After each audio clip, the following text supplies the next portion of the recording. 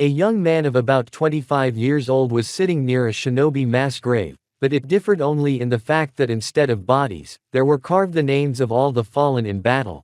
This blonde was in this place, almost every day. Exceptions were missions and celebrations, where they wanted to see the hero of the Great Shinobi War. Yes, it was Uzumaki Naruto, who was already sick of all these evenings, where fat sums solved the next stupid questions on the improvement of countries.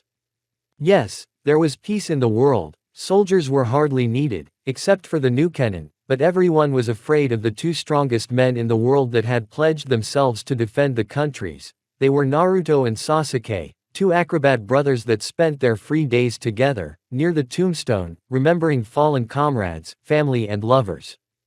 The war had taken everything from them, from everyone.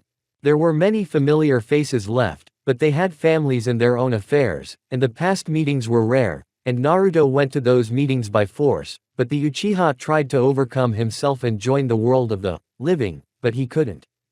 He was lingering. Since they were the strongest shinobi in the world, the list of their tasks was very small. If any task fell out, it was once a month, or even in 2, so they had to take on simple tasks. You have to live on something. So the rest of the time they were training, each developing in his own direction, honing the abilities they had received from Rakudo to the limit they hadn't torn off their arms during the last battle, and practicing the legacy of their once great clans. Right behind Uzumaki's back, a girl wearing an Anbu mask appeared. Naruto-sama, the Hokage-sama wants to see you, says it's very urgent. Naruto disappeared without leaving a trace, and clapping was heard throughout the forest, signaling that the shadow clones had dispersed, followed by the girl. Kakashi's office. You wanted to see me, sensei. Naruto appeared, immediately addressing the village leader. Yeah, you're not going to be happy with the news. Hitaki tossed him a scroll, he unfolded it and began to read, and with each letter he read, his eyebrows lowered, but the scroll in his hands began to shrink, and a pressurizing aura appeared in the office. Naruto! Shouted the Hokage, but there was no response. Naruto! Louder, and it worked, the tension eased. I'm sorry. He rolled up the scroll and placed it back on the table. I want to personally handle the investigation, and I won't take no for an answer. To which Kakashi only nodded, and Naruto disappeared without leaving a trace. I thought it would be worse. Ash crossed his arms and put them under his head. It'll be worse when he finds out who did it. Shikamaru, who had been standing in the corner until then, retorted. What are you talking about? The masked man turned his head at his interlocutor. Only Naruto could defeat him, so I'm afraid to imagine what kind of monster it is, and if they meet. The village analyst looked out the window. Trouble. Morgue. I want to examine the body. Uzumaki turned to the pathologist, he understood him without too many words and led to the table where Sasuke was lying. There were no signs of struggle, only a huge hole. The whole body was pale. Uzumaki barely restrained his emotions, but to mourn his friend he can later. Now it is necessary to find out all the details. Cause of death was a chest wound. He asked. Yes, the eyes were torn out and the left hand was torn off. Death occurred 10 hours ago. The man replied, and Uzumaki covered his eyes to open them again, already in hermit mode. Impossible. He almost whispered. What have you discovered? Naruto barely had time to move to the street to find that the entire building had been shattered, but a purple barrier had formed around him. Now, you can't get away. It was her, the one that even Naruto and Sasuke feared, the one who could destroy everyone with just a single thought. Goddess Rabbit. Kaguya. The blonde couldn't believe his eyes, there was no way he expected to see her. Impossible. You're sealed. But then the guy was grabbed from the ground by metal bars that began to lift him off the ground. It doesn't matter. You're going to die now. She was about to squeeze her hand, but a beam of white energy hit Uzumaki. What's happening? There was an explosion and the whole space lit up with a white glow. Only those watching could see the white color shining brightly underneath the purple barrier, with a dash of yellow inside it, but after a second everything disappeared, both Kaguya and Naruto. Somewhere. Uzumaki woke up in the forest, he tried to get up, but he couldn't. His whole body felt numb. Shit. But then he decided to turn to his encyclopedia. Kurama. But he didn't want to answer. Lucky, so lucky. But then he saw a knife blade being held to his face. That's just great. Don't move. Chapter 1 The Prisoner. Don't move. A woman's voice sounded above the man's ear, and he was already thinking of thanking the gods for such luck. The guy turned his head to look at the intruder, but then the knife was pressed harder, causing a small wound on his neck, from which blood spurted out. Don't move, I said. This was said in a harsher voice, and Naruto only exhaled doomedly. I'm surprised she doesn't use a kunai. The man remarked at the unusualness of the implement. Although, technology doesn't stand still, maybe some villages have reformed. Here he began to look around. But from the landscape I can tell that I'm near Konoha, then this situation is very strange. Uzumaki decided to talk to the girl again. Listen. But he was interrupted brazenly, putting the knife down harder, with the shinobi feeling the girl's hands shaking slightly. Shut up. The girl said angrily. Get up, and don't do anything stupid. She stepped back a few centimeters, giving the experienced warrior so many maneuvers to attack, and that's exactly what startled Naruto. Is she stupid? Immediately the blonde man took stock of the situation, as such blunders had resulted in the deaths of not only genin but experienced jonin as well. Or it's a distraction, since it's waiting for an attack to kill me. Jinchuriki immediately began to assess the situation, as this was all very strange.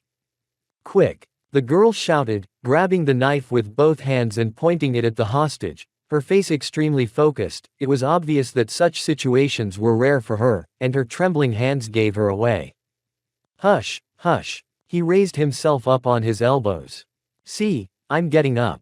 But then his face was contorted with a grimace of pain, as if a pack of buffaloes were running all over his body, and at the same time he was poured into it hot lead. But still the guy overcame himself and rose to his feet, breathing often, because the pain was unbearable. Listen, I need to get to Konoha right away, there's a Ka. He immediately gargled blood from his mouth and knelt down, his whole body tearing into pieces as if his body was rebuilding itself. Kurama, for fuck's sake. What's happening? The man almost screamed in his subconscious, but there was still no answer. What the hell is Konoha? The girl marveled, but immediately yelped as the shinobi fell face first into the ground, losing consciousness. She's kidding me, thought the blonde before falling into unconsciousness. Naruto's subconscious. The blue-eyed man found himself right in front of his friend's cage, but what was remarkable was that the cage was open, and behind it lay the nine-tailed man, not moving. How is that possible? Marveled the boy. Why didn't I enter sage mode then? Because indeed, when Naruto opened the cage, the chakra of the man and the fox immediately synchronized, releasing the most powerful mode in the world, so Kurama had to sit behind the bars to avoid crippling himself or his friend, but now it was open, and that could mean anything. Hey! A man flew up to the beast, landing on its head. Wake up! He slapped his face as he came down so that he was right in front of his eyes, but nothing happened, and then the guy realized the worst. His friend stopped breathing, he stopped giving any signs of life. Don't joke about that. Hey! He slapped his face again, but it didn't help again. Uzumaki fell to his knees. Impossible. He looked at the one who had recognized him, the one Naruto himself had recognized, and now the once great nine-tailed demon fox lay dead in his subconscious. I won't allow it. He immediately channeled chakra into his right palm, where the sun symbol glowed white, which was very strange, but he didn't pay attention to it. All that mattered to him was to reignite his friend's chakra, thus reanimating him. But as soon as his palm made contact with the beast's face, the demon's body glowed white, just like the guy himself. The blonde man screamed in unbearable pain as he tried to put chakra into Kurama, but something prevented him from doing so, until he was thrown back by a strong wave. The man counted a few bones after making contact with the ground as the shockwave was too strong. Ah! He spat blood while holding his side, several ribs were broken. What the? He watched in amazement as Ninetail's dead body began to float up into the air like a rag doll, still enveloped in that white glow. Then the body began to change shape, taking the form of a ball of light that immediately shot a beam of light directly at Naruto. Ka! Several clots of blood flew out of his mouth, and he was knocked backwards. The beam of energy began to pour into Uzumaki, giving him an incomparable sensation. Even the recent bout of pain was a grain of sand compared to this. The man couldn't even scream, his whole body was seized by a cramp, he was just squeezing his eyes, where capillaries had already burst, coloring them red, his mouth was open in a mute scream, his whole body was shaking, and there were traces of blood on his clothes, which meant that the guy's skin was being torn apart, there were lacerations on his palms, where blood was oozing out. But there was a new wave, more powerful, and the guy was hanging in the air in a crucified position, still with his head thrown back, his spine twisted to the point where it was about to break, and his psyche was ready to break under such pressure. But then the last wave, the remnants of the ball immediately flew into Uzumaki, causing him to immediately bend in the air, falling down. Caw, caw. He was coughing up a huge amount of blood from the soft landing, which made it hard for him to breathe, and he was holding his stomach, where he could see a small hole with blood oozing out of it, and his brain was like it had been mixed with a blender. Ah! He grabbed his head again, as a vision came into his head, sending him somewhere in interspace. Unbeknownst to him, Naruto. In the white space right in front of the blonde sat, as if levitating, Kurama himself, whose face was too serious but that was of little concern to the man now. Kurama, what the hell is going on? Too much had happened in such a short period of time, and it threw the blonde man, who hadn't shown emotion in a long time, off balance. I'm dead. The phrase echoed in the man's head, throwing him into a stupor. The guy's gaze was fixed on his friend, but it seemed to pass through him, and he was thinking about what he had heard, or he just couldn't believe it, but then he remembered what had happened a few minutes earlier. No. Impossible. You're a chakra clot, you can't die, you have to be reborn. The shinobi was trying to find a way to calm himself down, but then he noticed that his gaze was fixed on a point a few centimeters to the left. I don't know what happened after that ray of energy hit you. He realized immediately that it was just a projection, recorded by the fox before his death, to explain everything that had happened. I'm sorry about that, but I'm not a seal master after all, so you'll have to talk to the projection. Immediately, the beast's grimace contorted, expressing pain. It's a bad situation, no matter how you look at it. He smiled a sad smile. This energy is killing you, Naruto, or rather, it could kill you in no time. That's why I had to sacrifice my immortality to save you. The one smirked. I know it sounds stupid. But listen, I'm not sure what will happen to you after I transform this energy, maybe it won't cause you any inconvenience, or maybe you'll be on the verge of life and death, and if you survive, it will eat away at your body, cell by cell. I'll hope for the best. Again with the grimace of pain. Sorry about the faces, it's not a pleasant process. I'll try to transform this energy to resemble my chakra, but it will still take time for you to get used to it. And Kaguya is coming, and this energy is many times more powerful than anything I've seen before. It may be as powerful as Jubi himself. But you'll be traveling this path without me. He lowered his face. I just want to say, thank you. You've done a lot for me, for all of us, so I'm not ashamed to call you my brother, my friend and comrade, with whom I'd go into any heat. He extended his fist in front of him. Goodbye, Uzumaki Naruto. He wreathed himself in a kind smile, closing his eyes. The man's own heart was scratching at this moment, for the last loved one had left him, and there was no telling what would happen to the village. All of this would make anyone commit suicide. But Naruto Uzumaki wouldn't be the son of his talented father, the son of his kind and reckless mother, if he wasn't the man he is now. His parents believe in him, the dead Hinata believes in him, his friends Sakura and Sasuke would never want him to give up, so he put his fist forward, making contact with the projection, taking a new fight. Goodbye, Kurama. He smiled for the first time in so many years. All the space around him began to disappear, as did the nine-tailed man himself. The boy slammed his right hand into the open palm of his left, crunching his knuckles. Time to kick some ass. Somewhere in the forest, Naruto woke up tied to a tree, with his entire body wildly aching to the point where he couldn't even turn his head. Narrator, damn, I can't even turn my head, I feel like the recovery is going to go a lot longer than planned.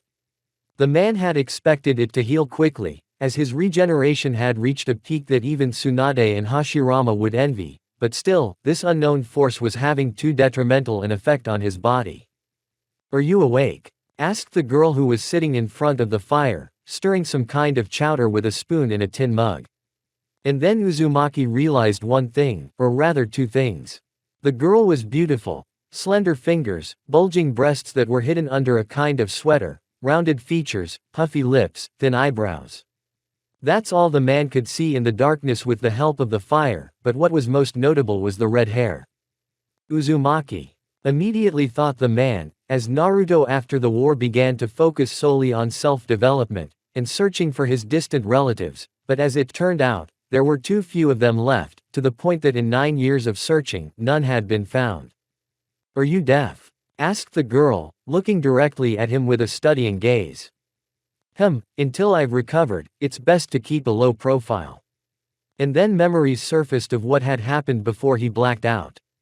Yeah, and she doesn't know about Konoha, and since Kaguya is involved in all of this, she probably sent me to another dimension, which is a no-brainer for her. Or maybe even to her homeworld, where she came from. Sasuke and I were only able to open such a portal once, and it only lasted for a second or so. Or maybe it was the unknown energy that sent me away. The man pondered, comparing the facts. Yeah, and she's not dressed like a shinobi. We need to be more cunning. The girl was already starting to boil over being ignored, so someone stopped trying their luck. "Say, where are you headed?" He decided to find out a little differently. "Kuromo," the girl replied as she continued stirring her chowder. "Kuromo, we don't have a village like that. So I'm definitely not on my continent, or even in another dimension." Summarized the boy. "You better tell me, who are you?" She pointed her spoon at the bound man. "You were on the paths of the Alliance, where outsiders are not liked at all, which means that you are one of them, and from the equipment we can tell that you are not a weakling, you are not in the resistance, so you are the enemy." The girl made an analytical analysis, nodding to herself.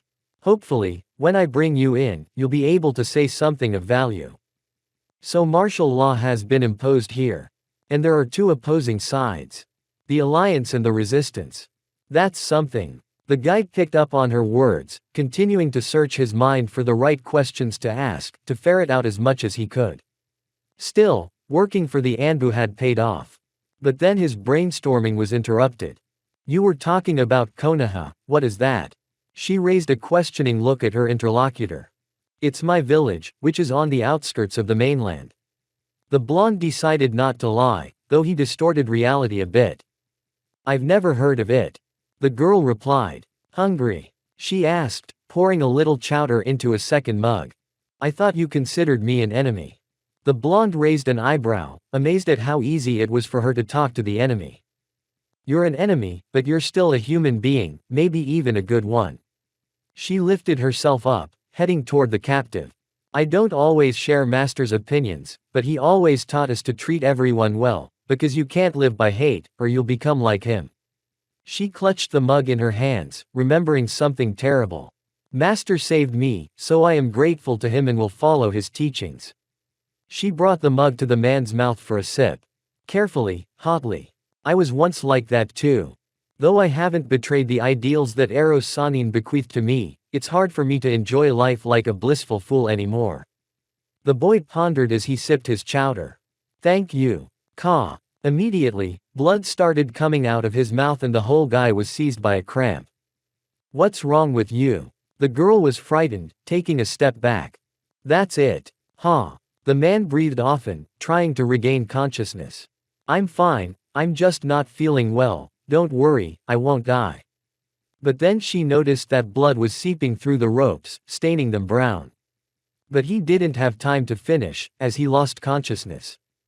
"It's morning. You scared me." The girl who was sitting next to him on a stump, wielding a stick in the fire, while the guy sat with his hands tied on the ground, or rather, on the leaves that the girl had gathered so that he wouldn't catch cold, the blonde boy immediately found that he was all bandaged up.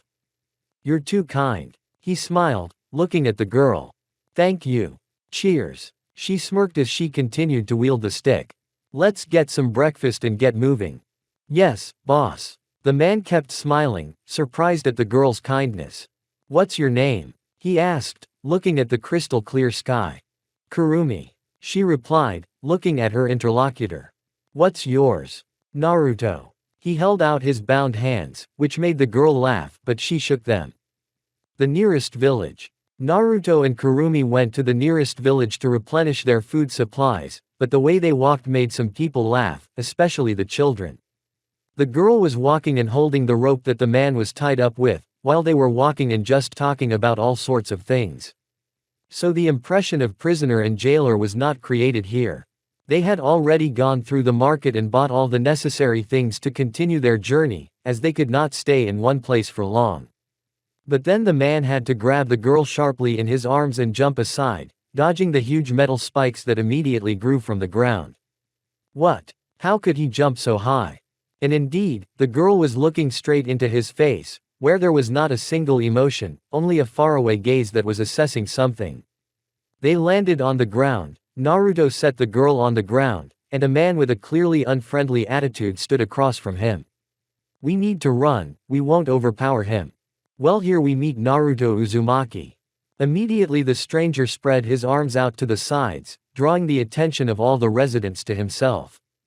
He knows him. Immediately the girl thought, contemplating an escape plan, but as she looked at the man, she didn't see a shred of fear, only analysis. The metal element, only Sasuke and Kaguya possess it, is it really? Immediately the shinobi began to think things through. "Who sent you?" the blonde asked calmly. "Damn, if we start a massacre here, people are going to get hurt." The sage noticed from the sidelong glance that the people were in no hurry to disperse. "I think you've already guessed it yourself." The man leaned forward, immediately beginning to fill the seals. "He's alliance." The girl shouted. "We've got to run, he's out of our league." "No." The boy broke the ropes in one motion. "I'm sorry, but I'm gonna need your help." He kept his eyes on his opponent's manipulations. "Get these people out of here." He disappeared, only to appear in front of the man and launch him into the air with a powerful kick. The shinobi immediately unsealed his father's kunai and launched them into the sky. Where did he come from? Who is he? Impossible. A multitude of thoughts intertwined in the girl's mind. She couldn't believe that someone other than her master and his worst enemy could do such a thing. "Kurumi!" the boy shouted. The girl immediately woke up from her stupor as she felt the ground beneath her feet begin to shake and the man in the sky finished manipulating the seals. Dotten. Split. He began to dive down, but several of the blonde clones appeared, each holding a kunai in one hand, but in the other was a white-colored Rasengan, ready to tear anyone to shreds. Catch! The two men chorused, and then launched several powerful techniques at the man, which immediately sent him flying somewhere far beyond the village, and then dispersed with a clap and a puff of smoke. The original knelt down at that moment, leaning on his hands and expectorating blood. "Fucking hell, my body is numb." But then the entire ground went to the seams, creating a split in the middle of the street with a bottomless pit where people like Kurumi immediately began to fall. "Naruto!" The girl started screaming the man's name, waving her arms around in hopes of grabbing onto something, but then she heard a single phrase. Multiple shadow cloning. Several hundred claps sounded in the pit, and Naruto appeared, holding the people of the settlement in his arms, and the girl was back in his arms, pressing her body into his chest. Naruto. But then she realized that the aforementioned one was standing with his feet on an absolutely steep wall, as well as several of his spears that were doing the same trick, holding the frightened people. "Ah!" she screamed as soon as she faced the abyss, and she clearly didn't like it. "Get me out. Told you. Huh. Get me out." He was breathing a lot, it was obvious he was hanging on by his good word. "All right, let's get out." All the clones immediately jumped up. The speed and pressure made the girl squeeze even harder, even though it seemed like there was nowhere else to go. A few seconds later, all the clones were out of the rift, the last one giving the original a signal to continue. "How do you know all this?" The girl had so many questions, but this was the one that bothered her the most. Later. He was already covered in sweat, and his puffiness became even worse after he dispelled all the clones. "Everyone move away from the cliff," he shouted, folding the seals. Doten. Shift. He slapped his palms on the ground and immediately the rift began to converge again, closing the cliff. In a few seconds it was finished. Naruto was looked upon as a god, and it would be a lie if he didn't say the same about Kurumi, but he immediately had to take her out of the line of fire of the huge metal spikes that were launched by the man who had clad himself in metal armor. One spear hit the man's leg precisely, piercing through it. So that's how he was able to survive. Immediately, Uzumaki analyzed. Well then, we'll roast you like an oven. The blonde came up with a plan, however, when they landed on the rooftop, Naruto immediately took a knee. You're hurt. The girl immediately wanted to help, but was amazed at the coolness with which he pulled out the spear without moving a single cheekbone on his face. Later, the blonde immediately pushed her away and the guy's palm began to emit an eerie heat. He immediately grabbed his leg to stop the blood, cauterizing the wound. What is he doing? She could see that his palm was horribly scorched, the skin starting to come off of it, just like where he had grabbed it. The shinobi himself was barely on his feet, but then he noticed that his opponent was preparing another attack. I need to finish this quickly, for my regeneration isn't working at all right now, another minute and I'll pass out. He immediately threw his father's kunai in the direction of the enemy. Dad, help me out. I already got caught once. He stomped his foot without breaking the series. A spike immediately rose from the ground, knocking the kunai into the sky. That's what I needed, the man in the sky said, holding a terrifying technique. It was a huge shuriken made of chakra and lava. It's a long way to run. What kind of terrifying power is that? The girl couldn't stop marveling at this stranger who had been dumped on her head by a joking fate. Naruto launched the lava Rasen shuriken at the enemy, who had no way of dodging such a technique. There was an explosion that threw Uzumaki back to the girl on the roof. A 10. The man smiled as he watched his opponent die in agony, trying to tear off the armor that was already welded to his skin. The metal was melting, burning his skin, his organs. The man was dying in terrible agony. He was screaming, begging for death. His screams turned into shrieks that made the girl uncomfortable. The blonde noticed this, so he unsealed the kunai and, infusing it with wind chakra, launched it directly at the metal man's head, piercing it through, depriving him of life and torment. Naruto himself lost consciousness. Somewhere in the forest. The man woke up in the forest as night fell. He was no longer bound, but was sitting against a tree, bound again, with Kurumi working on his food. Why didn't she tie him up? He wanted to raise his hand, but he immediately grimaced, which made the girl smile. Is there a need? A little mocked interlocutress. You can't even move. That's true. He tilted his head, trying to disperse the chakra in his body, but it caused terrible pain. How long is this going to last? He was already pissed off by the pain of using even the smallest amount of chakra. Oh, and you could have killed me a long time ago if you wanted to.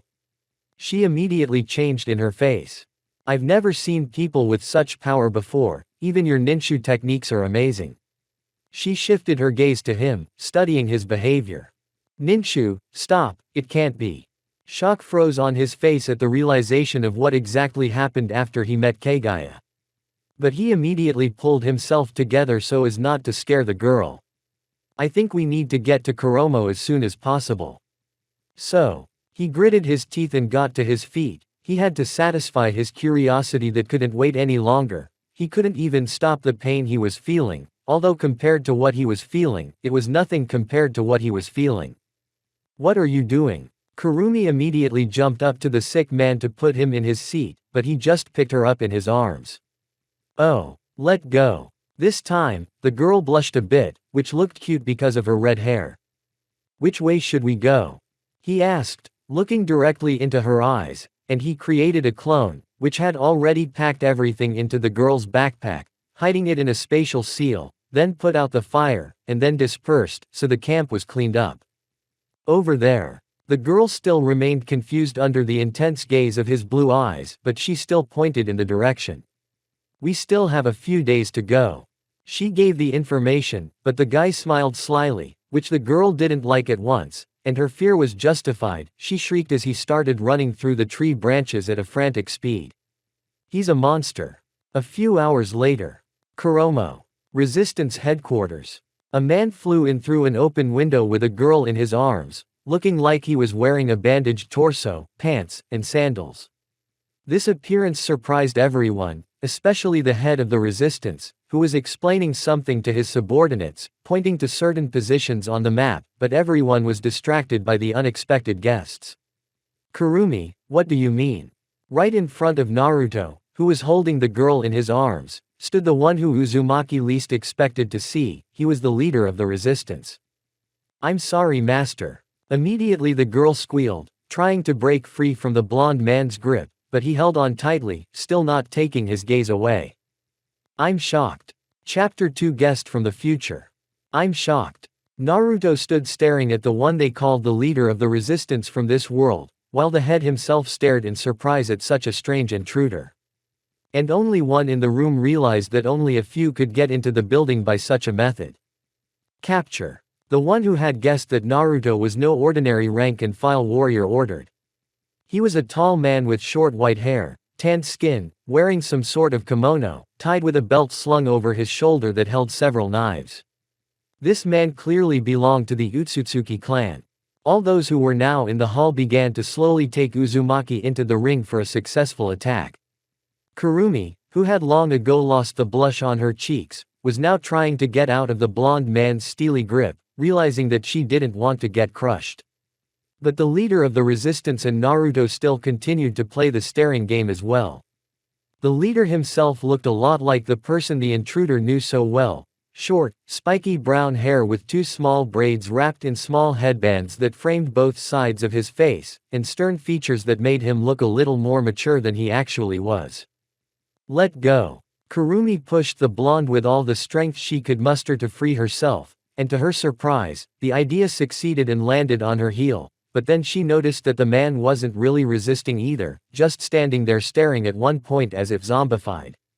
"What's wrong with him?" The red-haired woman jumped away from the blonde and found herself near one of the resistance members, not showing any hostility in any way. The people surrounding Naruto didn't know what to do. "Attack!" ordered the unknown man, who apparently turned out to be the general and the leader's right-hand man. The warriors were about to attack, but one of them was stopped by Kurumi grabbing his arm. "No, don't!" Immediately the girl shouted, causing the blonde and the brown man to lose the stupor they were both in.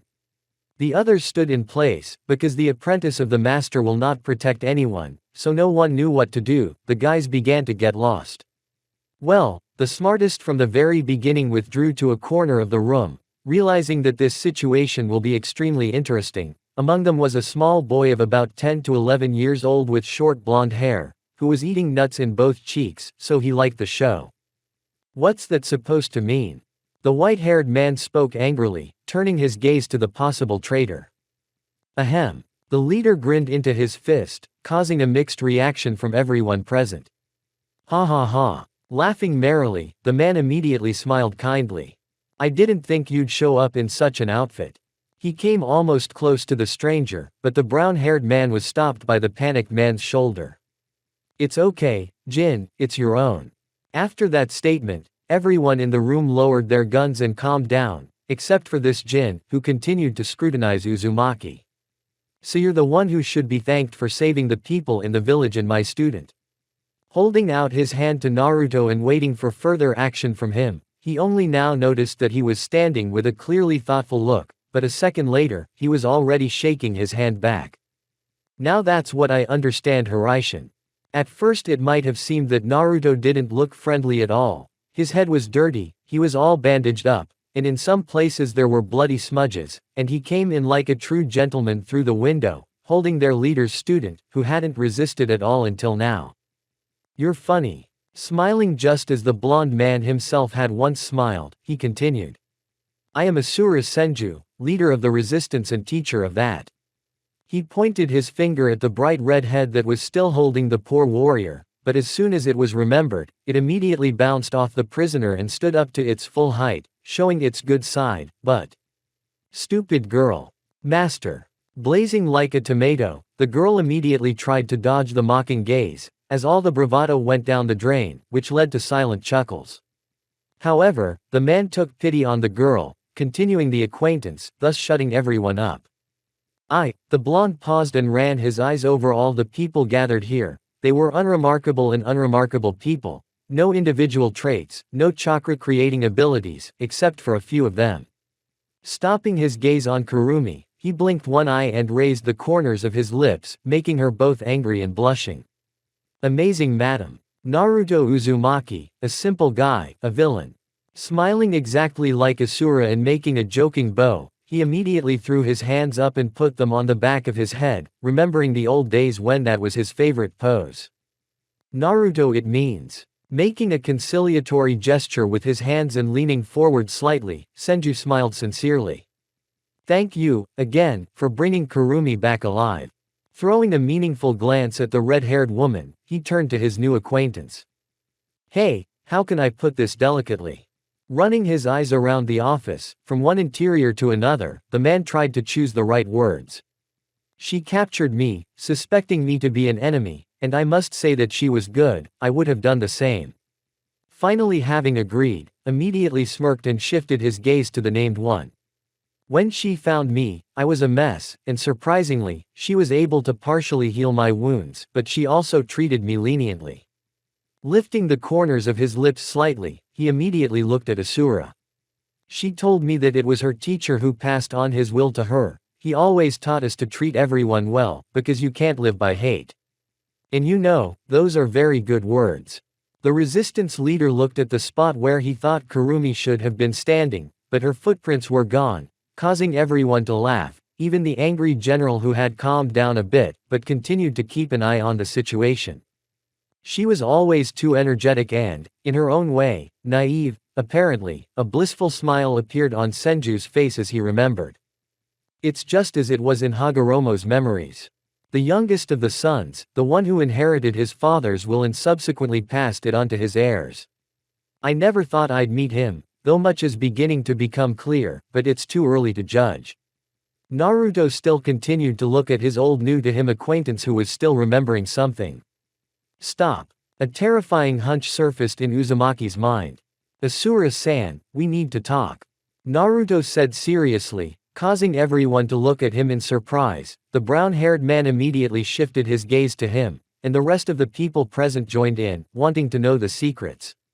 They're regular people after all, not shinobi, so they're understandable. But some, like a trigger, stood beside their leader in defensive positions, Jin stepping forward. Alone. He finished the sentence. It's not that messed up, this Jin is good at keeping an eye on security. No way. The gray-haired man cut the matter short, placing his right hand on one of his knives, preparing for defensive action. Asura-san. The blonde looked earnestly straight into the eyes of the leader. The latter also became serious. They were evaluating each other. After all, experienced warriors can dialogue by their eyes alone, which was exactly what was happening now. There was an oppressive silence in the room, but not for the two people who were playing a staring game. Jin thought it unforgivable foolishness to let their leader go off with someone they had known for less than 5 minutes. But then both of them smiled a slight smile at the same time. Just as I thought, our chakras resonate, he should have sensed it.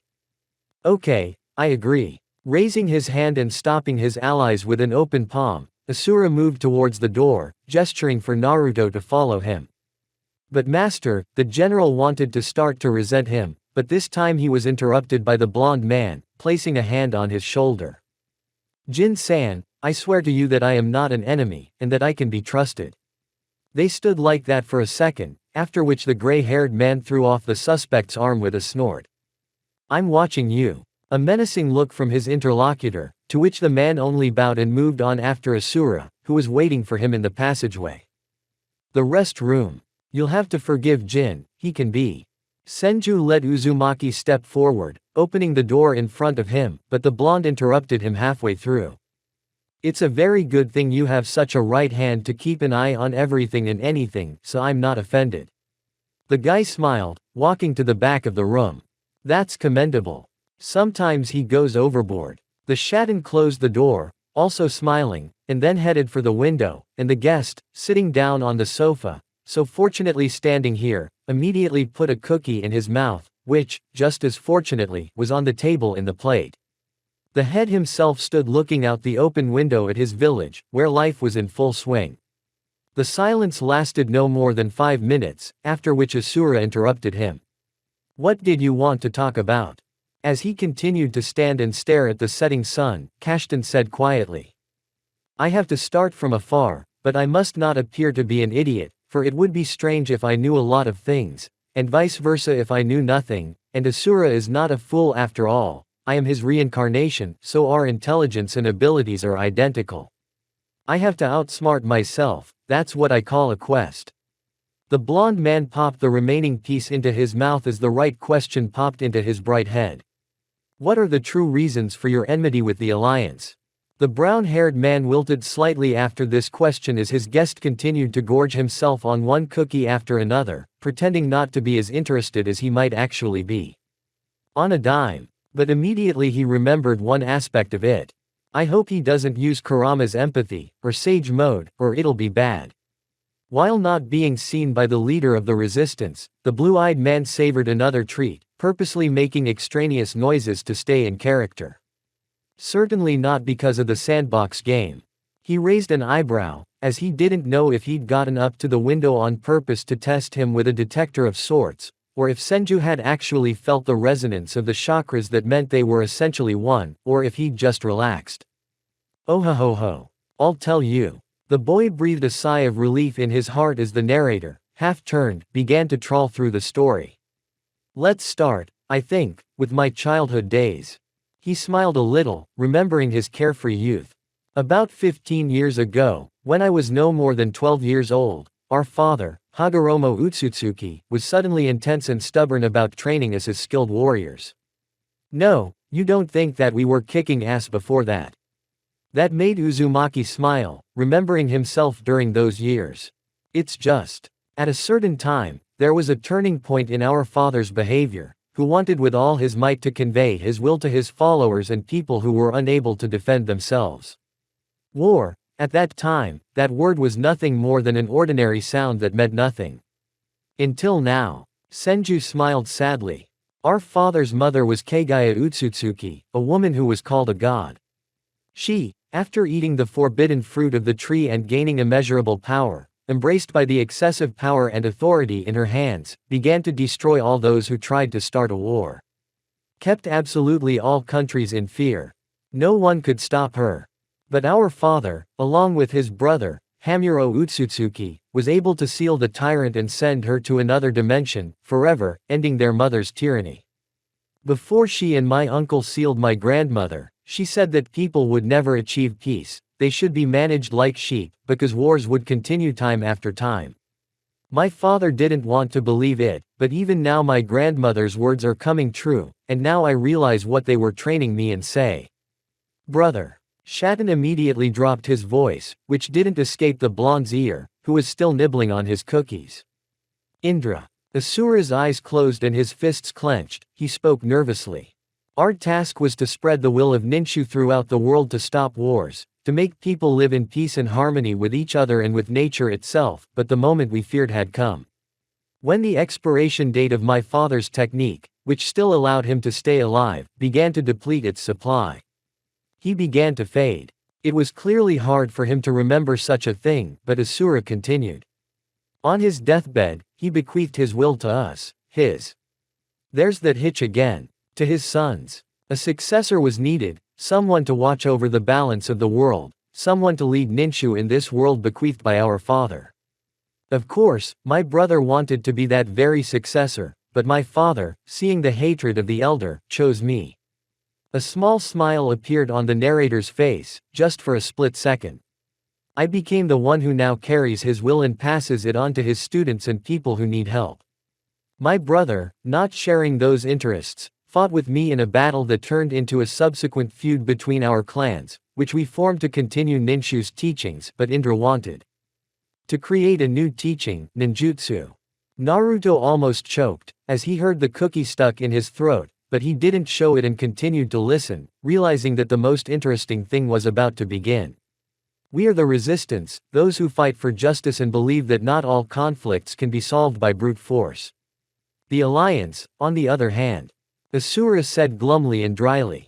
All we know about them at the moment is that the head of this opposing force is my brother, and his men are tough and ruthless men who want war. As you have already realized, he still to this day does not consider our father's posthumous decision, and tries his best to oppose us by introducing his will into this world. Fighting for souls and the attitudes of others, that's how you can describe the general state of affairs between the Alliance and the Resistance. Finishing his story, Asura finally turned to his guest, who was staring pensively at the floor after his narration. This is all strange. Grasping his imaginary beard and glaring at the resistance leader, Naruto said coldly. Uchiha are naturally emotional and sensitive to those they love, and as your older brother, he probably wanted to burden himself and spare you from all this. Naruto, even though he knew who Indra was from the sage's recollection, he still gave out his guess but immediately shivered. Palavo, stupid Palavo. The blonde prayed to the gods that Asura would let that pass his ears, or not hear him at all. You think I haven't pondered this? The resistance leader continued the conversation as if nothing had happened, taking the empty plate of cookies in his hands, looking mockingly at his interlocutor, the same one scratching the back of his head with a silly grin. Thank the eggs. The time traveler felt as if a mountain had fallen from his shoulders, but Senju, meanwhile, continued his story. I don't know who will come back alive in the next battle. Asura leaned back in the chair next to the door and put a hand to his forehead and closed his eyes. Honestly, I keep wondering, how am I going to carry Ninshu's will if I can't pull my own? Wow, brother, out of the abyss of hatred. Naruto picked up on Senju's strange manner again, however he himself started to remember their relationship with Sasuke, where the blonde tried to set his mind right, and he succeeded, but Uzumaki knows that it won't work out with Asura. That's what's sad, but it's good that the narrator didn't look at the listener at this point, but only continued. The last battle we fought was about 6 months ago, and I was the winner, but he is getting stronger every time, and so are his eyes, the power of which is becoming beyond even my control. He was reminiscing about the last fight. They scare me sometimes. Making a pensive look and clearly thinking about something, Naruto spoke as if a hunch had dawned on him. There was probably another motive behind it all. Why would he want a war? You could have solved it all amongst yourselves without involving others, not the country, not other people. It was your brother who started it all. A nod of affirmation. Maybe he has a specific goal in mind, not your subsequent assassination. He can already fight you on equal footing without your father's power. Why would he need to gain your father's power? Asura directed his gaze to the ceiling and rubbed the back of his head thoughtfully, smiling stupidly. I understand perfectly, though. The listener thought it was time to stop beating the baby. After all, no one likes to rub old wounds. I'd like to sleep and eat. He pretended that he hadn't eaten a large portion of cookies, and got an ambiguous look from his interlocutor, but Naruto bowed his head and looked at Senju seriously. Do you have a girlfriend?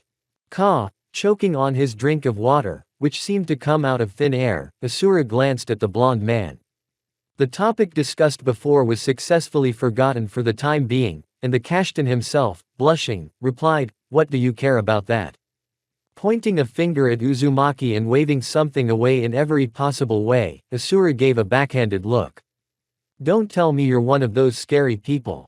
The man shrank back, but the other man choked on the air from such a statement, but began to shake his head stubbornly, showing that he was a normal man. And anyway, I have business to attend to. Before leaving, Senju threw a note and a small wad of money on the table. There's the address of the hotel and money for a week. We'll meet again. Saluting with 2 fingers, index and middle, the brown-haired man moved deeper into the building. It's not nice to push the hurt, of course, but after all, you're me, and I know myself like the back of my hand, and I know how to embarrass myself. He did give me a good poke, though. Rubbing his palms together, the shinobi took the note and put the money in his pants pocket. I wonder if Zetsu has started brainwashing Indra. Although, from the outgoing situation and the Uchiha's growing strength, you could say yes. The man pondered something. Then Indra's plan is to make the world his grandmother dreamed of, and ninjutsu is just a ruse, how confusing. But then he remembered who put him in this situation. Kaguya, fuck you. The blonde chuckled nervously. In my world it happened exactly the same way, Well, according to Hagoromo, of course. Otherwise, I don't see any differences. But one must keep digging. I can't yet say with 100% certainty that I've traveled back in time. But then he did remember something that had been bothering him the whole conversation. Did Asura feel our resonance? He has all the power of a sage, but the chakra flow is identical, and as much as I hate to admit it, he's twice as strong as me. I can only defeat him by using tricks, even though it's the new power in me that Kurama said pumped me up. Touching the bandages on his stomach. Though it can slowly kill me. Here the blonde remembered his best friends, Tails and Duck Ass, which made him smile sadly. How I miss you guys, and you're teasing too. Remembering the best moments with these walking disasters who were forever arguing over who was cooler, Naruto immediately put his hand up cheerfully. I trust that you are fine, and you are watching me from up there, from the very depths of hell, hooting at the situation. I give you my oath. No matter how fucked up I am, no matter how strong my opponent is, no matter who I'm betrayed by, I swear to you, my brothers, that I will get out of here. Well, then we'll do some foolish things together. The man encouraged himself as he felt someone else in the room. Come on out. Out of the window immediately jumped the boy, whom the blonde had noticed in the meeting room, noting that he had a little chakra center. Are you following me? Uzumaki raised an eyebrow. You're funny. The kid replied, smiling with all 32 teeth. Thank you. The man didn't know how to react to that statement. What do you want? Fight me. The kid immediately threw the peanuts away and ran at the guy with his fist raised. But he tripped and fell to the floor. Good boy. He clenched his fists with force, trying to get up after the punch. He defeated me in one move. Deja vu flashed through his mind, so familiar and native. You're my opponent now. He immediately jumped up from his seat, pointing his middle finger at him. Want some peanuts? He immediately pulled a treat out of his pocket, holding it out with a smile on his face. How much he looks like Konohamaru, just as disheveled. The man smiled, remembering his student. Yes, thank you. He had already reached out to grab some peanuts, but then the bag slammed shut right in front of his final destination. No way. The kid showed his tongue and immediately jumped out the window, hiding from the offender. Ha ha ha. Naruto laughed. This one's more clever than that. The man's mood was good, especially because of the kid, who reminded him so much of the past, which was the future, which was probably the same. As the shinobi pondered this, he broke more than one twist in his brain and jumped out the window, landing on the roof of the building. It wouldn't be nice to walk around like that.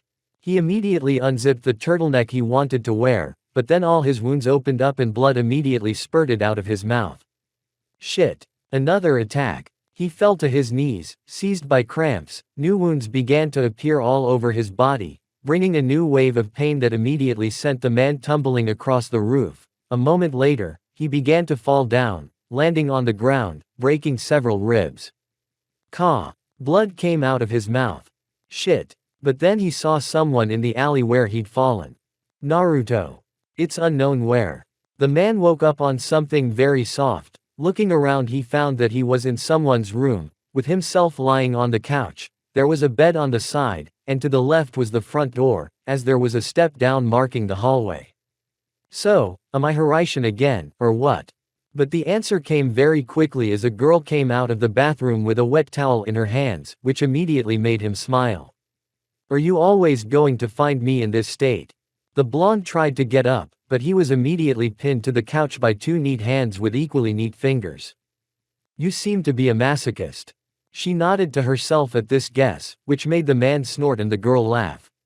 You haven't come to your senses yet, no wonder you're seizing up again, you've been carrying me for hours.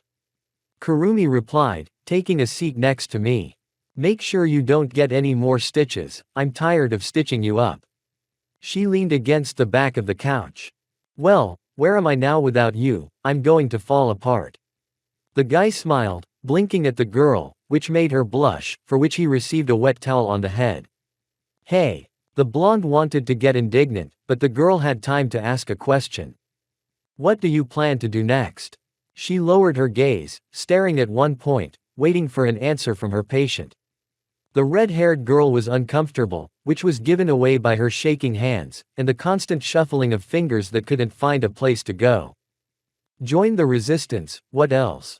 Naruto answered honestly, since it was really nice here, and answers to his questions could be gotten in no time.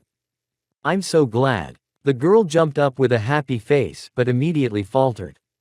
Well, I mean, it's a wise decision, and it makes sense, how could it not? She tried to get out of the situation. Ha ha ha, good, I give up, the stitches are coming apart. Blondine was painful to laugh, but he just could not do it. This madam was so nice that the man just melted, but then a sharp blow to the stomach, from which the blue-eyed immediately exhaled all the air. Got it, Kha, got it, I'll shut up.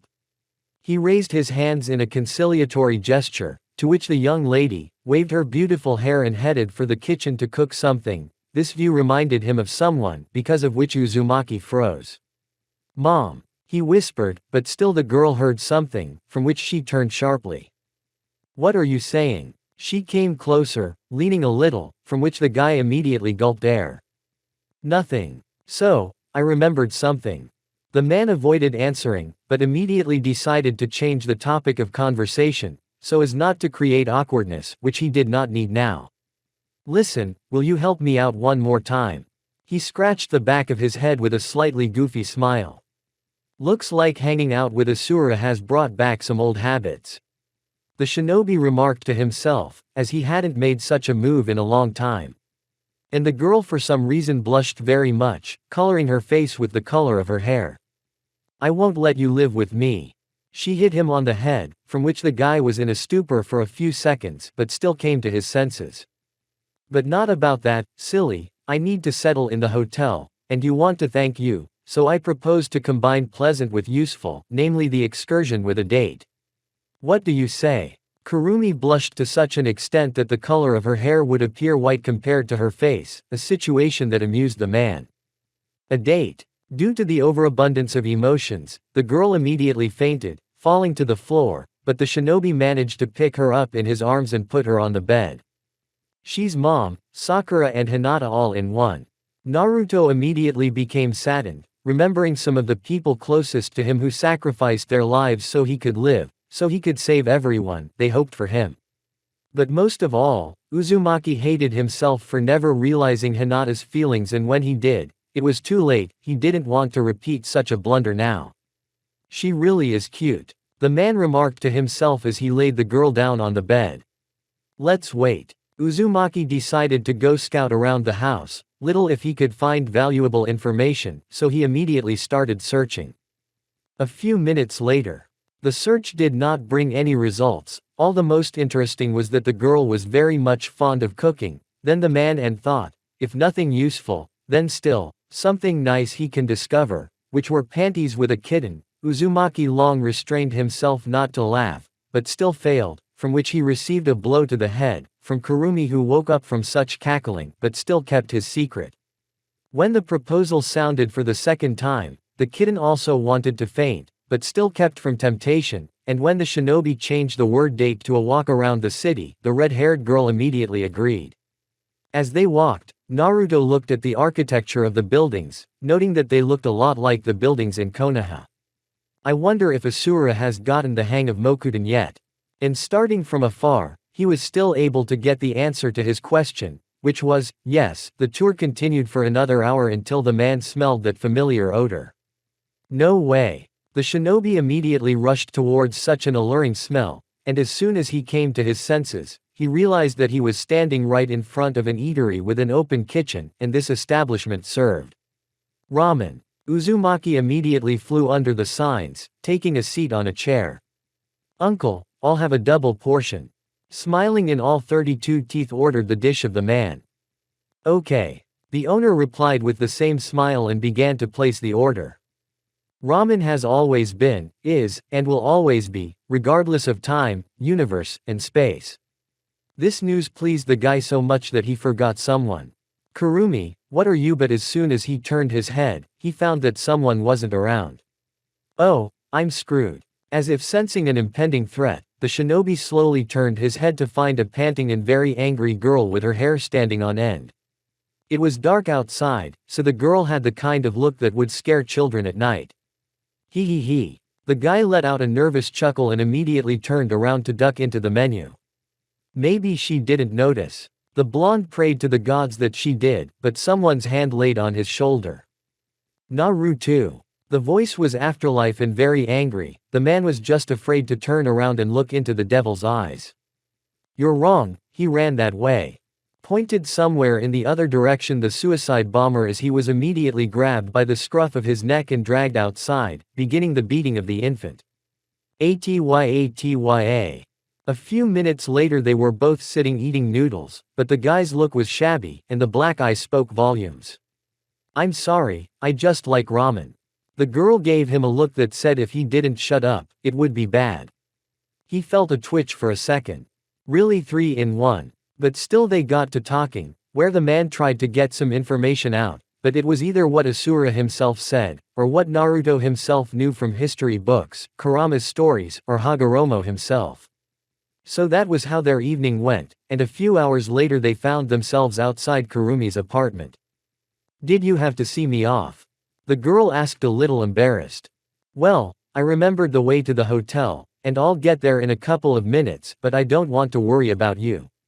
He rubbed the back of his head with a silly grin as the red-haired girl kissed him on the cheek and then quickly disappeared behind the door, while the dazed Naruto stood looking at the same spot, then put his palm on the place where he had been kissed. He smiled and soared into the air, landing on the roof to reach the hotel. Naruto's room. So, what do we have? After the shinobi got to the hotel and rented the cheapest room, which consisted of a small room with a bed and a bedside table, a bathroom and a kitchen, as it was unknown how long his stay in this place could last, so it was necessary to save money, as modern money was not in demand here. He found out when he wanted to pay for the ramen, cursing himself for almost getting caught a second time. Kaguya came back and started to act. He remembered the confrontation in the village. If that big guy was from her and not Indra, then she was just as stuck here as I was. The man paced around the room, pondering all the information he'd gotten. Asura had already gained the power of a sage, which meant Indra was plotting his destruction in order to execute his plan for the eternal Tsukuyomi, and Zetsu had pushed him into it. The question is whether Kaguya will team up with her shaken grandson, and if that's the case, then I can't leave Asura's side, even though Jin is good at his job, but Kaguya and Indra are an explosive mix. He pondered his next steps. There was also no telling how many more henchmen Kaguya might send, and would she encourage her grandson to take rash action. But then something occurred to him. If we're in the past, won't she change the future? And wouldn't I change the future by interfering? The man flopped down on the bed, clutching his head. It's hard, man. But then he spread his arms, clearly enjoying himself. Even though I'm lucky enough to be Asura's reincarnation, he and I are stable, not like these. One of them wants to make an eternal Tsukuyomi, the other one is a dark knight. Uzumaki smiled, printing out the photo of the 7th team, but what he found there struck him to the core. Or rather what exactly it was that he hadn't discovered. The picture of the 7th team consisted of only Sakura and Kakashi, but neither Sasuke nor Naruto were on it, which led him to a terrible guess. He immediately printed out the pictures of his parents from his personal file that he had stolen from the archives. Unbeknownst to him, in a dark room with only a torch burning, illuminating the front door to a huge hall filled with darkness, sat someone with a Sharingan in his eyes, but then the door opened and a middle-aged man ran into the hall. Mr. Indra, may I report? The man bowed immediately and watched with the corner of his eye for permission. The aforementioned man waved his hand as a sign for him to report. According to our scouts, the mess that took place in the village under our control involved unknown warriors, and eyewitnesses report that they used techniques that only you and Asura-san can use. One of the unidentified warriors was killed, and we were unable to recover his body for examination due to the fact that his body was mixed with metal and soot from the lava, but the other was headed towards Kuromo. The man reported, and then bowed. The Uchiha lifted the corners of his lips. I think it's time for me to visit my little brother. Chapter 3 Time. Indra's base. Oh, I'm so sick of these skirmishes.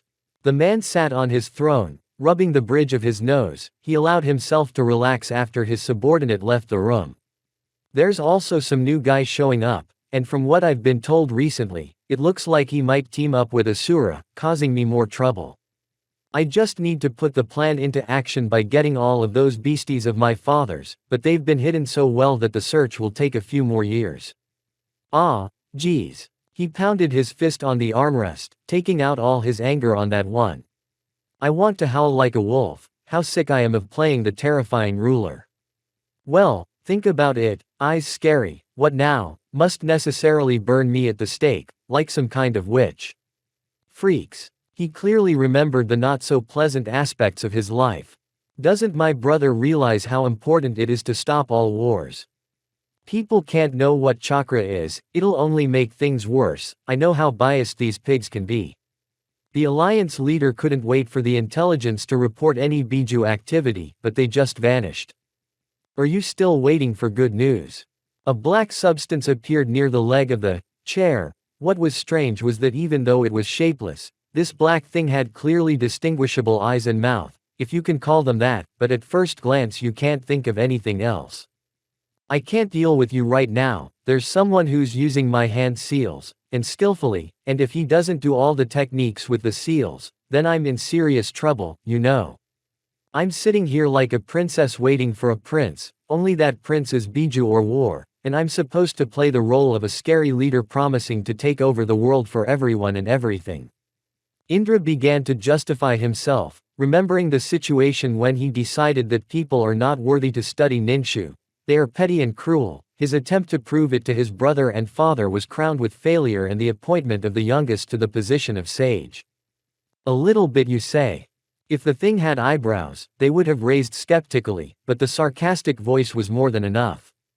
That's because, shit, they were fools, not seeing the truth in front of them. Granny was right that they should be kept on a leash. Not like her, of course, but not to give them a chance to breed wars, not on a short, but on a medium leash.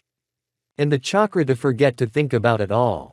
Yes, I overdid it, I've always had a bad temper, leave me alone, Zetsu, I don't have time for you, I told you. In general, from the dialogue you understood that we have a female representative under the name Indra, but the hybrid continued. And it's a lot of work to change your voice all the time. That's the answer to why Indra spoke rarely but aptly. Oh, yes, she did. If it weren't for me pointing out your father's plates, where the method of obtaining another power that can draw chakra out of everyone, making you Kaguya, you'd still be sitting on your ass. The black man retorted, continuing to crawl underfoot.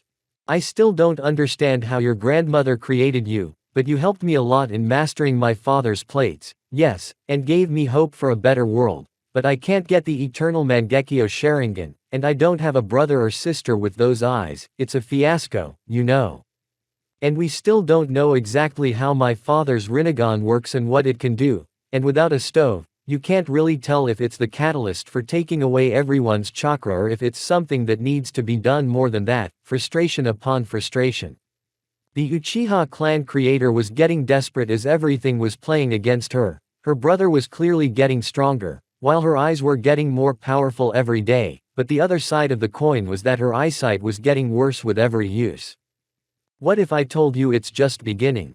A female voice sounded in the hall, and two completely white eyes appeared in the darkness.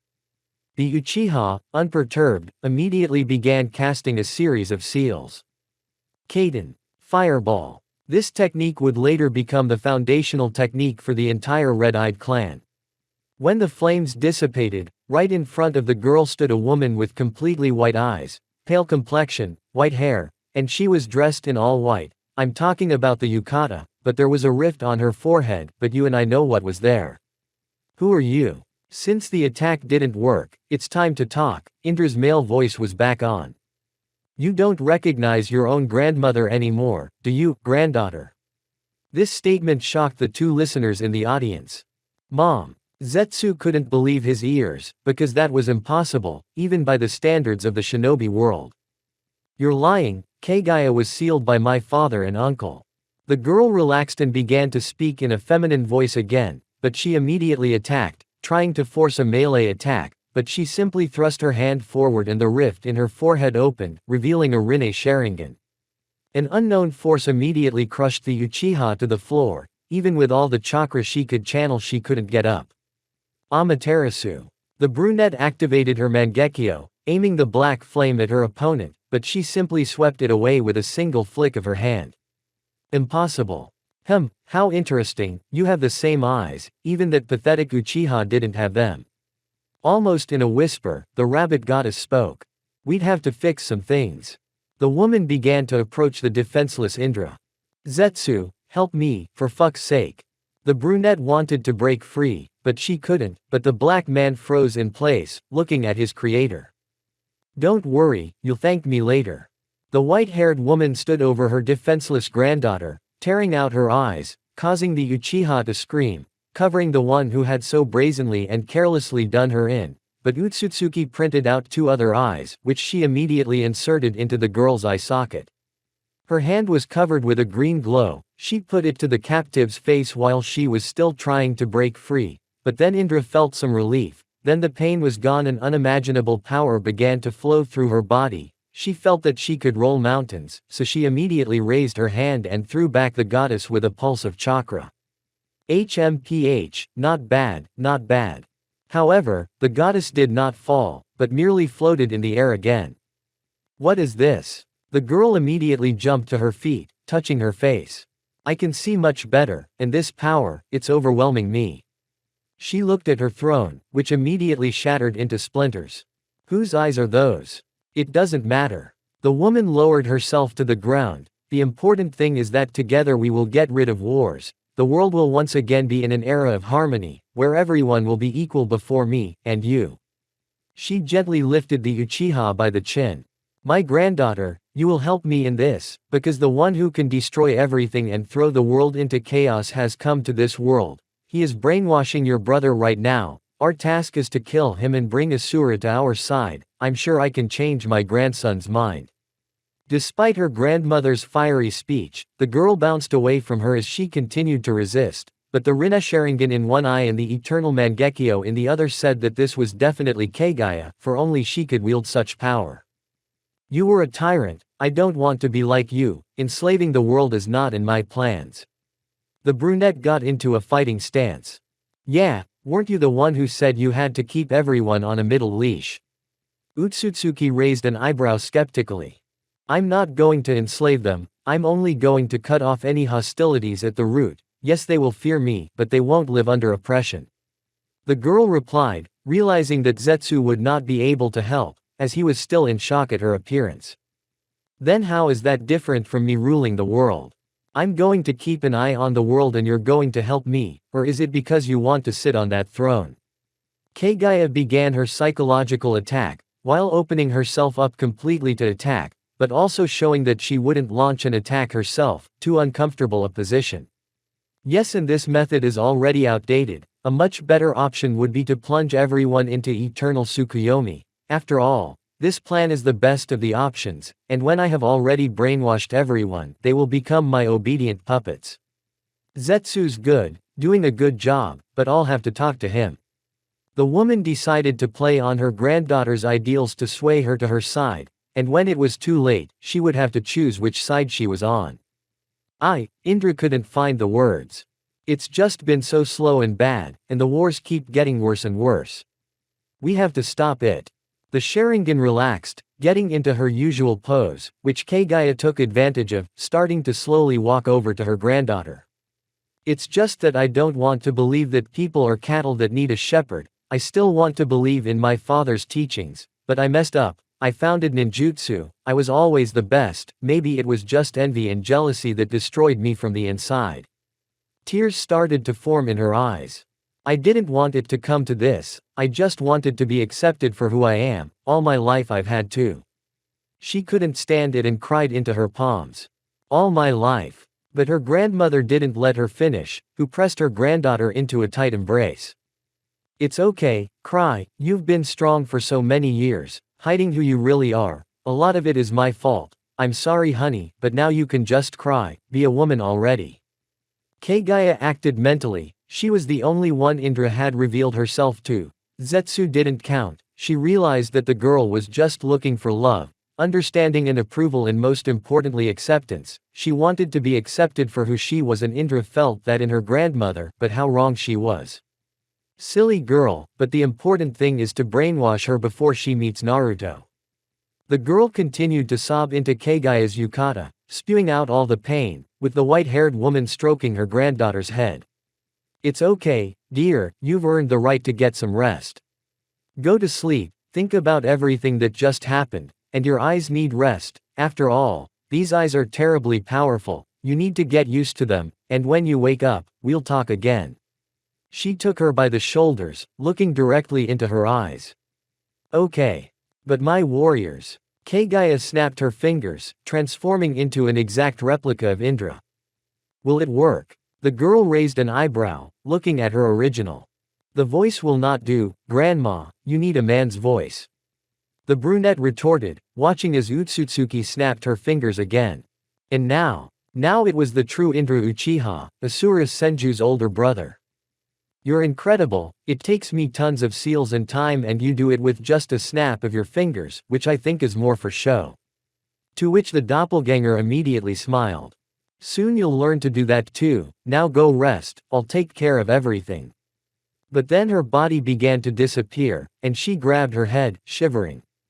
What's wrong with you? However, it stopped immediately, but the Uchiha's worry didn't disappear. It's nothing, the consequences of my escape. Don't worry, it's very rare, but it's apt and unpleasant. Utsutsuki said, ushering the girl out of the room to rest. That's not like that, what's wrong is that I almost vanished from this world, as if I was never here. This oddity the white-haired girl took note of, noting that she would have to deal with it. Zetsu. Over here. Black came out of his stupor immediately. Yes, mother. The blob was immediately at the goddess' side, and his voice was shaky but terribly pleased. You've done a good job, but your mission isn't over yet. Remember, if something goes wrong, or I disappear, or I lose by some miracle, you'll have to keep doing what you've been doing. The goddess withdrew. But why? You're free. The black man didn't understand what they wanted him to do. I am from the future, my boy, I am still imprisoned in the past. But you mustn't tell anyone, especially Indra. I must remain imprisoned for everyone, for my grandson and Naruto may interfere with me. She looked at him seriously. You do realize what will happen if I don't get out. Then why did you travel back in time? Is this Naruto really that dangerous? The black man wondered. He's definitely not to be underestimated. Kuromo. Naruto's number. EZ. Uzumaki still continued to stare at the pictures of his parents as well, but the blank images spoke volumes. What the p are you guys doing here? P your glasses are bending, p. After selecting his thought, the guy immediately grabbed his head and it was like he started to disappear, becoming completely transparent, but it stopped immediately. Is it because I was swearing or what? The man was extremely frightened, and there were many reasons for it. Is this even legal? He tried to calm down, but it was only after the blonde had gone to the bathroom to wash his face. He turned on the faucet, where ice-cold water poured out, splashing into his face. The blue-eyed man began to look at his reflection. So, calm, only calm. It seems that I changed the future with my actions, since there is no one in the pictures, neither me, nor Sasuke, nor my parents, did I have any influence on all of this. From these thoughts, Uzumaki started to shake a little. If Sasuke and I aren't born, there's no one to stop Kaguya, and if we don't stop Kaguya, the whole world will come to a total end, but the problem is that even mom and dad are gone, which means Triple A. He screamed, grabbing his head.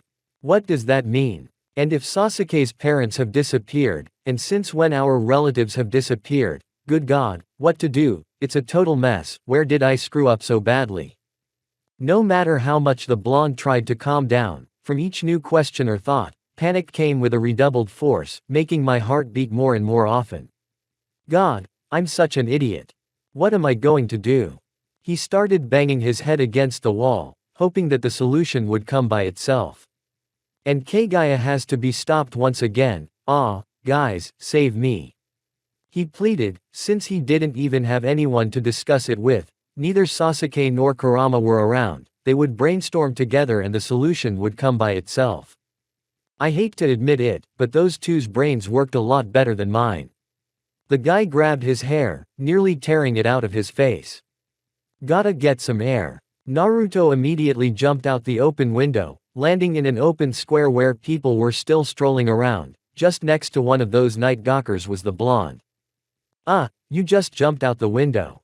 Are you okay? The man was afraid for the life of the madman, already preparing to call the medics, but this weirdo immediately bounced away from the citizen.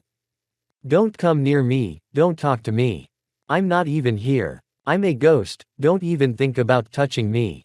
It seems to be one step from panic to paranoia, as Uzumaki was afraid of messing up something else with his interference. He literally started to scare everyone and everything, so he immediately landed on the roof, hoping to find a place to think. I'm going crazy. A few hours later. Okay, that's not it. All this time Naruto had been running around the city like a bitten ass, trying to find a place to get his thoughts in order, but he couldn't sit anywhere for more than 2 minutes, but fatigue took its toll as the man ran around like a madman. He landed on the roof of someone's house, sitting down in a lotus pose. Okay, that's it, Harosh, we just need to calm down and think. It was a bit of a struggle, but Uzumaki managed to pull himself together. If I screwed up somewhere, it's not critical, which means there's still a chance to fix it, but there's a factor called Kaguya, because she can also change the future, which she doesn't give a shit about, because she can free herself, and then it's a double whammy, 2 Kaguyas. These thoughts made the blonde man feel sick, and a nervous chuckle escaped his lips on its own. He. But then the time traveler felt a familiar chakra. Immediately jumping to his feet, he began to look around for Jin, who was moving through the streets, now and then looking back. Where's the head of security going at this hour? Uzumaki wondered, suspecting that he might be a traitor since the white-haired man couldn't leave Asura for nothing. If I just follow him, it won't change anything, and he could be Kaguya's spy. He's definitely Utsutsuki after all. The man immediately started following his target, who ran into a grocery store. After what Naruto saw, all his suspicions immediately fell away. That rabbit has made me paranoid. However, he still decided to be reassured and wait for what would follow after that. Here was Jin leaving the store, looking around, then he went into a dark alley, from where he soared upwards, moving already on the rooftops in an unknown direction, and at a decent speed. Now that's more interesting. Uzumaki immediately got on his tail. The chase continued for a few minutes. The head of security had already managed to leave the city limits, heading deep into the forest. Really interesting. The blonde didn't use chakra, moving purely on the shinobi's physical strength so as not to be detected, as he didn't know if Jin was a censor or not. Utsutsuki landed in a clearing, breathing heavily, clearly tired from running so long without stopping, while Naruto hid behind one of the trees, hiding his presence.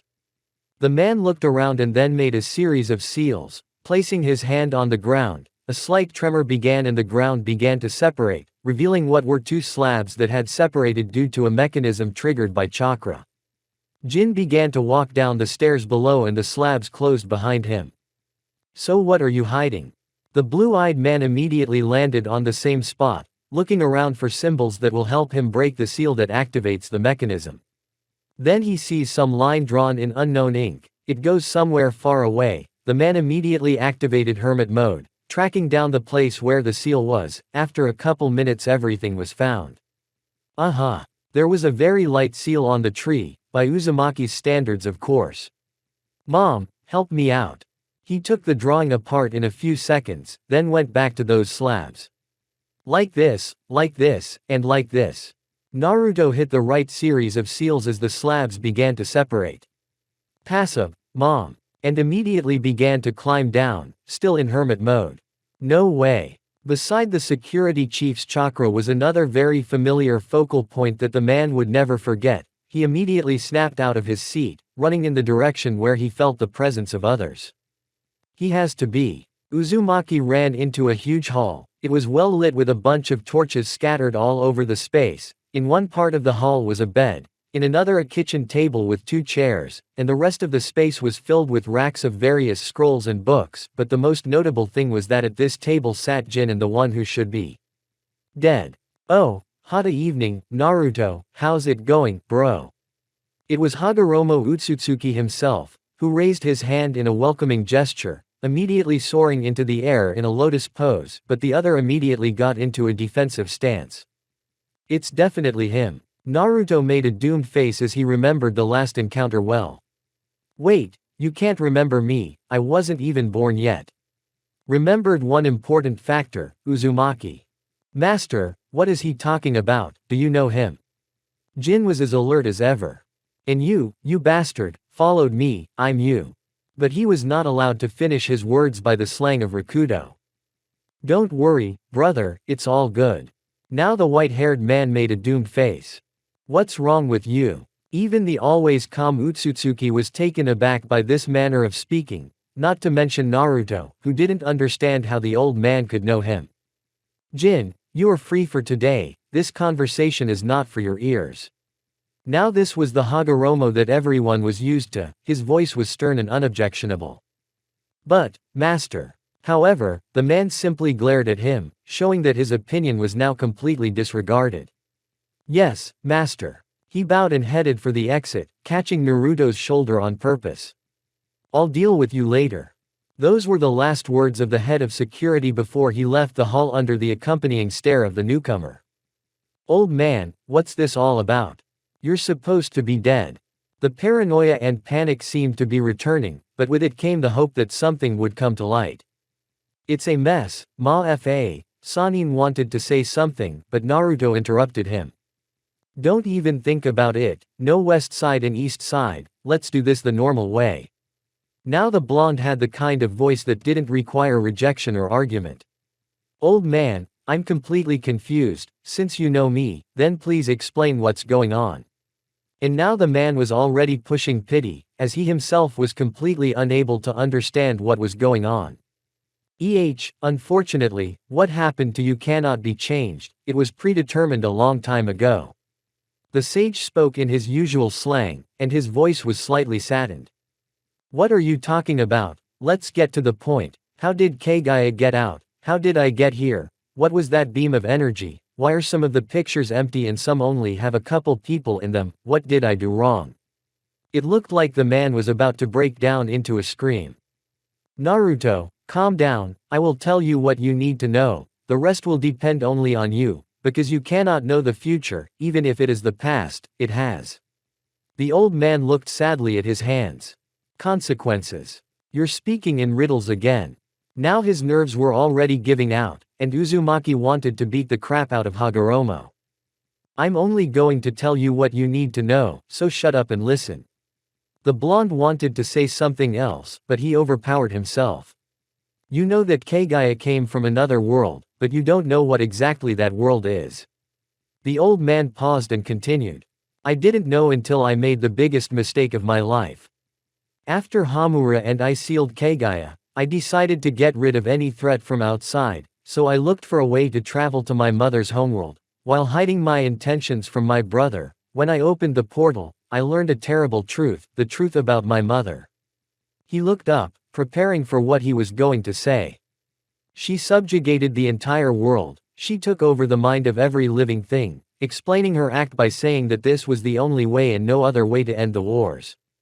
She wanted to turn everyone and everything into zombies who would only listen to their queen. She wanted to do the same to our world, plunging everyone into eternal Tsukuyomi, but not to plunge everyone and everything into a dream world, but to brainwash them. It was because of her plan that I learned about the Chibuku Tensai technique. I didn't invent it, she did. She turned the whole world into walking zombies. You'll ask how I know this. The answer is simple. I discovered an ancient artifact of their civilization that allows me to see everything. Past, present, future, there are no limits to it, but this artifact was in the hands of the rebels who died because of my stupidity, and the dangerous weapon ended up in the hands of her generals who found a way to free their queen. But here Naruto interrupted him. That was the day she killed Sasuke, one of the two who could stop her again. The blonde retorted, to which Hagoromo nodded. My mistake put everyone at risk, but there was nothing I could do, because I already knew what would happen. After contacting the artifact, I became a prophet who can travel to the past, present and future, even though I don't know where the present and the future are. Kaguya got the same ability, but for some reason she can't see the present, the past or the future. This ability was given only to me, maybe because of the experiments the generals were doing, the artifact was damaged. Hagoromo pondered over everything. But that doesn't explain how I was able to travel to the past. Again the blonde man picked up on an important detail. That's something I can't tell you, because if you know your future, you'll be a wanderer like me. Naruto, because I know everything, I feel like all my lives are overlapping, it's hard for me to tell how old I am, you know. But our meeting, it's unchanging. That statement stumped the shinobi. Are you saying that all of this was meant to happen? Shock swept over the man, and his skepticism surpassed infinity. Yes, sadly stated the sage. It was not for nothing that I began to train my children, it was not for nothing that I bestowed powers upon Asura, it was all done to bring about the result that you yourself know about. Are you saying that the shinobi war was preordained and you knew about it, knew that Kaguya would break free? Naruto shouted. Yes, I knew it, I knew you and Sasuke would stop her, but I couldn't say more than that, or I would have changed everything, I couldn't tell my children, or everything would have changed. Remember Naruto, you must not change the outcome or the consequences will be dire. It was said in a very serious voice. You know what's going to happen, but you can't tell me for some unknown reason, right? There was no limit to the man's indignation, and after nodding, Uzumaki slapped his legs in frustration. Great, I came for answers and I'm even more confused. He grabbed the bridge of his nose. Naruto, everything I could tell you, I told you, I had to fake my death to go to you and Sasuke, you know. For you it's been a long time, but for me it's all happening at the same time, it's like I'm there talking to you 16 years old and now. The images are overlapping, it's horrible, believe me. Hagoromo stood and waited for the shinobi to come to his senses. The flow of information he had received today was impossible to accept and realize, so the old man gave a little time to digest the information. Okay, I understand that my participation in this time period is mandatory, since the meeting was predetermined, but you can tell me something else, give me a hint, or something else, so that I understand how to make me and Sasuke sealed Kaguya again, how to bring everything to this point. How do I stop the Kaguya that's starting to take effect now? Do you realize I can't handle it? The shinobi panicked, realizing that the situation he was in was going to be worse than the HMMWS. Naruto, since you're standing here in front of me now, it turns out you've done the right thing in the past. That calmed and cheered the guy up a bit, since the time paradox hadn't affected the man yet, which meant he hadn't done anything that would make him disappear. Okay, I'll tell you a couple more things that will help you. He scratched his beard, smiling a little. When I returned from my mother's world, I asked my brother to give me his chakra so that I could distribute it to you and Sasuke, but my Rinne Sharingan was only fully awakened when my brother's chakra came to me. The sage gave the first clue, but Naruto only raised his hand upwards in a question mark, and the look on his face said, so what? This information was completely useless. Okay, remember your favorite phrase. The old man was clearly starting to piss the man off, as he was about to get steam out of his ears. What's that got to do with my phrase, this is my ninja way, are you out of your mind? But Rikudo only shook his head negatively. Then what? And my nerves have already served their time and retired. I can't say any more, that's all, sorry. The old man headed straight for Naruto. You'll do fine, just believe in yourself and it'll all work out. Sanin placed a hand on his companion's shoulder. It's time for you to go. He smiled as he walked away from his expected guest, who just turned around and headed for the exit, his mood extremely lousy. Don't let me down. The god of the shinobi world threw a farewell to cheer up the man, and he just waved his hand, throwing his hands behind his head the way he used to do when he was a kid, making the old man happy. A few days later, Naruto spent those days reclusive in his room, not wanting to see anyone, lying on his bed, trying to find answers to the riddles the old man had given him, and trying to figure things out, but as soon as he came to a solution, he immediately started to rethink it, whether it was the right one, whether it was the right thing to do. And so these days went by. Uzumaki constantly asked questions, constantly answered them, but always came to the fact that he needed to think about it. However, the fate had other plans for the blonde. As a small pebble flew into his window, the man initially thought that it was an accident, but when the knock repeated, he decided to look out of the window. Who else is out there? The blonde man opened the window and saw Kurumi standing outside tossing a small pebble. Decided to become a recluse. She smiled, waving her hand, and the man smiled back. I'm sick, you know, and the weather is bad. The red-haired girl looked around, looking at the passers-by, who were wearing shorts and t-shirts, and girls in summer dresses. Then looked up to find a crystal-clear sky and a bright sun at the zenith. Okay, screwed. He raised his hands in a sign of his defeat. Come on down, I won't wait long.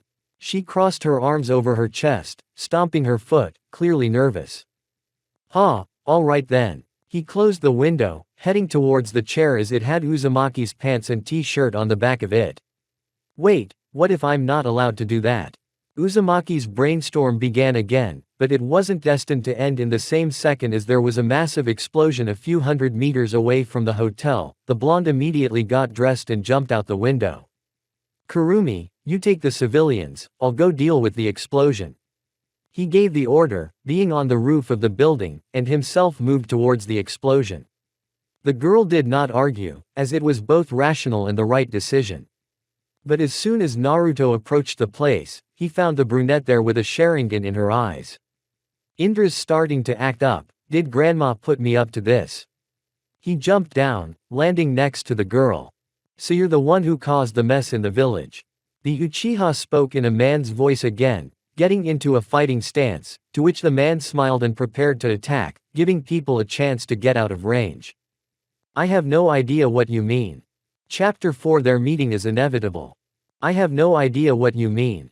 Naruto immediately prepared to attack, as he knew he was facing one of the most dangerous shinobi in all of chakra history. Don't mess with me. Indra immediately snapped to a shout. He pisses me off terribly, and I don't even know why. But the girl didn't even bother to find out all the details of her annoyance, she just began to hit a series of seals. Kaden. Fireball. The technique immediately flew at the opponent, but he didn't stand still either. It's a bit weak, though there's no telling when the attack will put a stick in my wheel again.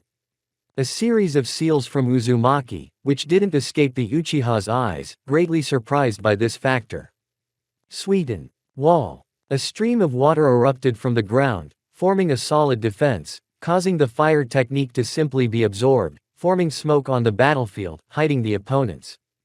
Great, that's my advantage, I can. She immediately noticed the chakra hearth and was greatly amazed. White. How can this be? But then something else reached her. Futon. A gust. The vapor was blown away by a powerful wave of air, so strong that Indra had to put his hands in front of his face.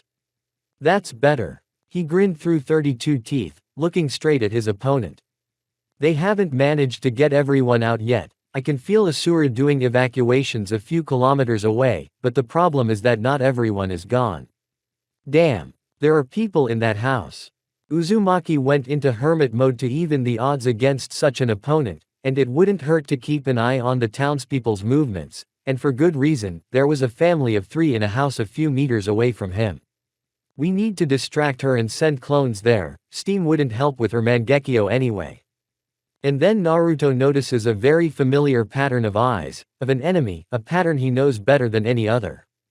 Where did you get those eyes? Those eyes belong to Sasuke. He would never confuse them with anything, considering how many times they had practiced using genjutsu on each other. How do you know my seals? The girl seemed to miss the question.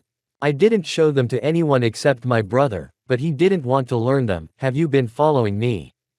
Anger could be heard in the girl's voice, and the man's conspiracy was cracking at the seams, as she was used to speaking like a man, but shouting was another matter. Why is your chakra white? So that's how she changed. Though Naruto's question was ignored, he already understood it perfectly. Kaguya. Damn thing, you'll answer for this. But the man decided that he needed to deal with matters in a different atmosphere, so he immediately summoned a good 100 clones, which surrounded the enemy. Well, still want to talk? All the clones raised one eyebrow each in unison. And this is getting interesting. While the clones were trying to get Indra, some of them rushed into the house where the civilians were to rescue them. It's weird, it's like they're distracting me, the punches are so childish, and the original is just standing there doing nothing, is he really? The thought infuriated the girl. Kaden. Flame breakthrough. After hitting a series of seals and doing a somersault in the air, a ring of fire spread throughout the area, destroying all the clones. I don't know what kind of technique this is, and your shadows under your eyes confuse me somehow. But don't you dare judge me. The girl's left eye bled, and Uzumaki noted to himself that things were bad. Amaterasu. Flames engulfed the guy and the girl was satisfied, but only after a couple of seconds she realized that it wasn't the opponent burning at all, but some log. You have no idea how many times I dodged this technique. The sword and the three-bladed kunai collided, causing small sparks. Then how about this? They looked directly into each other's eyes. Tsukuyomi. But before plunging into the dream world, there was a smile on the man's face. Tsukuyomi's world. The opponents found themselves in a dream world where the entire sky was red, Naruto was crucified on a black cross, and Indra was standing right in front of him, ready to impale him with her sword. Now you're mine for 72 hours, there's no way out of this technique. But then the man disappears right out of her sight, causing her to wonder. Getting out, isn't it? The voice came from behind, and when the girl turned around, she found him standing there with a satisfied smile and his hands behind his head. Unfortunately for you, I know all about those eyes, my brother had them, he told me all about them, and what can I say, he and I practiced so much to avoid, to counterattack, to interrupt all our signature techniques, that we had to dodge them. The Uchiha froze in mute shock. It was the first time she had experienced the same thing when she saw Kaguya lowering her like a child. After all, someone who can destroy everything and throw the world into chaos has come into this world. It immediately went through her mind, horrifying her. I can't kill her, or Sasuke won't be born, but since the old man said that our meeting with him was inevitable, it turns out that my meeting with Indra was predetermined. The blue-eyed man began to think through possible actions, meanwhile baring his teeth at his opponent. Yes, we weren't blood brothers, and we weren't in the same family, but I can't call him brother, I can't. I'd like to talk to you more frankly, but I can't. Uzumaki started some unknown game of his own. And if it turns out to immediately interrupt the war between Uchiha and Senju. But then the man remembered the sage's words about interference. Shit. There must be something that can help me. And then an idea popped into his head.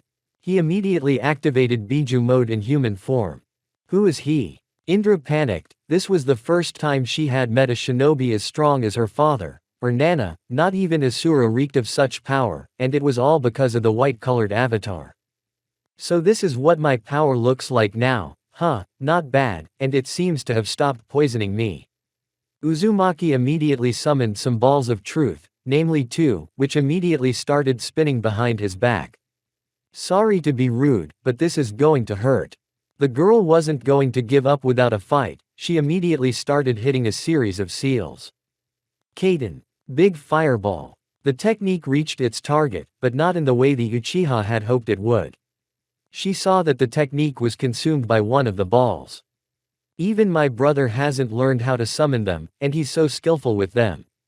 One of the orbs immediately flew into her heart and the other into her head, the orbs literally sinking into her body. Sorry. Immediately all of Indra's memory was transferred into the man's head. Naruto wanted to learn some useful information about the old man and Kaguya to think about his next moves, but he found something else. When the orbs flew out of the paralyzed girl, they immediately dissipated, as well as Biju's mode. Indra fell to her knees, but Naruto remained standing with mute shock. So you're a girl? The question echoed in the brunette's head, anger gripping her. Bastard. She immediately rushed at her opponent with her fists, as if all the chakra was drained from her. Tears appeared in her eyes, but the blonde simply summoned another ball and hit her in the stomach of her attacker, thus finally knocking out her chakra and getting out into the real world. The battlefield. Naruto and Indra were back again, except that both of them fell to their knees, one because she had completely lost her chakra, which caused her to lose consciousness, and the other fell to the ground unconscious. But before Uzumaki could get to his feet, a knife flew at him, almost piercing his head. What was that supposed to mean? The man caught the weapon with 2 fingers just a few millimeters away from his head. The one who threw the weapon was the same kid who had caught the blonde in the break room after talking to Asura. Understand it any way you want. Konohamaru's copy landed on the ground right in front of the kneeling opponent. I told you we would fight. Yeah, and I can't let you live after what you did to my teacher. He crossed his arms over his chest, getting into a cool pose. This statement only brought a smile to the man's face. It's commendable that you're protecting your mentor, and you're a good spy. You'd make a top-notch cage-level shinobi in the future, since you learned to hide your chakra at such a young age. If we met at the same age, you would have beaten me to a pulp. But it's different now. You have to realize that if you pull out a weapon now, there's no turning back. He got to his feet, looking directly at the boy who looked a little nervous. I'll give you a chance to leave and continue to live in this village, to protect it. Uzumaki took his time, giving the boy a chance to think it over. You know. He immediately swung his arms, launching several knives at his opponent, which he managed to pull out as he crossed his arms.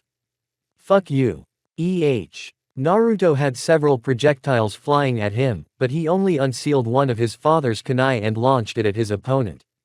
I told you. Flash and Uzumaki holds his father's kunai in his left hand, and his right hand pierced through the boy's chest, holding a still beating heart in his hand. On the face of the defeated froze horror. He did not expect such a turn of events. From the mouth was bleeding, and on the ground began to fall huge clots of blood, along with the torn-off flesh.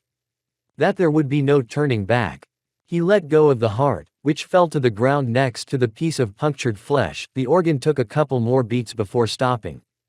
The only thing keeping you alive is my hand keeping all the blood out. Before you die, I want to know your name, the name of my rival. He leaned his head on his shoulder as the guy was still in shock at the realization that he was about to die. Haku. That name immediately brought back memories of Kakashi-sensei stabbing Haku's heart from his time. It was like he was seeing himself from the outside at that moment. Noi. Ka. Jelly was all that. He cried as he didn't want to die. He didn't want this to happen to him. Please. Don't. I'm sorry. He ripped his hand from his body, from where blood immediately spurted and the boy's body fell to the ground. But such is the world of shinobi. After a few seconds, the boy's eyes became glassy, so the man simply covered his eyelids as he squatted down. I too was once a naive boy, dreaming of peace without the use of brute force, but that war taught me something. He looked up.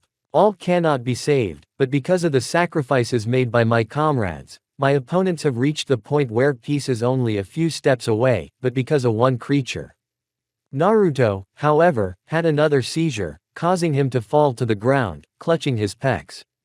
Craw. Blood immediately spurted from his mouth and cuts began to appear on his body, staining the man's clothes purple.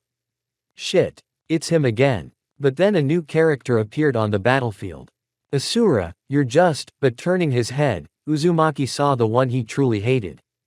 You. He immediately wanted to get up, but as expected, he couldn't. His wounds only opened more, and a pool of blood was already starting to form under Naruto.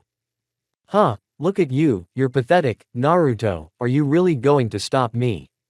She stepped right on top of him, pressing down on his chest. Well, try it. Blood spurted from his mouth with renewed vigor, the blonde's entire body convulsed, but a smile played on the goddess' face. I'll finally be rid of you as well as your buddy. You've been a pain in the ass to me for so many years, you'll finally be done with. Kurama was already dead, wasn't he? She was anticipating victory, she was as close as she could get. Just one push on your pathetic body and there will be no one else to stop me. I will be a god with no opponents, my sons will no longer be able to stop me, my children's children are not as stupid as their parents, but you. Oh God, finally, die. She began to press down on her opponent's chest with force, but as soon as it started, Kaguya began to fade away. No. Not now, you can't, no. No. She stepped away from her captive and began coughing up blood. Ka. Ka ha. Uzumaki started laughing. Looks like I'm not the only one who got hurt because of that very artifact, aren't I, old lady? Ka. Anger and rage enveloped the girl, but then Kaguya sensed other faces approaching. She approached the blonde with a smile on her face. Nothing, she had waited so many years, perhaps one day wouldn't make a difference. A few minutes later, Asura along with everyone else arrived at the place where Naruto and Indra were fighting, but no one was here. I'm sure he must be here. Yes, and his clones brought civilians but dispersed as soon as they arrived at the hideout. Master, is he really? Dreadful guesses took over Kurumi's brain, but Kashtan didn't say anything, he just went into Biju mode. There were several people here, 4 if you judge by the residual chakra traces, but 2 of them. They're unthinkable, I've never felt anything like this. It looks like one of them belongs to Naruto and the other seems to be the one who came with Indra, but he came out of the mode, looking around the surroundings around him to find Haku's body lying behind a large rock. His chest was pierced through. So their goal wasn't to attack the village, or even myself, it was Naruto. Haku came to his rescue but failed. Shaden crouched down beside the boy, placing a hand on his forehead. Rest in peace. At that moment everyone was silent, everyone remembered the headache, but at the same time he was not disturbing anyone, but only amusing the people with his pranks. Could that mean that Kurumi was pained to look at Haku, who was still too young, because his life was just beginning. No, he's a prisoner. The leader of the resistance concluded. Then we must go to his rescue. The red-haired woman immediately began to propose a solution to the problem. Kurumi, we can't go headlong into such opponents. Indra is a huge threat on his own, and if we include this unknown person with chakra as strong as Naruto's, I can't deal with them alone. We need to strategize against such opponents, or do you want to repeat Haku's fate? The role of a ruler builds character, for Asura would have run headlong to save his own. The girl couldn't find the right words, the boy's death was such an unexpected blow to everyone. We can send a squad of trackers to scout the situation, and our spies are behind enemy lines by the dozens. I think we should wait for a report from them, and then act. This was a speech no one expected from Jin, so everyone was surprised. After all, their relationship with Naruto had not gone well from the beginning and everyone knew it. Master Hagoromo, why this guy is so important I still can't understand, but I guess that's what you would ask me to do. Ash remembered his mentor. And I thought you disliked him. Kashtan noted the fact with a smile. I told you he's a valuable unit. Everyone grinned, except Kurumi, who didn't listen to them, but thought about how to go to the rescue, but then someone's hand was on the girl's shoulder, which made her shudder. Calm down, you know we don't abandon our own. Alliance headquarters. Indra had a personal prison where she kept prisoners of potential interest to her. The first option was processing them to join the Alliance forces, and the second option was death, and Naruto was in one of those cells now. You've really messed her up. Kaguya approached the cage to talk to her number 1 enemy. You brainwashed her, I just wanted to see how deep you went, and what's the use, you can't change the outcome of the battle that will happen soon. Indra will face Asura, Asura will fall, and the world will enter the age of ninjutsu and then shinobi, after which you will be imprisoned. Brainwashing her won't help you, but will only speed up the process, and who knows, maybe it was foreseen. Naruto sat on the cold stone floor, resting his hands on his knees and throwing his head back. You know what's interesting is that the great Kaguya can't change her fate even when she has the power to move through time in her hands. He shifted his gaze to his interlocutor, who was already seething with anger. She immediately opened the bars, grabbing the insolent man by the pecs and slamming him into the wall with such force that it left a pierced silhouette. Ka. Blood spurted from the man's mouth and splattered on the goddess's face, but she didn't blush, only smiled. One last word before I take over this world. She brought her hand up, forming a ball of Gudodama in it, so that it punched a huge hole in the guy's heart. Sasuke and I will stop you anyway. He looked with a confident face right at her, spitting a clot of blood right into her face. Come on, I'll still win, because peace is not far off. All the villages are thriving in peace. Yes, you can never get rid of crime, but such fierce wars will never be, and you cannot change that. You cannot bend the world to you. I have already won the war, which has not even had time to begin, and this will prove to you Indra and Asura, who will meet in battle even with your direct participation, and all history will repeat itself, you miserable creature. The rage filled Kaguya and she was about to kill the man, but she stopped abruptly when she saw the look of a winner in the eyes of her enemy, because a loser can't smile like that. It was this fact that made her stop. No. You will not die like this. She moved closer to him, leaning her head over his ear. I'll trample your ideals, I'll make you accept my truth, I'll make you take my side, kill you, no. She pulled away, looking him straight in the eyes.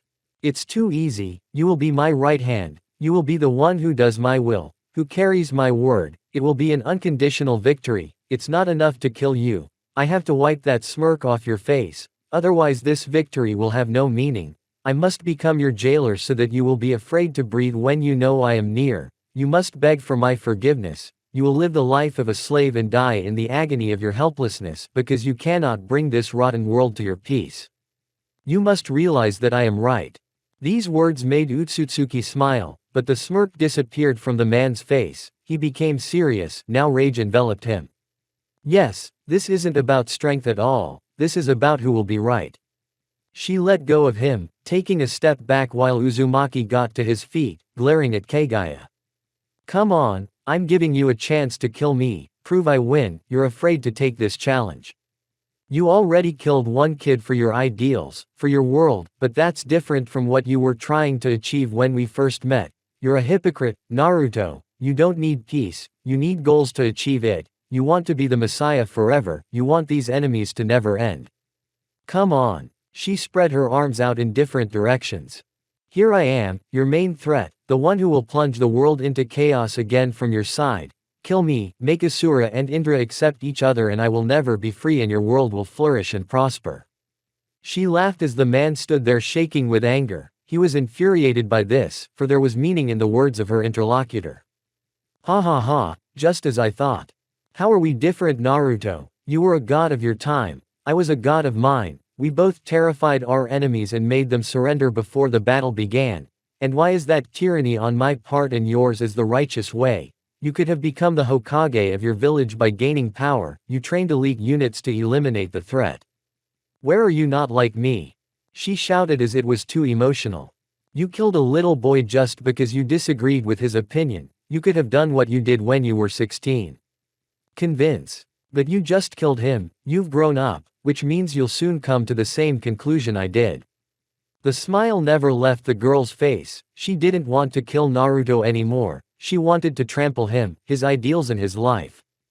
You're right. Uzumaki stopped shaking, as well as clenching his fists to the point where his nails were digging into his skin and making it bleed. He exhaled and became calm. Damn, what a bitch. I hate to say it, but you're right, we are alike.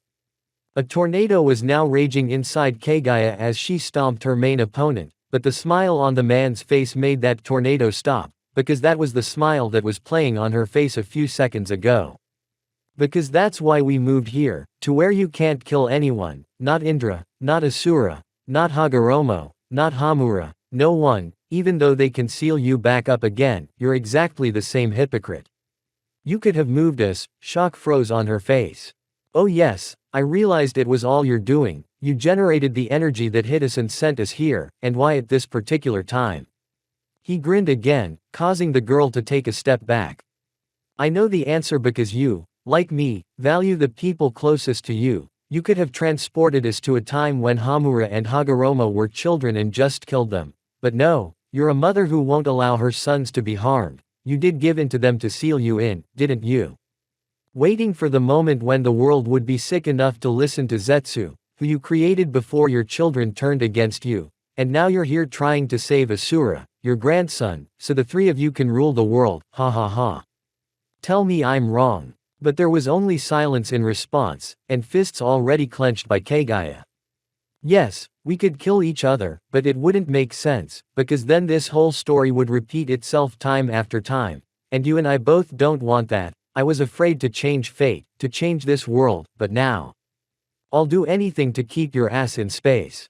You are right, killing is not enough. I need you to accept my truth. I will force Asura and Indra to act differently. Killing you will make Indra hate me. You are the only one who has accepted her pain, and killing me will turn Asura against herself and Indra too, which will have the same effect.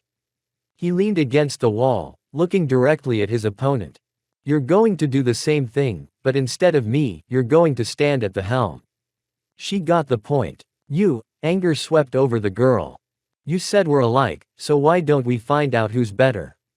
The man crossed his arms over his chest and a predatory grin appeared on his face. Well, or you can kill me right now. He also spread his arms to the sides, but nothing happened, they stayed where they were. Well, I'll be going then. Uzumaki walked past Kaguya, while she gritted her teeth and let him pass, because now this war is not about strength, but about cunning and intelligence, the one who will be more skillful, the one who will win, because they will always have time to kill each other. See you later. Uzumaki took the key from the table and freed his hands from the shackles that Kaguya had written on them to prevent the blonde from escaping. When the shackles were removed, the man disappeared in a flash while Utsutsuki grabbed her head and screamed at the whole room, letting all the emotions that began to rage in her come out. Bastard. Somewhere on the continent. Bastard. A few hours later. Naruto was walking through the forest in a very bad mood, for he had decided to end this series of events once and for all. He was going to make sure that Kaguya would never be able to break out of her prison again, but that meant that Uzumaki himself would not be born, for time would be changed drastically. No, we can't turn from this path. I have to do this, prove to her that all the wars, all the hardships were because of that thing, not because of the way people are. He stood near a tree and leaned against it, slowly sliding to the ground. Damn it, I'm doing the right thing, aren't I? Doubts plagued the blonde man's soul. There was no way he could finally accept what he was about to accomplish. I mean, I have to get Indra out from under the oppression. I have to somehow make Asura believe in helping my sister again. Guys, I miss you. He started banging the back of his head against the trunk of a tree. He felt so fucked up. And the worst part is that I can't kill her, or the whole plan will go down the drain. Naruto, you don't have to do this. A voice came from behind the barrel, but it didn't frighten the man. He had even anticipated such a scenario. And why? Let me find out. This interlocutor turned out to be none other than Hagoromo himself. I can't tell you. The old man turned in a sad voice, which caused a smile on Uzumaki's face. What can you tell me? From anger, the man even jumped to his feet. You only speak in riddles, only you can only teach, only you say do this, do that, how do you know what will be different, huh? He even walked around the tree to look the sage straight in the eye as he levitated in the air. I'm here, you said it's all destiny and time, then how do you know it's going to be different? If we're talking here, that means no one tried to do it before me, that means everyone listened to what you say. We're only fucked because of your inflated ego that wants to feel important, because you enjoy watching me suffer time after time, making yourself out to be the smart old man who knows everything, and you know what's going to happen. Naruto slapped the wise man across the face with force, so hard that he plowed several meters into the ground with his face. Did you see this coming? Asshole. Naruto, listen to me. The old man tried to reason with the man again, but he was too angry to think, and he didn't want to listen to his interlocutor. Fuck you. With a foaming at the mouth it was all said, so much so that the blonde was fed up with the whole situation. Stop bullshitting me. I'll do what I think is right, if you don't like it, go away. But then the old man rose to his feet, grabbing the blue-eyed man by the pecs. Shut up and listen to me. Naruto slammed his head into Hagoromo's forehead, and he stepped back, trying to regain his senses. I won't listen to you. Again he wanted to hit the old man in the face, but he dodged and launched the blonde into a tree, and the old man quickly got near his opponent and began to punch him in the face. Get off me. A strong kick to the stomach, and Utsutsuki flew into the opposite tree. Get off me, you got it. Utsutsuki regurgitated blood and wiped his mouth, heading towards Kuromo. I tried. The sage said, also gargling blood, but that phrase made Naruto stop and turn around. God, I've tried so many times that I've lost count of the shit I've done. I've even tried to get you to do it 100 times, but the only result was a bloody war, worse than all the ones we've all been through together. There are no words to describe it. He sat down on the ground and bowed his head down as he continued to speak. Naruto, you and I have been fixing this, and again we've come to the conclusion that we have to end it the way history tells us to, the way it is. You can't change anything, or it will. He soared into the air again. Understand, if you do that, then we will have to see the deaths of people close to us again, but the way they died. You won't survive that. The old man looked at Uzumaki with confidence in his eyes, the kind of confidence that the blonde man himself lacked. Naruto himself clenched his fists. He didn't want to admit it, but now the words of the sage were true 100%. Even Kurama's empathy wouldn't be needed to understand everything, but Uzumaki didn't answer anything, he just continued on his way. Remember our conversation and you'll understand everything. After saying that, the old man disappeared, leaving Naruto alone with his thoughts. A few hours later. Damn old man. The blonde infused his palm with wind chakra and sliced through a nearby tree. And what did that mean about him and me? That's when Naruto realized the full meaning of those words. No, no, no. I was. Wait, how could I help him if I was already dead? Kaguya wouldn't let me and Hagoromo be a double threat. Even considering our argument, she had already won by then, so it didn't make sense, so how could I still be alive? And then he remembered his and the sage's conversation in the secret hideout. My phrase. I make my own destiny. That's what I said to Neji at the Chunin exam, but it doesn't make sense. Except for Sasuke, because his Rinne Sharingan didn't awaken in the right place, it appeared in his left eye, and that eye can only appear in a person with all of Kaguya's power. Hagoromo only got it when Hamura gave him his powers, but Hagoromo only divided his powers in half for Sasuke and me, while his Rinne Sharingan awakened. From such musings, Uzumaki even stood in place. After all, you need to have a full set of powers, and even Asura does not have it, which means that you need to absorb the blood of the two brothers, because Asura and Indra were born after Hamura lost his powers and began to follow the moon. And in order for Asura to awaken the Rinne Sharingan he needs cells Indra. Madara only awakened the Rinne Sharingan when he transplanted Hashirama's cells. Sasuke didn't do anything like that, there was no way he could have gotten Senju's blood unless he had half of the power. The blood that runs in the veins of Asura, Hashirama, and Uzumaki grabbed his forehead. He felt sick at such thoughts, but that was just the beginning, because right in front of him was Kurumi. Naruto. The girl was quite surprised that the man was here. We all thought you were kidnapped. The teacher wanted to organize a surveillance team, but I figured you didn't have much time. I'm so glad you escaped. She immediately hugged him, but the blonde man was in a different world. He grinned strangely, which scared the girl a little. What's wrong with you? Ha ha. He started laughing right into her shoulder. She pulled away from him as she was tensed by this behavior of the blue-eyed man. Running away, you say? He rose to his feet. I didn't run away from anything. He showed a predatory grin, then unleashed a three-bladed kunai. What if I told you I was behind this attack? What if I told you I killed Haku? What if I told you I was Indra's right-hand man and was sent behind enemy lines to reconnoiter? And this attack is just a test of your readiness, and as far as I can tell, you're just going to lose against us, the Alliance, against our ninjutsu that will destroy Ninja. What if I told you I was just playing with you to make you find out? He tossed the kunai from one hand to the other, looking at the girl like prey while she took one step back, fearing for her life and not believing the words Naruto was saying. What if right now I were to? He was beside her in a split second and put the kunai to her throat. Kill you. Kurumi was shaking with fear, she couldn't believe it. Ah, it wasn't you. A sliver of hope was warming in her heart that this was just a very bad joke, a very, very bad joke. Who do you think it was? He pressed lightly on the blade, causing a trickle of blood to trickle down her neck. I'll give you 2 minutes to run. The man moved closer to her ear. And then I'll go hunting. Nar. She wanted to say something, but she was really scared. However, the blonde man didn't want to listen to her.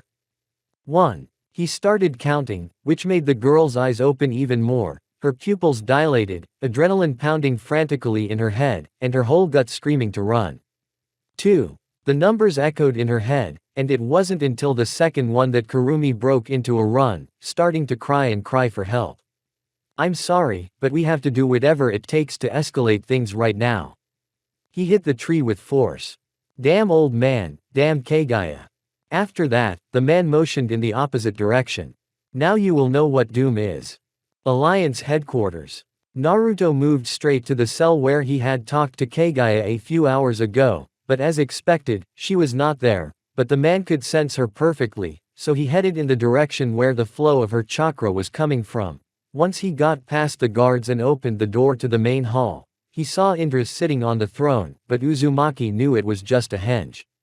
Kaguya did nothing but stare suspiciously at her guest, waiting to see what he would do. Come to finish all of this after all, you gave up quickly. The girl said quietly. Utsutsuki realized what the guest was going to do, so she continued to sit in place. When the man finished and hit the floor with his hand, causing a barrier, Kaguya took her true form, getting up from the throne. So why did you come here? There's something I need to check out. The blonde's voice was calm and cheerful at the same time.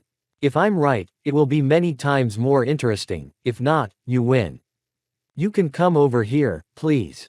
The goddess still approached him, though she was wary, because this weirdo could think of anything. I don't know what game. But she was interrupted. Just watch. He lifted the corners of his lips a little. God, what am I doing? He materialized one ball of Gudodama in his hand, turning it into a staff with a pointed end. Don't be afraid, it's not for you. That phrase confused the girl, but as soon as Uzumaki put that staff into his heart, there was first a mute shock on the girl's face, and then some joy.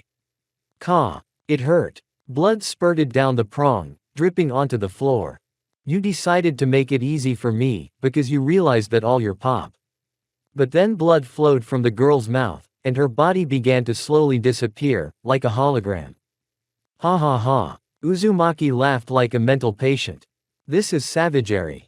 This can't be. Ha ha ha. He kept laughing and laughing while the girl started to panic. What are you up to? She tried to pull herself together, but it was hard, because this laughter only made the situation worse, and fear began to grip her more and more. Even if you want to kill me, you can't.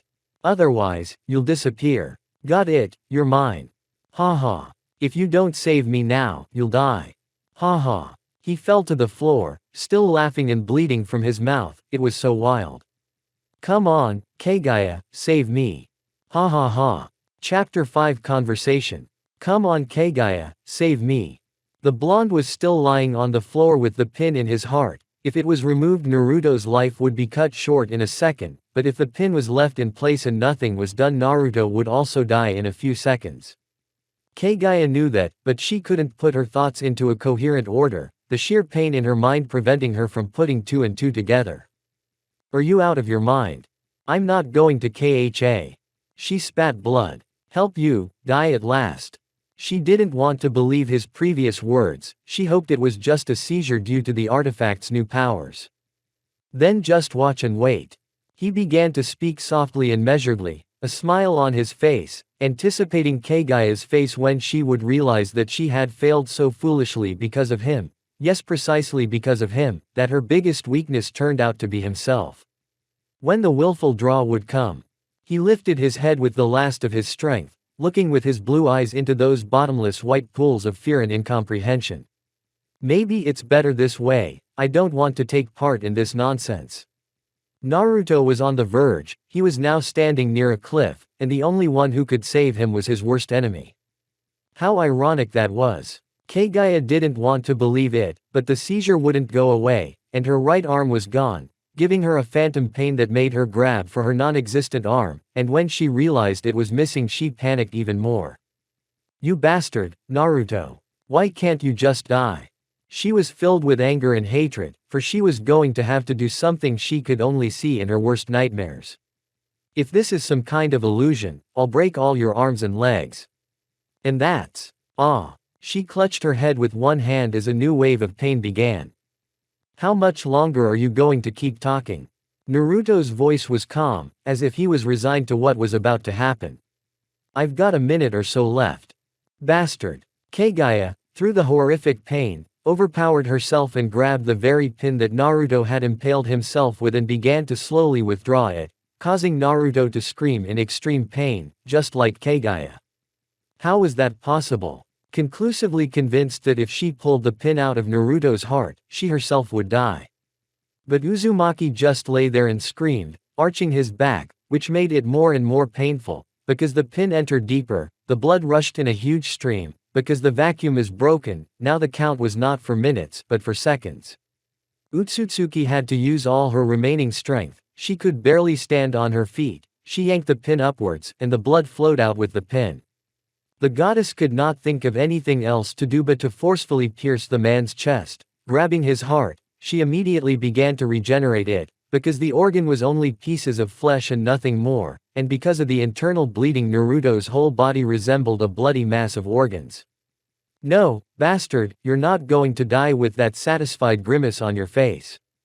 And indeed, even despite such supernatural pain, Uzumaki could be said to have died with a smile on his face. After Kaguya restored the blonde man's heart, she began to pump all the blood out of his body and feed it back into his heart. The girl was so engrossed in the rescue process that she didn't even notice Naruto's barrier sleeping and Indra appearing from around the corner. "Grandmother, what's here?" The Uchiha even covered her mouth with the palm of her hand at how savage a sight this was. Her grandmother, the tyrant of the world, the goddess rabbit, the eternally pure and snow-white queen, was now covered in the blood of the man the brunette had fought a few hours ago, her hair disheveled, and she was breathing heavily. "Not now," she shouted. "Zetsu, get her out of here." She ordered her incubator's son, but he was also completely oblivious. "But Mom." The girl turned to face them for a second, her Byakugan was activated and the third eye of the Rinne Sharingan was spinning. Her face was all covered in sweat, showing how hard it was for the girl. "Now," I said. She then turned back to Naruto's dead body, a terrifying aura emanating from her, so Indra and Zetsu decided to leave the throne room after all. "Live, asshole." The platinum blonde abruptly pulled her hand out of his rib cage and then placed her hand over the wound, which immediately began to heal. "Live," I said. After the bones along with the rib cage healed, she forcefully struck the still recently empty place, creating an electric pulse in her hand. After a few more blows, Uzumaki jumped up sharply, greedily gulping air, but from the fact that he jumped up, then hit Kaguya's head on the head, she bounced back and fell on her fifth point, unable to rise to his feet. "I'll kill you." "No, you won't," the blonde said with doom, as he realized that he would return from the afterlife, because Kaguya valued her life as much as the lives of her loved ones. "As much as I do you, I guess." What was that? The goddess's breathing was still ragged, though she didn't let it show, but after she found her missing hand was back where it belonged, she calmed down a bit. "Consider it married." Naruto smirked. Utsutsuki still couldn't understand the blonde's reaction. She didn't see anything funny in this situation, because it turned out that she couldn't kill her main pain in the ass anymore. "Till death do us part." That smirk again. It's comical. Uzumaki lay down on the floor again and put his hands on his forehead, but then the blonde felt someone sit on top of his body and grab his pecs. When he removed his hands from his forehead, he found Kaguya blazing with rage, the Byakugan activated, as well as the Rinne Sharingan. "Get off of me," he shouted, but the girl just started to hit him hard in the face. Naruto got a few hard blows on his face, and then he flipped over, now he was on top of her, and started to hit Kaguya hard in the face. She tried to fight back, but a couple of blows came to her, and then she kicked him off of her. "You want more, bitch." "Ah." Breathing heavily, Naruto snorted the blood that had accumulated in his mouth. "Come here, boy, I may not be able to kill you, but I'll break your arms and legs. You'll rot in a dungeon for the rest of your life." She seemed to have forgotten about their little argument not long ago, but the girl was so angry, and that anger and rage needed an outlet, and that outlet was the blonde's face, which she now wished more than anything to turn into a mess. Naruto wanted the same thing. He did not need a second invitation, so he got up and on shaky legs, waddled to his opponent. He ran a little and wanted to hit his whole body on the face of Platinum, but she dodged at the last moment and put a footstep, from which the blonde fell to the floor on his back. The girl immediately jumped up and again sat on top, starting to beat the blonde. The girl immediately jumped up and sat on top of her again, starting to beat the blonde, but she had more strength now, as Naruto had literally just experienced death and his body refused to function normally. But Uzumaki wouldn't be Uzumaki if he didn't overcome himself, and with a strong blow to the chin he toppled the goddess on her back, then got up and wanted to kick her on the head, but at that moment Zetsu and Indra came up, who were standing nearby and heard the sounds of the fight. The brunette immediately moved over to the fighters and sent the blonde into the nearest wall with a hard kick that dented it and knocked the blue-eyed man unconscious. Indra was about to finish off her grandmother's attacker, but she stopped her. "Stop. Don't you dare kill him."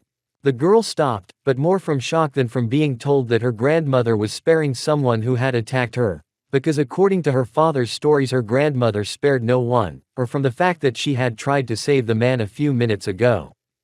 "You said he'd bring chaos, so you had to get rid of him." When the girl regained her composure, she was able to squeeze those words out of her, but the true Uchiha was also at play, demanding revenge for the recent humiliation. "Indra, do as you're told, lock him in the dungeon, and I'll discuss it with you later." Kaguya barely got up and said, though she had no idea what she was going to say to her granddaughter, she hadn't quite realized it yet. But the girl wanted to object again. Later, the goddess turned around and went to the nearest room to catch her breath, because such trials even for a goddess are detrimental. After Kaguya left, leaving a bewildered Zetsu and Indra, Naruto began to come to his senses. "Oh you!" But he was prevented from speaking by a precise blow to his temple, which knocked him out again. What the hell happened here? Indra's personal prison. Wake up! Indra slapped Naruto, who was unconscious, tied to a chair. Wake up! The slap again, but harder this time, but there was no effect. Let me! Zetsu jumped on Naruto's face and electrocuted him, causing him to wake up immediately. Get off me, you blob of rot! Uzumaki shook his head and Zetsu got off his face, but it was because the substance itself did not want to stay on the captive's face. Who are you? Indra decided not to drag out the foreplay and immediately began the interrogation, but the blonde was in no hurry to give an answer. Answer me. She slammed her fist hard on his jaw. Ah! The man spat a clot of blood. You'd better hit me a little more lightly, or I'll pass out again. The prisoner smiled a little, and such behavior pissed the brunette off even more. She smiled as she hit him again, however, and his satisfied smirk fell from his face. So Kaguya didn't talk to her, her dear grandmother. She's afraid to wake up because she's probably in the exact same state. Another blow followed, and Naruto regurgitated blood again. He had been taught to endure torture by the best of the best, and then he himself had taught it to his subordinates, so she wouldn't be able to crack him, and now Naruto realized that he needed to talk to someone other than her first, because if he said the wrong thing now, everything would go to hell. I'll repeat the question, because you're a deaf and dumb man. Who are you? How do you know my seals? How can you so calmly suppress my best attacks? Where did you get the Gudodama? Where in the world did you come from? At the last question, the girl shouted slightly. Ask your scum, Granny. The blonde calmly answered her, causing her to draw her sword and stab Naruto in the leg, but the guy didn't even twitch a muscle, which the girl didn't notice because the man's head was down. If you don't answer my questions, and even worse, insult my grandmother, I'll make your life a living hell. I'll cut off your body parts piece by piece. To confirm her words, she twisted the blade inside Uzumaki's leg, thinking that he was going to cry out in pain, but he only raised his head, looking the girl straight in the eyes, who already had his eternal Mangekyo Sharingan and Rinne Sharingan activated. There was not a shadow of fear on his face or any sign that his leg was being turned into mincemeat. And why would you do that? Is your grandmother so much in authority to you that you would overstep yourself?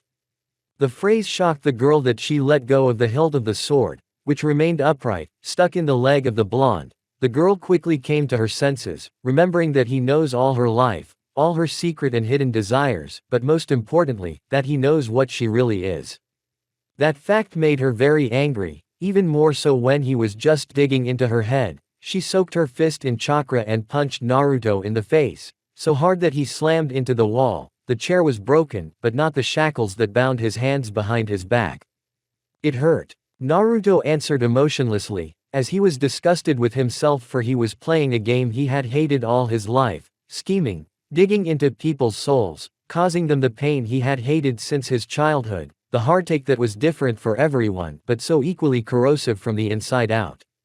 I should have waited for that scum to beat me up, and I wasn't shackled like Kaguya shackled me, and at that moment, the girl stepped closer to the boy, stepping on his face. For what you did, for what you said, I'd kill you on the spot, but grandma needs you for something, what's so special about you, trash? She pressed her foot down, but Uzumaki didn't make a sound again, which annoyed the brunette. The only one special here is you. The blonde also emotionlessly replied, for which he received a strong kick under the breath, which still knocked the air out of his lungs, and considering that Naruto's heart had only just been restored, the pain was palpable, though not comparable to what the artifact's power was doing. So you have the strength to fight back, great, I can kick you around a bit. After that, the girl started to carry out her plan, but Uzumaki felt that the girl wasn't kicking at full strength. Is she afraid of killing and upsetting her grandmother? Although, here Naruto started digging into the girl's memory and discovered that in this dungeon, in fact, there was not a single person, and all those she wanted to get, initially tried to ask for, after refusal just left and did nothing. So where did that status come from? While Naruto was being kicked he looked for something to latch onto to start brainwashing the girl, as he discovered it was Zetsu who did all the atrocities, transforming into Indra, she herself only killed in defense. What was it that set you on this path? What was the catalyst? That's when Naruto found what he needed. So, are you satisfied? Indra finished beating Uzumaki, Naruto in turn finished analyzing Indra's memories. He jumped up sharply and broke the shackles that held his hands, then he took out a scroll from his pocket, unfolding it and throwing it on the floor. His foot he put chakra into it, which activated a barrier that did not allow light or anyone to pass through. Even Sasuke could hardly break through this barrier. What to say about Zetsu, who stayed on the other side? The blonde touched the brunette's forehead, he moved so fast that she did not even have time to do anything. Fuinjutsu. Paralysis. He used a technique that made the girl completely immobile, only her eyes remained, which Indra wanted to use, but Naruto managed to fold a series of seals with his other hand while he was applying the paralysis. Fuinjutsu. Suppression. Then with his other hand he managed to touch the girl's eyelids before she could use Susanoo or Amaterasu. Bastard. The girl started to fall backwards, but then she heard the blue-eyed man stomp his foot and a stone couch appeared right underneath her and she fell into it, though she couldn't see it now because the eternal Mangekyo Sharingan and Rinne Sharingan were deactivated, but she heard the stomping and realized that the man had done this technique without seals. Who the fuck are you? It doesn't matter who I am. A light appeared in the room from a white blob of chakra that began to swirl in the blonde man's left hand. The girl was even more amazed because he was able to release the purest chakra outward, molding it into a shape even she couldn't boast such control over, and in her estimation Naruto wasn't much older than herself. What matters is who you are. But first, his right hand glowed with a white glow, and then he brought his hand to his shattered leg, which immediately healed. But the girl did not pay attention to the medical jutsu, and continued to glare at the man, trying to activate at least the first stage of Sharingan. Well done, you captured me, but your barrier won't last long. When my grandmother recovers, you. But the former prisoner didn't let her finish. She won't do anything to me, and I don't mind to beat her up myself. The girl just didn't understand how it could be. First my grandmother, and now this upstart who tries to destroy all her endeavors. The thing is different. He walked over to her and squatted down, leveling his eyes with her, leaving the Rasengan hanging in the air. Tell me Indra, what is it like to live a double life? He looked her straight in the eyes, but she just took it and spat in his face. Why are you asking me all this? You know everything, you know how weak I am. That I was despised and hated by everyone, you scum. My grandmother said that you are the purest chaos. You bring only pain and destruction. I did not even suspect that such low people can exist. My grandmother cannot kill you. You are digging in my head, probably, and my brother has already turned into a tame dog. The girl was already screaming, but she didn't move because she was paralyzed. How interesting. He wiped the spit off his face and sat down again. I was going to wait for your beloved grandmother, but I'm not going to hide it. He paused, creating a chair without seals, not even stomping his foot, and then sat down. Indra just watched him as she had nothing to say. She was just waiting for Zetsu to bring Kaguya over. Wanna tell me who I saw out there? Indra leaned on his arm, resting it against the armrest. There was silence in response. I saw a man who cherishes his ideals even when those closest to him have turned their backs on him. That statement made the girl clench her teeth, but she continued to remain silent. I can understand you partly. After all, I grew up an orphan, so, yes, and from me after the fact turned away from everyone who could not help it, so for me from childhood it was a kind of norm and I was easier to adapt than you, the one who was abandoned by everyone. Shut up. The girl hissed, only contempt and anger in her voice.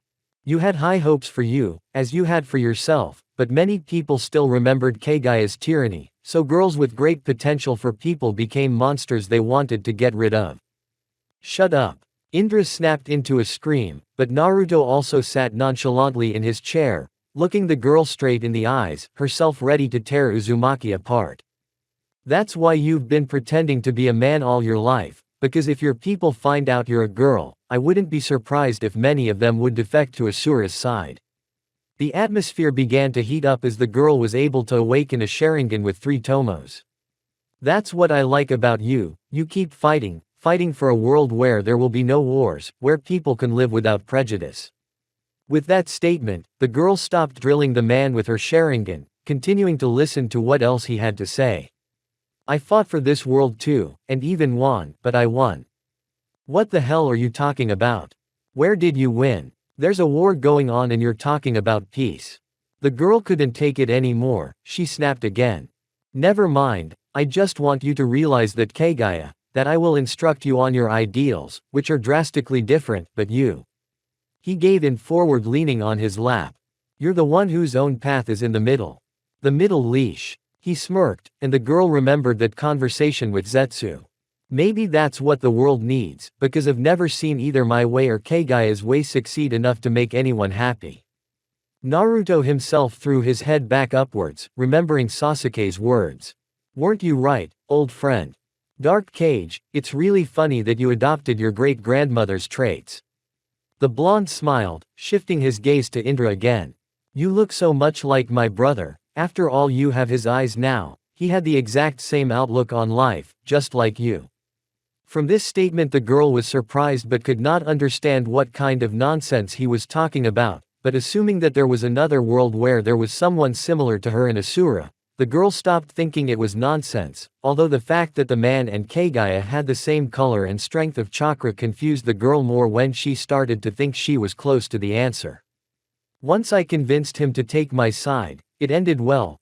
He clenched his fist, remembering his dead friend's body in the morgue, now buried under the rubble of the hospital with hundreds of other patients. What? The girl was so caught up in the monologue that she even deactivated her Sharingan. Ask your grandmother. The blonde replied ambiguously. I didn't mean to bring it up. All I'm saying is that you're stronger than you think, you must choose your own destiny, you alone are responsible for it, not Kaguya, not Asura, not Hagoromo, only you, and only you will decide whether you will be a tyrant, or a just ruler, or a democratic doormat who seeks answers from others. I believe that even in spite of what you have been through, that the facts that your friends tried to burn you alive, that your father betrayed you and your brother remained only a biological brother will not change you, that good girl who dreamed of surpassing all her relatives and proving that you are the one who is worthy. He stood up and put his hand on her shoulder, releasing her from the seals. And it's up to you to decide what to do with me. When the girl felt her body under her control again, she wanted to attack, but her body still wouldn't listen, she wasn't sure what to do next. If you want to kill me then do it, because you kill you don't become a monster, you just make decisions and there are no easy decisions in the life of what you want to become. He took his hand off my shoulder and sat back down again. You have a quality in you that your brother and I lack. And what is that? The girl was struggling inside herself, she clearly realized that she was facing an enemy, an enemy who shared her brother's views, because he had hinted at it throughout the monologue, but he was also helping her to fight her demons inside. You are pure grayness. Naruto smirked, and he sensed that the girl wanted to punch him with all her might as her eyebrow twitched, but he continued, causing the girl to freeze for a second. You don't cover yourself with your code when you do dirty deeds, you don't justify yourself when you make decisions, you can do both cruel and generous deeds, taking it for what it is, you don't stand on either the light or the dark side, you are the gray, the golden mean, if you don't like that word. He smiled again when the girl's lip twitched at the word gray. That's what a true ruler should be. I wish I had realized that when I was young, and I don't think I could have. He remembered his childhood and adolescence. When at that moment the barrier was broken and Kaguya and Zetsu were standing in front of the cell doors, or rather lying on the floor, a blob of mass. And here came Granny. The goddess activated her Byakugan and wanted to attack him, but she was stopped by Indra, who stood in the way. What's that supposed to mean? Utsutsuki was shocked. Did he brainwash you too? But there was no answer as the girl didn't fully understand why she had gotten in her grandmother's way. Naruto. Kaguya was out of her mind, she knew she couldn't kill him, but she could break his arms and legs. The blonde man himself was as happy as a crawfish on a mountain. Grandmother. It was said clearly and loudly, and in the voice that rulers usually say to their subordinates. I'll decide what to do with him, he's my prisoner from now on. The girl emphasized this word on purpose. Don't be conceited, granddaughter. The woman glared at her granddaughter, but she was adamant and simply left the cell, heading for her chambers. Zetsu, take the throne room, taking my form, I don't want to see anyone today. She gave her final orders and walked out of the prison. Damn bastard, what did you say to her?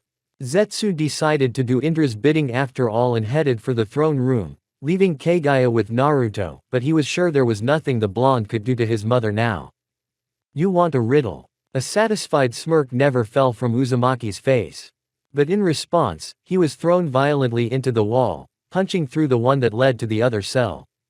Why are you all throwing me around today? But again, instead of an answer, the man was hit under the breath, causing him to fall to the floor. I'm going to make your life a living hell. But Naruto kept smiling, feeling his victory, his superiority in this situation. Guess who your granddaughter has to lie under so that you will be free in the future. Chapter 6. Torture. How long are you going to keep me like this? Naruto was lifted off the ground by his chest, and Kaguya's eyes raged with an anger and hatred that had never been seen before. What did you just say again, you little brat? The blonde's words didn't make sense to the platinum head, and she thought it was just another provocation, but recent events and the voluntary imprisonment of her enemy were pushing her towards other answers. I heard that. After that, Uzumaki, in his favorite manner, hit his head on Utsutsuki's head, causing her to let go of him and take a couple of steps back to regain consciousness. The girl was about to attack, but the words that came out of her mouth stopped her. Just calm down. What's the point? However, the girl was still holding her hand out for a good punch. Don't you get it yet? However, this question did not cause any emotion on the girl's face as she continued to drill the blonde with her Byakugan. I've never thought of you as stupid. He stomped his foot again, and the very same stone chairs appeared under him and next to Kaguya, one of which the creator himself sat in. Utsutsuki looked at all of this with a kind of wariness. The great goddess is afraid of an ordinary chair. The blonde raised one eyebrow, to which he received a snort in response, but the girl did not sit down and continued to stand. Do you want me to explain to you in a nutshell or in detail what you've gotten us into?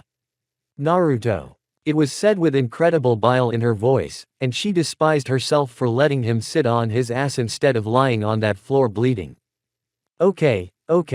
He raised his hands in an exculpatory gesture, then leaned back against the armrests and stood up from his chair, glaring at Kaguya. I don't want to do what I'm about to do, but otherwise, neither you nor I will ever be able to kill each other, although your death is in question.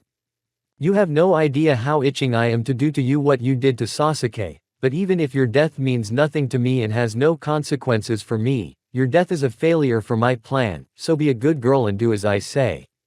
With that he kicked the girl under the breath with force, and she sat down on the chair. And you said you wouldn't. The smirk reappeared on his face, but the platinum blonde pounced on the guy and started beating him up. You piece of shit, I'm gonna beat the crap out of you.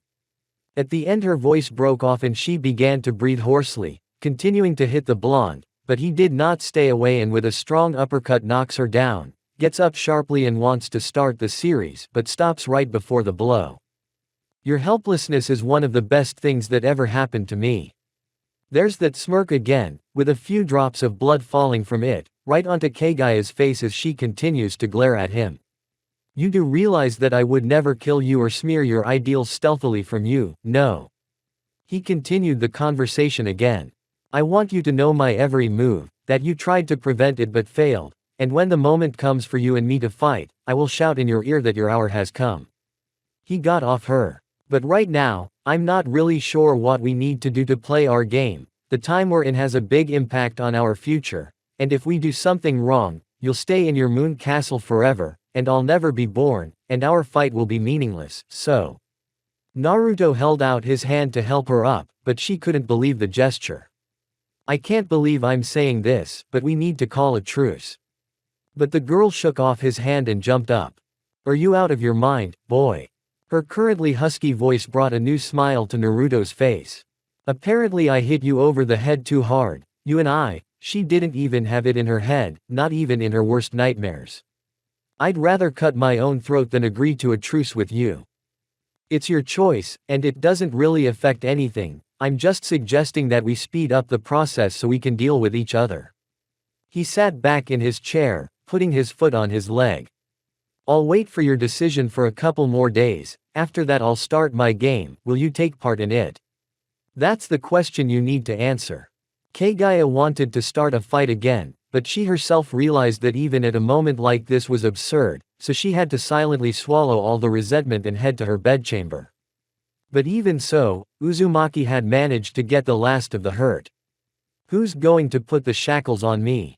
Fine, I'll put them on myself. I don't know where. Get them. Catch those things. A few girls were running through the forest, and an army was chasing them, launching various techniques at them, which they had to dodge, but one of them was hit by a technique, scorching her back. One of the runners, who was Indra, came running towards her. Get up, we have to run. She leaned on her, she made a series of seals and a huge stone wall came out of the ground. Then the girls started running again. When they caught up with the rest of the girls, they were surrounded by warriors who were moving from the other side of the forest. There were 40 of them, no less. Indra-sama, we are surrounded. One of the girls voiced the obvious. I can see. She put down the one she had helped to escape from the army's clutches, preparing for the battle. She looked back and saw that on the other side of the forest they had already been overtaken, driving them into the ring. While she was distracted by this, some of the girls who were the first to attack had already managed to kill or capture them. Attack. The one who gave the order was none other than Asura himself. The battle was unequal. The girls could do nothing against the huge army that came to their souls. The only one who fought back to the last was Indra. There were already many corpses around her, but the fighters kept coming and coming. She cut them with her sword, burned them with techniques, put them on spades, but their numbers kept growing and growing. The strength began to leave the girl, and when she lost vigilance in the heat of battle, she was knocked out by her own brother with a strong blow to the head. Got her. A few minutes later. No. Save. When Indra woke up they heard the screams of one of the girls that ran with her. Turning her head she saw that she was being burned alive. Chunks of flesh were burning and cracking. The victim was letting out piteous screams that echoed throughout the forest, and the girls that were still alive were begging for mercy. They were sobbing and crying, begging to be killed quickly, but there was only one death waiting for them all. Some had already resigned themselves, but you could see their face flinch when a new girl started screaming in unimaginable pain. And so, when only one Indra was left, and all the other girls were burned, her brother spoke. Today, we will rid this world of the tyranny of the Alliance. Today, my brothers, Ninshu will win the battle against ninjutsu. And today, we will kill the one who carries the word and power of Kaguya. Let there be light. He took on the avatar of a sage and shone with yellow flames. You piece of shit. The only thing Indra said as the bonfire began to ignite. She tried to endure but eventually gave up and screamed as her legs and thighs began to catch fire. I'll kill you all. The girl jumped up from the bed and set one of the chairs in her room on fire with Amaterasu, while she had her eternal Mangekyo Sharingan and RH activated and sweat trickling down her body. Indra, are you okay? Zetsu crawled into the room, and the girl stared at the chair she had set on fire with a dead stare for a few more seconds. Indra, put out the fire before you burn the place down. The words brought the girl to her senses and she did the guest's will, but there was pain on her soul. She sat down on the bed and clutched her head with her hands. What did I do to deserve this? The Uchiha almost sobbed. I always wanted to bring peace and order. Is this really how it should be? She was asking these questions to herself, but Zetsu decided to answer. I don't know, girl, but I do know that you can make things right with your grandmother. He crawled right to her feet to look her in the eye. But is that the kind of world I want? Now she was looking directly at him and waiting for that answer. Such a world is necessary. What you have experienced is what almost every girl who has some power and does not want to submit to the will of Asura to guide him to the true path, limiting the potential of everyone, so that no one in the future will be able to oppose his freedom. You, on the other hand, give people knowledge and power, but demand an equal exchange in return. However, people don't really remember the good things for long and they need to be kept in a tight grip, not like your brother. Zetsu finished. I don't want to be a tyrant, I want to be like my brother, but at the same time give people actually something worthwhile, not limit them all. Your grandmother doesn't agree with that. People need to be given the knowledge and power to stand up for the honor and truth of their queen in no other way. Free speech is unacceptable and your brother is just as much about free speech, but he won't tolerate ninjutsu or anyone else coming into this world to change it for the better. Your brother is nothing but a hypocrite, so the only solution is to trust Kaguya to help you build that world where there will never be such conflicts again. I don't know. She lowered her head and cried. Go away, I want to be alone. As you wish. Flashback. A few weeks after Hagoromo's death. Hagoromo's house. Sis, what's wrong? Asura was sitting in a chair in front of the fireplace drinking green tea, resting after the recent battle. But Indra could only see before her eyes the body of that child she had slit the throat of while she carried her father's word. That child was looking at her with a pleading look. He was begging to spare his mother who was killed by Asura. How can you sit so still after what happened? She turned to her brother with an activated Sharingan with rage. How? She punched him in the arm, knocking his drink mug to the floor. What's gotten into you? The man even jumped up from his chair at such insolence. Don't you realize, we just slaughtered a small village, and you're sitting there drinking your tea? The girl's indignation was unbounded. They were heretics, they studied ninja without our approval, and you know that people punish such actions by burning at the stake. Did you want these people to suffer the same as those poor people you spared? Already Asura himself was shouting. We killed them quickly and painlessly, now the world will not accept those who follow in Kaguya's footsteps. We are the ones following in her footsteps, punishing those who disagree. You are the new sage, you have to explain to the people that there is no more war, that grandmother is dead, that people can explore and learn new things on their own. I can't take that risk, it could cause a new war, and in that war there could be someone like our grandmother. Father willed us not to allow that to happen. And that's what I'm going to do. He sat back in his chair, indicating that the conversation was over. You pathetic hypocrite. She walked over and spat in his face. You've got a temper. He jumped up from his chair again and glared at his sister. Go ahead, burn me as a dissenter of Ninshu's will, because even those who wanted to burn me as a child were spared by my father, because they were innocent, just scared people who punish anyone who looks at them funny. It seemed like a bolt of lightning was about to fly between them, but something else happened. The furniture in the entire house began to rise up because of the chakra buildup. Don't start. The younger brother spoke threateningly. How about I do this? She stepped back and crossed her fingers in a sort of seal. Look, I'm a heretic now too, since my father forbade me to use them. What are you going to do, kill me? Indra, Asura flashed yellow flames. Stop it, he said and took a step forward.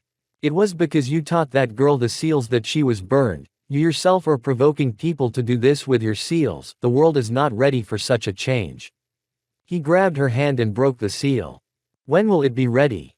The girl released herself from his grip, and there was contempt for her younger brother in her voice. When our great, good and almighty Asura allows it, or when he stops licking the ass of the people and shows them that the world has changed and we all need to change. At the last word, she had already snapped into a scream. You're just a pathetic piece of shit covering up your tyrannical tendencies with peace, freedom and equality. I hate you. This was followed by a slap, which should have cooled the girl down, but she got even more agitated.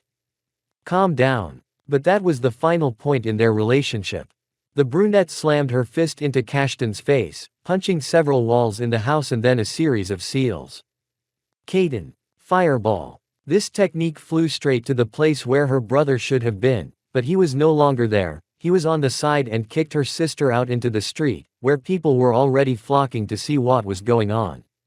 Indra didn't see it, but Asura did, so he didn't attack further, giving Indra the opportunity to do so without appearing to be the instigator of the fight in the eyes of the people.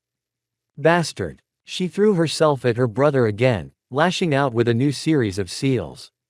Sweden. Water whip. Immediately accusations of heretics, that Indra was a traitor, that she should be burned and the like were heard from the crowd. Asura dodged the attack and sent his sister back to her original position with a strong kick to the stomach. Heretic. She must be burned. The accusations were louder now that Asura, their leader, was dominating this confrontation, so the men could shout whatever they wanted. Look. He shouted to Indra. Look at what you have turned into. I don't believe you are my sister. Kashtan purposely said it loud and clear so that everyone could hear it. That was the trigger for the citizens. Get her. And the people ran, some with knives, some with picked up stones. They wanted to kill her, or capture her to burn. Wait, I didn't. But she was not allowed to finish her sentence by a knife that was stuck in her shoulder blade. She reflexively hit the attacker with all her might in the stomach and punched him through. Her intestines flew out on the ground, and the girl was in a kind of shock. God. I didn't mean to. She panicked. She didn't realize what was happening, but a stone thrown in her face brought her to her senses. The people continued to attack and shout insults at her. At this point Kashtan just stood there with a smile. As he asked with his gaze, so what are you going to do? She couldn't dodge for long, as she was already pretty cut up. Please stop. She begged them to stop, but they did not listen and continued. Eventually the girl couldn't stand it any longer and struck a series of seals. Kaden. Explosion. Her entire body sent out a wave of fire that burned everyone. Those who were a little far away started screaming and calling for help, for they were the ones burning alive right now. Indra stood with her head down holding her ears so that she could not hear this. She fell on her knees and began to cry. At that moment Asura came to her and lifted her by the chin. The last word. He infused his right hand with a clot of chakra to pierce his sister's chest. Brother. She couldn't believe, didn't want to believe what was about to happen, but it was at that moment that the final realization of the situation came into her head, and accepting everything as it was. Her eyes lit up with MSH and instantly activated Susano, who shielded her from her brother's blow and threw him aside. She herself got up from her knees. I will destroy Ninsha, I swear to you, you will pay for all the sacrifices made for this false religion. I will kill you all. After saying that, she started running, and Asura was in no hurry to catch up with her. Let's see. End of flashback. So this is what really happened. I didn't realize Asura was like this. I didn't see him that way. Very different. Indra heard a voice behind her, but she wasn't frightened, and didn't even turn around, because she knew exactly whose voice it was. You must stay in the dungeon. She answered calmly, not even resenting the fact that he was scanning her memory again when she was most vulnerable. It's boring, and we've already talked to your grandmother. Naruto emphasized that word on purpose. Did you trash everything? A couple of cameras were still intact. He walked around the bed and sat down next to the girl. You've got a lot on your plate. She activated her eyes again, looking at him. Enough already. He crossed his arms and hunched over. I'm here to help you achieve your goals. He decided to answer the question in the air right away. Why should I believe you? Everyone has betrayed me all my life. I can't even trust my grandmother anymore, and I can't even trust a leftist who's flitting from one camp to another. She deactivated her Sharingan and continued to stare at the same spot.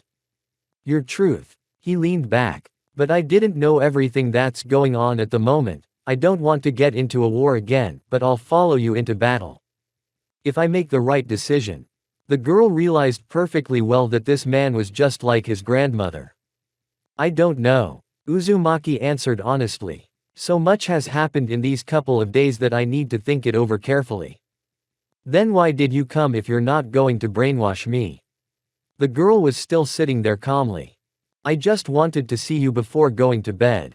Honestly answered Uzumaki, because he was really interested in seeing Indra and her reaction to him.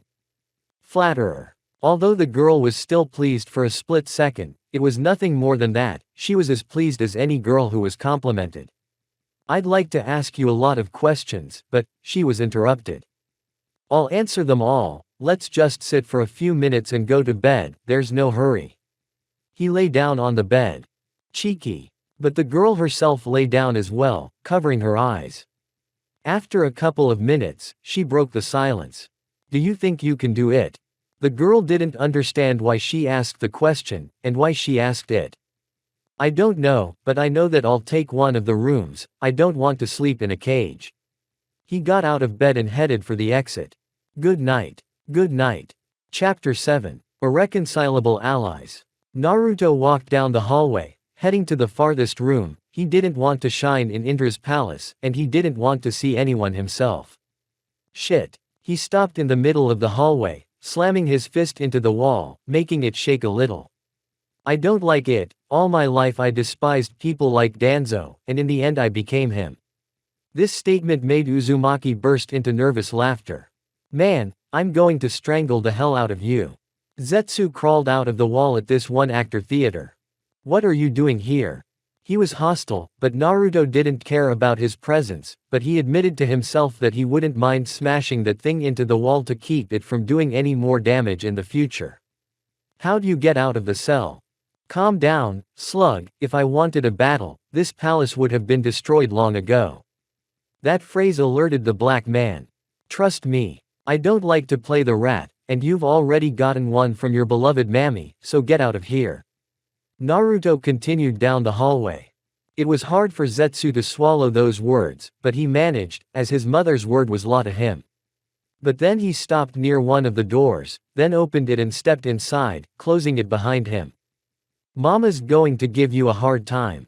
And he crawled into the wall himself, determined to overhear further conversation or watch a new fight. A slug is not a slug, but everyone likes a spectacle. Kaguya's room. It was worth noting that her room was near the end of the hallway, making Kaguya and Naruto potential neighbors.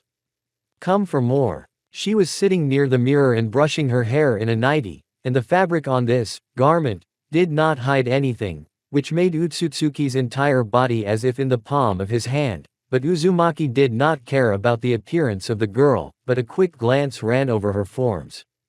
Looking like that, you wouldn't even be able to tell you're like that. He walked over to the bed and sat on it, crossing his arms in a lock. This behavior alarmed the woman, but she still continued to brush her long hair. Naruto, I'm tired, so get out of here. I'll break your legs and arms tomorrow. This was said in a haughty voice to get the enemy again, for now it was the only weapon they could fight with. We need to have a serious talk. Uzumaki still continued to stare at the floor as well, his whole gut still struggling with what was going on. Why would I do that? You want to brainwash me to be on the plus side. Utsutsuki even turned to face her interlocutor at such insolence, but the blonde man still continued to stare down. Just because I can't kill you now doesn't mean I won't be able to kill you later, so do what you have to do. I won't get in your way, but don't you dare think I'll help you in any way. At the last phrase she threw her hairbrush at Uzumaki, infusing it with chakra, but Naruto caught it easily, then stood up and walked over to Kaguya, looking her straight in the eyes, with a look of doom that knocked the platinum one off balance. Believe me, I myself sometimes wish you could kill me. He placed the hairbrush on the table and then left the room, leaving the girl in mute shock. Naruto's room. After his conversation with Kaguya and Indra, the blonde felt extremely lousy. The only thing he wanted to do was cut his throat open and not participate in this circus. I don't have that fuse anymore. I don't want to save the world. I want to just give up. He lay down on the bed with his legs overhanging. Maybe I really am just an ordinary boy who's playing the hero. He stared at the ceiling, trying to find the answers that wouldn't come. Then he printed out a hand-printed picture of his team, where only Kakashi and Sakura were, but he could make out another silhouette in the picture, which was in the place where Sasuke should be. Even moving in the right direction doesn't give me any strength at all. He sealed the picture again, the picture of his parents he didn't even try to look at. He felt like it would totally get to him. He just wanted to go to bed, but the thoughts that kept coming into his head kept him awake. The resistance turned out to be the Alliance subjugating the world, and the Alliance turned out to be the resistance fighting for human freedom, fun. Asura turned out to be a bastard, too, though. He thought for a second. I'm not one to talk about bastards. Still, fatigue overcame the agony. I should take a nap. Resistance headquarters. Kurumi returned to the village after a not-so-pleasant conversation with Naruto. She flew into the conference room with tears in her eyes. Where Jin and his subordinates were, they were just about to go on a sortie to rescue Uzumaki. Kurumi, what's wrong with you? Jin was the first to step away from the scene and ask the appropriate question. Naruto. Then. Throat. The girl was crying her eyes out, her heartache still not wanting to subside. She felt like her heart had been ripped out of her chest. But then Utsutsuki came closer and slapped her with a powerful slap, which immediately brought her back to her senses. Pull yourself together, soldier. Report. The general raised his voice slightly. He knew that the best way to bring a man to his senses was to switch his mental pain to physical pain and immediately ask a question. Naruto is a traitor. He's a spy sent to our village. The red-haired girl said in one breath. I disobeyed the teacher's orders and ran to his rescue, but met him halfway to the village, where he told me everything. The girl could barely keep from crying again, but as soon as she finished, she was in tears again. I see. The general rubbed the bridge of his nose. Shin, take her to our medics, let them bring her to her senses. The rescue mission is cancelled, everyone disperse to their posts, everyone needs to duplicate, so get everyone up. I think we should wait for guests. I'll go to the commander-in-chief with a report. Disperse. The white-haired man gave the order and went to Asura's office. Yes. He heard last, when his subordinates left. This is all strange, a teacher would have warned me about something like this. Pondered on the way to Jin's office. But on the other hand, it was after that blonde appeared that the teacher started acting very suspicious. I don't believe that the teacher could have been subdued with Ninshu's help. After all, he created him, but I can't rule out all possibilities, so I need to discuss everything with Asura before acting. The man stood at the door for a couple more minutes, thinking about all the possibilities, from Naruto being a traitor, to him being a traitor on purpose so the Alliance spies couldn't find out the truth. But there was a knock on the door and permission to visit was granted. Asura-sama. I know, I had the honor of overhearing your conversation with Kurumi, if you can call it a conversation. Asura himself was sitting on the table with his hands crossed at the bridge of his nose. What do you think?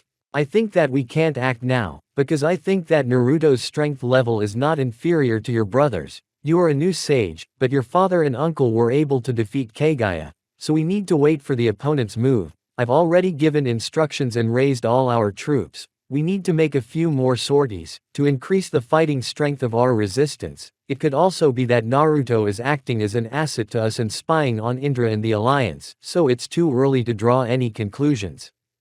Besides, I recognize an experienced warrior in this blonde, and he could have given non-verbal gestures to Kurumi that she might not have read. Reported to his commander-in-chief Jin, after which he waited for a response. Several minutes passed, after which Kashtan made a conclusion. Gather our squad. I just received a report that one of the children used hand seals in the northeast. The village is called Nunshi. Take the women and children captive and make them work for us. We leave tonight. As you command. Jin left the office, while Asura himself was in a bad mood. How can these pathetic people not realize that Ninshu can't be defeated? Kurumi's apartment. The girl came to her senses for a long time. She could not believe that the man who fought so fiercely for the lives of others was a traitor. After all, he almost died in that battle with that titan monster. What if it was an act? It occurred to the girl, but she could not match the attack, because Uzumaki could not know about her. He did not know that she was in the intelligence. After all, this order was given to her by her teacher and spies could not overhear them in any way. Damn bastard, I'll get you for this. The girl started beating the pillow with her fists, taking out her anger and frustration on it. After a few minutes of beating, the girl decided to get some fresh air. When she went out to her balcony, it was already night. In the moonlight, she saw several silhouettes that were heading for the exit of the village.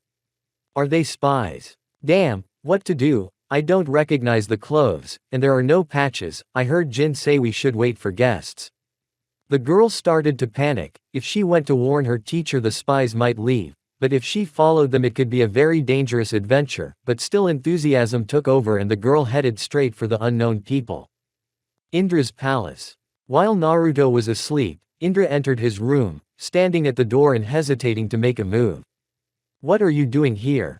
The girl didn't seem to understand why she had come to see the blonde, but she wanted to see him very badly. You can sit down, after all, impudence is my specialty. The blonde raised himself up on his elbows, staring straight into the black eyes that were as black as pitch, which were filled with uncertainty. I don't know why I came here. The girl came to the bed and sat down on the edge. It's my fault. The man smiled slightly, sitting down next to the girl, but the Uchiha didn't quite understand the meaning of the phrase, looking at his interlocutor with a mute question. I'm just the first who does not criticize you, not afraid, but accepts you as you are. I had the same with my brother, who did not look at who I am, but at what I have inside. That's why you want to sit with me. Don't you think too highly of yourself? The girl even pouted a little that she was read so easily, but you can't lose face. Even though there was a small but smile on that face, Uzumaki himself went down at the same second. He grinned. I'm a freak. You're a beautiful flower that blooms and blooms, even though they try to destroy you and bury you in the ground, but no one can, not your fucking grandmother, not your hypocrite brother, not me. He looked her straight in the eyes, where there was incomprehension, but still burning that flame of hope for a better future. You're beautiful, I see the power in your eyes, that fervor, that desire to help people, it's never confused with anything. Then he rubbed the girl's head, ruining her hair, but she continued to keep silent and watch the blonde, who began to walk around the room. God, what a freak I am, I'm seducing a weak girl who only needs human warmth. Naruto then looked again at Indra, who was still sitting there waiting for the next words from the blonde man. She was listening to every word he said. It was like she was looking at him in awe, like Hinata had once looked at him. I can't do this anymore. He slapped his palm on his face, beginning to massage his temples. You can't what? The girl even jumped up from her seat, not understanding the behavior of her guest who was still a prisoner not so long ago. Please leave. He pointed to her door, but the girl took a step in a completely different direction. What's wrong? She looked at him with concern, for he was the first to accept her and her ideals, not fearing, not praising, but simply accepting and supporting her with a kind word. Naruto himself was struggling within himself, breaking himself harder and harder, trying to reach the point of no return but unable to cross it. Indra. He grabbed her by the shoulders. I'm a terrible person, you shouldn't listen to me at all. I'm worse than your grandmother. Our war with her will bring you grief. It will bring grief to everyone. I'm ready to help you in everything. I'll do anything for you, but stay away from us and do what you have to do, please. The Uchiha still couldn't understand what was going on with her interlocutor. Do you understand? Please stop looking at me like that. At the end, Uzumaki even shouted, which made the brunette shudder. But she continued to look at him, just as Hinata was once despised by her family, who was considered weak and only Naruto supported her in times of need. So here, for Indra, Naruto became not someone who does not reproach her, but shows her, someone who does not crave power but wants to do everything for her. Such gestures just didn't intentionally make the girl feel something for Uzumaki, who was playing his own game. Shut up already. After that, the girl merged with him in a kiss. The kiss was inept on one side or the other, since no one ever had practice. I'm sorry Indra, I'm sorry. Uzumaki wrapped his arms around the girl's waist and pulled her against him. After lying there for a few more minutes to catch his breath, he heard the girl speak in her sleep and pressed herself against the blonde man with her whole body. Don't leave me, please. It seemed like Uzumaki had only just gotten away from this internal struggle as one phrase from the girl brought everything back to normal again. Fuck, what have I done? The blonde man chastised himself, looking at the girl's pretty face. Gotta get some air. Naruto got out of the brunette's grip, got dressed and walked out of the room, with Kaguya waiting for him across the door, staring at the floor with her arms crossed. Does your tiny brain even realize what just happened? When she looked up, all of her dojutsu had been activated. I don't care if I die, but you can't live after what you did. It'll be better this way. Again that loser's attitude knocks Utsutsuki out of his mind. I'd rather die than hurt her in the future, no world is worth it. The blonde almost muttered to himself. What are you talking about, you animal? She sprang at him in a second and teleported them to her room, where she immediately pinned her opponent against the wall. Explain yourself, Liv. Kaguya thought she could stand by, but she was sorely mistaken, for her granddaughter's mental health concerned her as much as dominance, though she didn't want to admit it until now. I'm not used to playing with people's feelings and lives, and I don't want to get used to it, but I can't kill you otherwise. Naruto shouted slightly, but he didn't break free from the grip. You've gotten used to it, and you call me rotten, even though you've already treated my granddaughter. And who's the bastard after that, Naruto? In addition, she spat in his face. You will also disappear if I don't act according to my plan, and if I don't stick to it, the whole world will be doomed, and it won't matter which of us is right, because your rule in my world will end. He slapped the girl's hands, forcing her to let the man go to the floor. I don't like this plan at all, but your son said that it will be much worse if I fail, but I won't carry this burden alone, you bastard. Now he grabbed the girl by the pecs. I'm not going to suffer alone. You want to live, find out who's right and not lose your reign, then shut up and do as you're told. He shoved her forcefully, causing Utsutsuki to fall on the bed, but immediately jumped up. If that's, she wanted to start cursing again, but she was interrupted. My whim. Think with your brain, I will never hurt an innocent person, I want to kill you, but if we don't unite, the world will end, can you understand that or not? Uzumaki's speech was already incoherent, but Kaguya was able to grasp the essence. She clenched her fists with terrible force, but still suppressed the urge to swear. And, what do you suggest? Every word she said was a tremendous effort. Listen carefully, I won't repeat myself. After 30 minutes of conversation, you realize I can't believe this nonsense. Utsutsuki said it calmly, and in the meantime Naruto sealed the picture of his team and the pictures of his parents again. You have no other choice, it's either this or our death and the whole world, think it over, because. Here Naruto felt the echo of Asura's chakra. You felt it. Yes. But Kaguya's concern was something else entirely. I need to meet him, it's time to start the second stage of my plan. With that, Uzumaki disappeared in a flash, leaving Utsutsuki to himself. Damn Uzumaki. Chapter 8, Intrigue. Nunchi Village. Tell me, you bastard, who's that? One of the warriors of Asura's personal guard slapped the girl's cheek to give away the name of the child who used hand seals, which is punishable by death in resistance territories. I can't hear. Another blow followed from which the woman simply fell to the ground, crashing her face into it. Enough with the torture. Asura himself intervened, interrupting his soldier. I think it's worth explaining the whole situation to you. He took a few steps in front of the rows of imprisoned children, who were crying but unable to move because they were shrouded in the vines that Kashtan had created. There were about 40 such captive children, and opposite were all the villagers, similarly bound by vines. Only rare sobs, mixed with the sounds of blows, were heard this night around the unfortunate village, which was still leading a normal life this afternoon. We only need one. But one of the men interrupted him. Sage Sama, what are you doing? We're under your protection, aren't we? Senju nodded to one of his retinue who immediately slit the throat of the daredevil. The body fell to the ground and the blood from his throat began to spread, causing one of the women to scream, but another nod followed and another victim fell to the ground, showing everyone what would happen if they didn't shut up and listen. Now, we only need one child who used hand seals, then we won't touch anyone else. It's simple. He stood in front of one of the women who was shaking like an aspen leaf. Do I make myself clear? However, there was only silence in response, which lasted for about a minute. I must confess, very impressed with your loyalty. He clapped his hands, then another, and on the third clap, the vines holding the children at the end of the row immediately lifted them into the air, then wrapped around the unfortunate children, then squeezed them sharply. Everyone was in mute shock. Looking at the red vines, one of the villagers looked at the man to her left. He was wearing one of the children's shreds, as was she, as were almost all the villagers, but none of them made a sound again, knowing how it would end. Then the villagers heard another clap, which caused the new children at the end of the row to start screaming and begging for mercy, but then another clap followed and all the children took to the air. It's Suiryu, shouted one of the residents.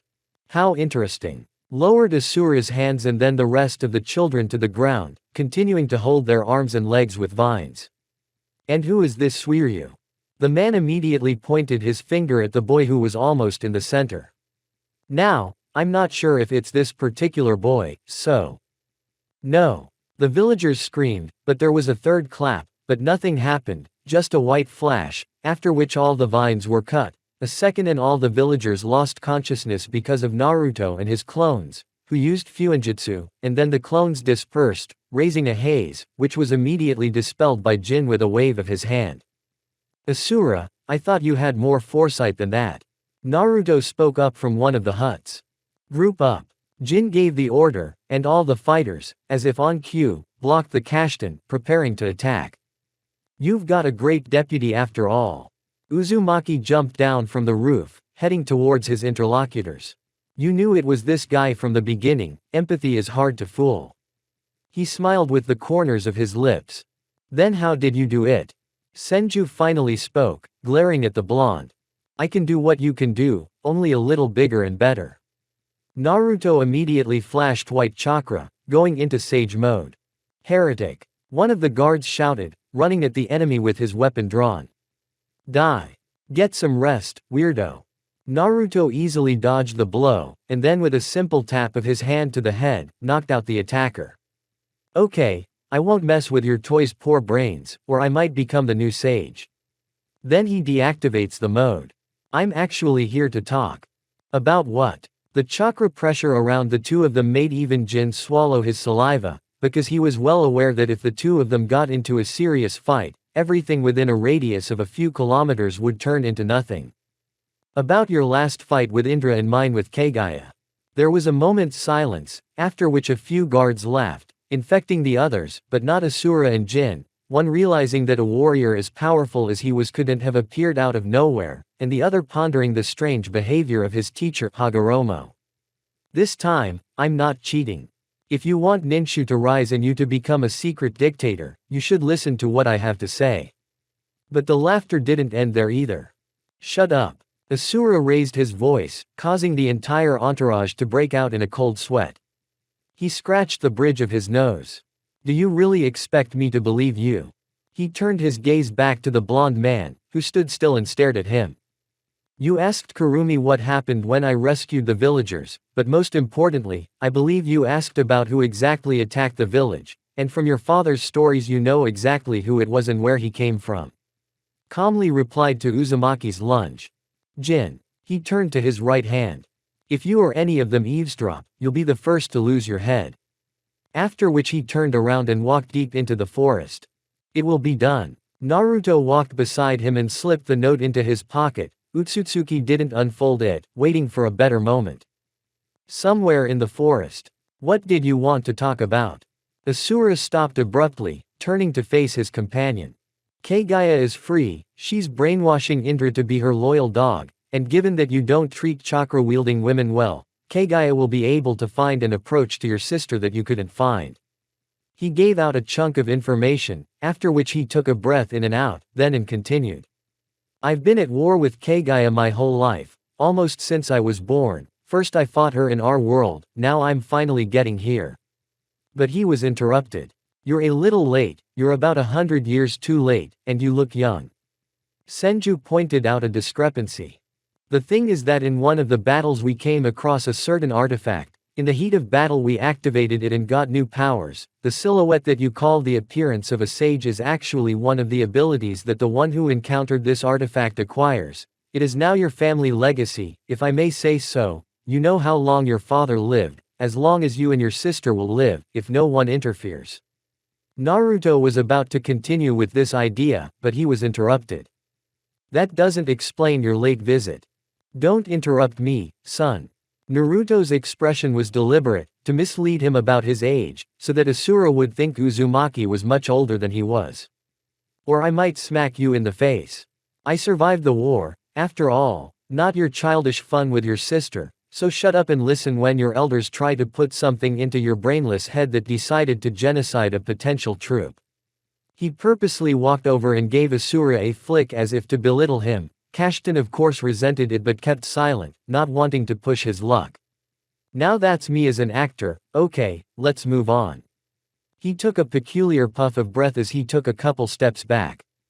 In the last fight Kaguya was able to defeat me because she was able to adapt to the new powers faster. She imprisoned me for several decades, and based on what you said, I was in a coma for over 90 years, but I could feel my body and mind. I was on the front lines for 2 years. Fighting back piece by piece until my world was free, but it cost a lot of innocent lives. He bowed his head, remembering that moment, as if remembering, in fact he remembered the horrors of the war he himself had gone through. When it was over, I found out that Kaguya had killed my entire family. At that phrase, Asura became so wary that he even went into sage mode, preparing himself for a potential fight. I don't care about you, your sister, your childish games, the only one I want is Kaguya. He clenched his fists for plausibility, blood spurting out of them. When she's done, I'll go back to my world and live in peace like I always dreamed of, but in the meantime, I need your help, because after Kaguya came to your world, she became stronger thanks to the fruit she ate. So what's your plan? Still, Asura interrupted him, deactivating the mode. I need new eyes like your sister's, but for the final effect, I need those eyes to go through new blood, because those eyes are getting stronger and stronger every day, but I noticed that they suck the life force out of Indra, and without the artifact's powers, those eyes will kill her quickly. The blonde paused for a moment before continuing. I'll put one of Kaguya's personal guards under her, who freed your stupid grandmother. After that Indra should get pregnant, I'll insert Indra's eyes into this child. After that they will completely suck the life force out of it, infusing these eyes with unknown power, which will help me to kill Kaguya, and at that moment you will lay siege to her palace. She will be easy prey, but Kaguya's personal guard will be the main problem. Just for her you need to gather an army, a huge army, so that you can win. And be able to win over Kaguya. After that we will separate like ships at sea, but I warn you. He came close to Asura and said, if you trespass on my world, I will leave no stone unturned from you and your world, do you understand me? Then he turned his gaze to Asura's eyes, in which the fire of impending victory was already burning. I think I understand you. Then he held out his hand. Partner. Which then shook Uzumaki, but then Naruto sharply pulled him towards him, continuing the conversation. So think with your dumb head and don't spread your units around. If someone uses seals it means they have the potential to be used in a decisive fight. When it's over, do whatever you want with your men. Of course. Kashtan smiled, heading back to the village. One more thing. He printed out some papers, then tossed them to Senju. Put all the villagers in a circle with these seals. They won't remember anything about tonight, and tomorrow, recruit volunteers, and for a year, try to behave the way you did when we first met, and I'll give you the go-ahead to attack. Asura just waved those leaves as he disappeared into the forest. Now let's deal with you, Kurumi. Naruto abruptly moved right behind the back of the girl, who had heard their entire conversation the whole time. What do you say to that? The girl was frightened and forgot how to shout, but she quickly pulled herself together, and then struck Uzumaki in the face with her fist. but he dodged, causing the girl to fall out of the tree and landed in the bushes, from which she immediately got out and ran away. It's worth catching up with her and letting her in on the plans, otherwise she might ruin everything. Naruto jumped down from the tree and went after her, hoping Asura didn't hear that. 10 minutes into the chase. I think we're already a fair distance away, and yes, Asura and his men have gone the other way, then abruptly shifting right in front of a running and already out of breath Kurumi. Oh, wait a minute. Stay away from me. She tried to hit him again, but he kept dodging, but the girl did not think to fight. She thus cleared the way and continued to run, which noted to himself Uzumaki. But the blonde moved in front of her again, causing the girl to panic. I don't want to die. But you bastard, I'll take you with me. Here she armed herself with her knife, attacking Uzumaki. I'll never forgive you or your teacher, everyone will know what kind of rotters you are. She continued to strike, which the blonde calmly dodged. Bastard. Kurumi, listen to me. He wanted to go up to the girl and explain everything to her, but then the unexpected happened. I'll kill you. Straight out of the girl's chest showed gold chains that Naruto knew very well. Now that's bad. The chains immediately flew out of her chest, beginning the hunt for the blonde man, and now it was really hard for him as the chains kept up with Naruto, who kept going on and on, increasing his speed. If she keeps using them she'll die, but also if I knock her out the chains won't disappear on their own. Just then one of the chains hurt the blonde's leg. Shit. He was distracted by his leg, only looking there for a split second, and when he turned back around, he could already see another chain punching a hole through his ribcage. KHA. Which causes the blonde man to fly downward, colliding with the ground. Burn in hell, you bastard. After which Kurumi herself loses consciousness. Chapter 9. Consolation. The village of Nunchi. After talking to Naruto, Asura was in a very high spirits, as evidenced by the smile that never left his face. Master, may I ask about the outcome of this conversation? Jin bowed courteously, while the others waited for their commander's orders. Jin, my faithful Jin, he put a hand on his shoulder, which strained his right arm, because Naruto could tell that Jin was his father's apprentice, who, as it turned out, was not dead at all. Everything is just fine. Now the smile had changed to something evil, even more like the smile of a maniac. Does anyone else want to know about our conversation with this person? However, the entire personal guard was silent, afraid to even make a peep. No, I can't keep such happy news to myself. This is a once-in-a-lifetime chance to share it with loved ones, given our circles of interest, gentlemen. He walked towards the villagers who were now unconscious. So, he crouched down on one of the villagers and then waved his hands. Listen to the tale. A wizard from a distant land told a little boy a story, the story of the boy's origin, who all his life had thought that his place was somewhere where the sun went down, where the grass was greener, where life was booming, and people had long since forgotten what life was. These people no longer feel alive, they live day after day in their reverie that their life is perfect, because they have turned their backs on the world, on the very God who bequeathed them the commandments. But then one of the inhabitants of the settlement woke up and screamed when she saw what she thought was a mountain of corpses, but she was immediately silenced by a wooden spade that grew from the ground and pierced the unfortunate woman through and through. It's bad form to interrupt people. So, let's get on with it. This boy, who had fought all his life for his ideals and values, for his faith in his God, realized that his home was under the same oppression as the place where he grew up, and the good wizard turned out to be a heretic who tried to brainwash this boy, and for this he paid with his life, as well as those who tried to stop the boy on his way to his goal. Asura cut his story short, looking at his subordinates who couldn't understand the context of the story at all. Master, pardon me, but what are you trying to say? Still also intervened in the story, because he was burning with exactly the same curiosity, forgetting who exactly his master was. It's simple. With a snap of his fingers, all the people in the village were torn to shreds by vines that grew out of the ground. Only Jin was left alive, who continued to keep a mask of calm, but inside he was shaking like an aspen leaf. No one even had time to peek, so painful was the death of everyone around him. Why do you think you survived, my right hand? Because your plan includes my presence, once executed I will become fertilizer for the soil, master.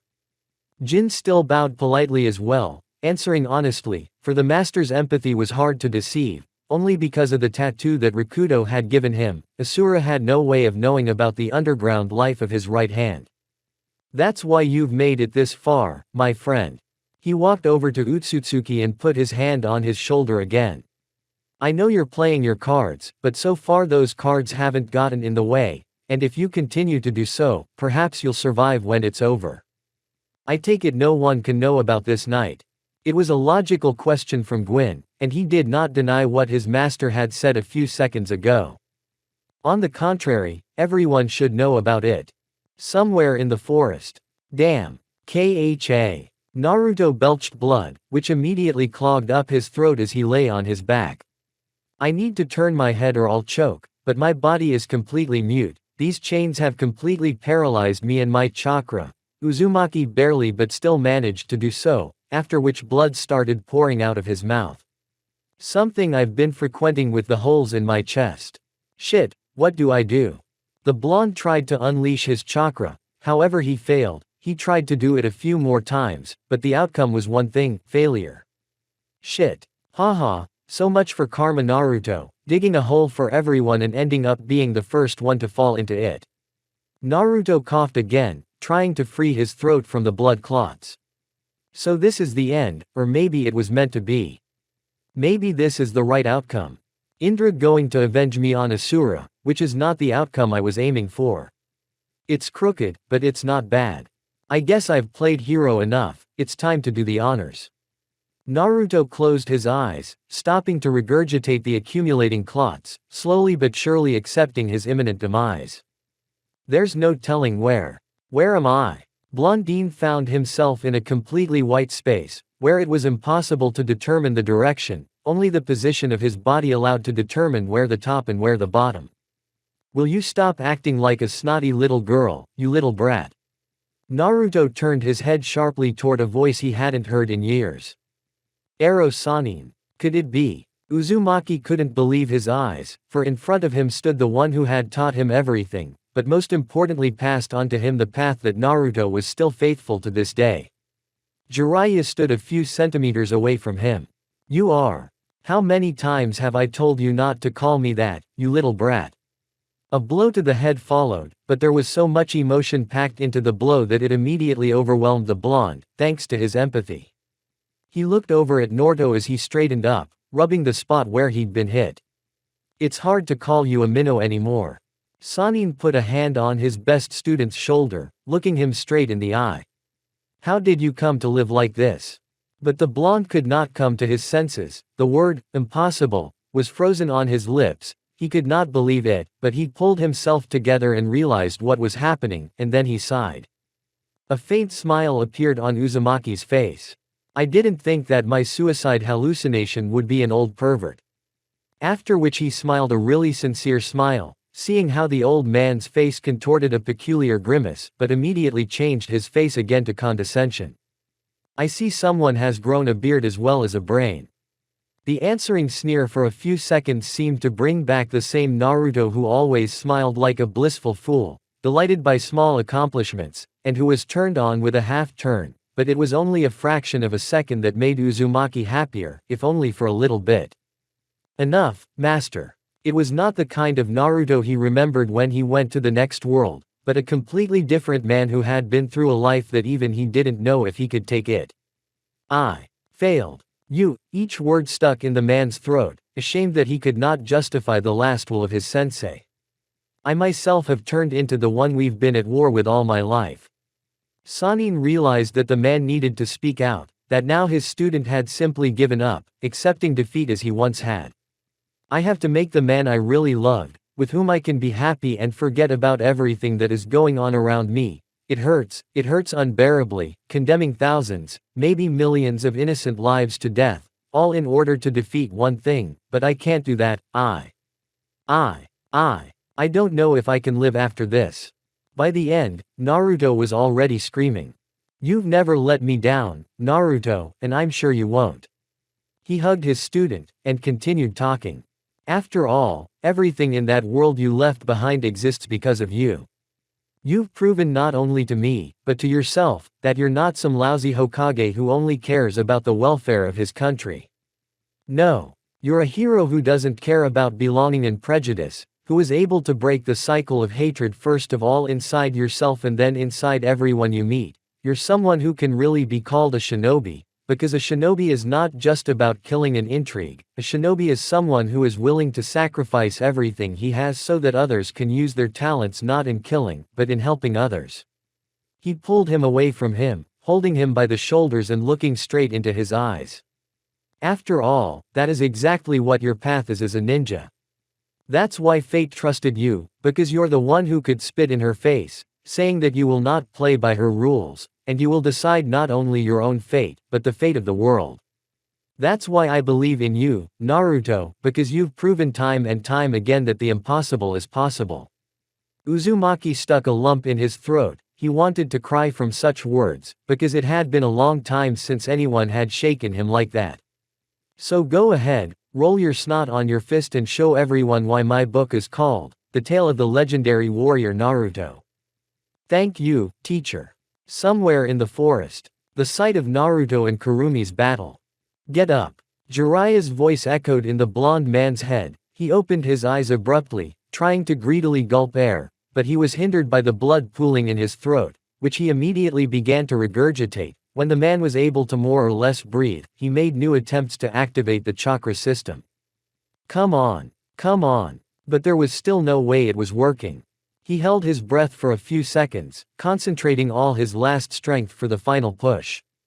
Come on. The shout was a jolt that served a different process than what Uzumaki had expected. What happened was that the blonde put himself in sage mode, and then time began to turn backwards. He lay there, then he rose into the air. He saw Kurumi waking up, and one of her chains that had pierced the blonde through began to recede. Then the blonde realized that the whole battle was repeating itself, only in reverse.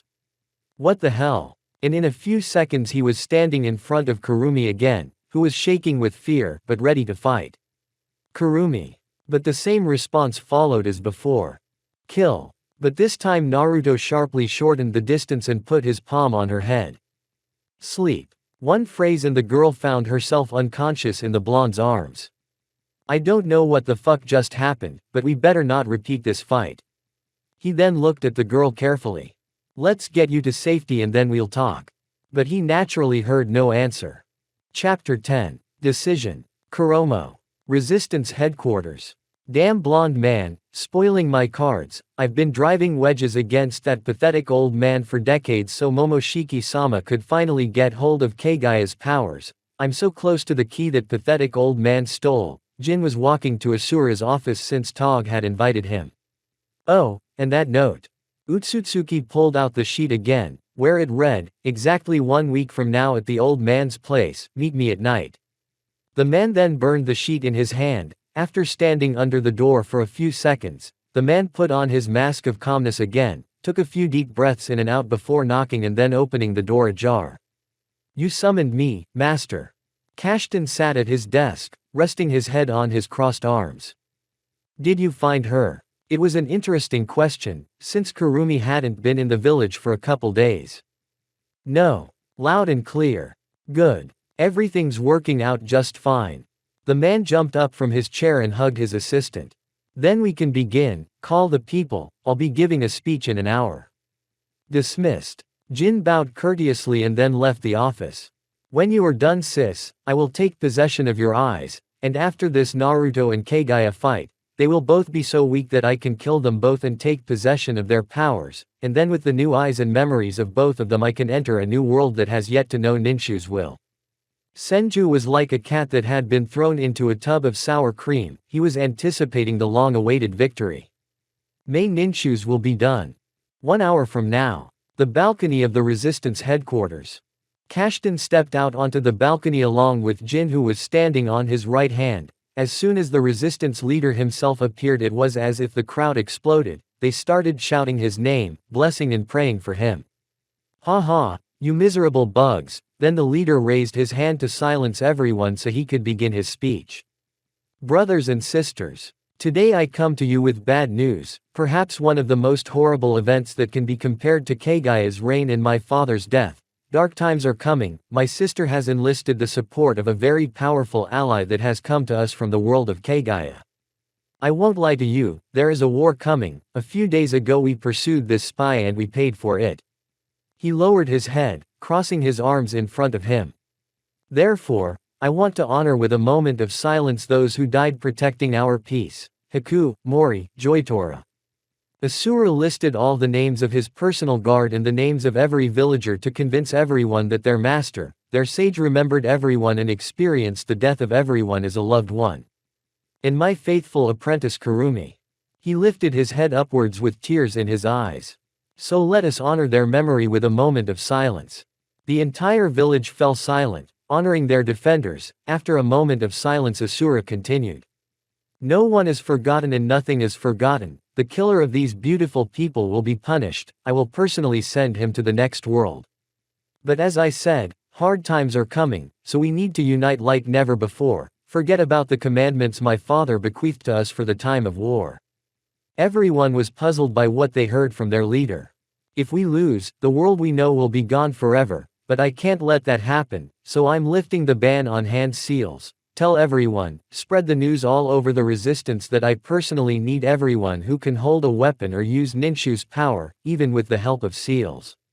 I hate to say it, but I am willing to sacrifice my faith so that you friends will live in peace and harmony. When we are victorious and the war is over, it will take us a long time to wash away our sins, but I am willing to do it so that my children and my children's children will never know the horror that you and I will know. He looked once again at the crowd, which was literally roaring at his words. Let us praise the will of Ninsha. For Ninsha. For Ninsha. Was his response as the crowd exploded. Come, brothers and sisters, let us show everyone that our will cannot be broken. The crowd dispersed in seconds. Some had even already boarded a wagon to go to the neighboring villages to deliver the news from their sage. How easy they are to control. He then turned to Jin. Jin, you will select anyone who wants to join our ranks. Send the suspicious ones to me. I will check them personally to avoid spying, understand me. His response was a nod and an immediate departure from the office.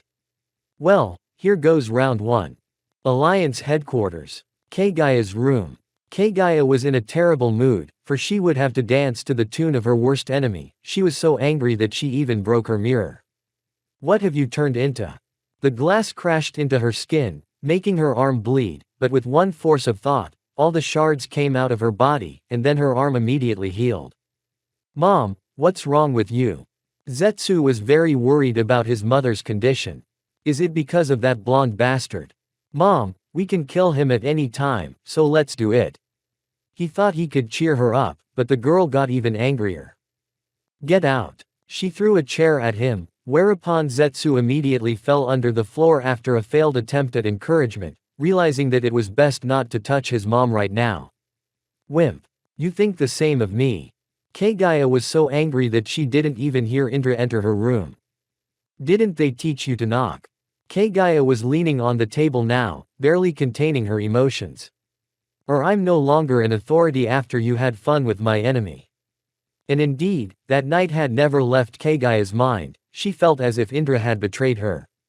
Couldn't you have taken anyone for your satisfaction? You could have taken one of my personal guards, they would have kept quiet, why him? At such a statement the girl lowered her head. Look at me when I'm talking to you. Utsutsuki kept boiling and boiling. She moved to her interlocutor in a second and grabbed her chin, raising her gaze to her own, but Indra was already crying.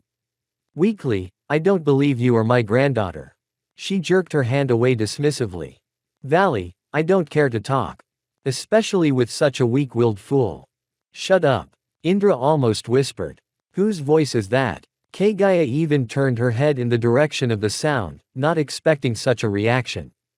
Traitor and scum were not allowed to speak. Get lost, I said. Traitor. The last words really hurt the Uchiha. She couldn't expect that from her own grandmother.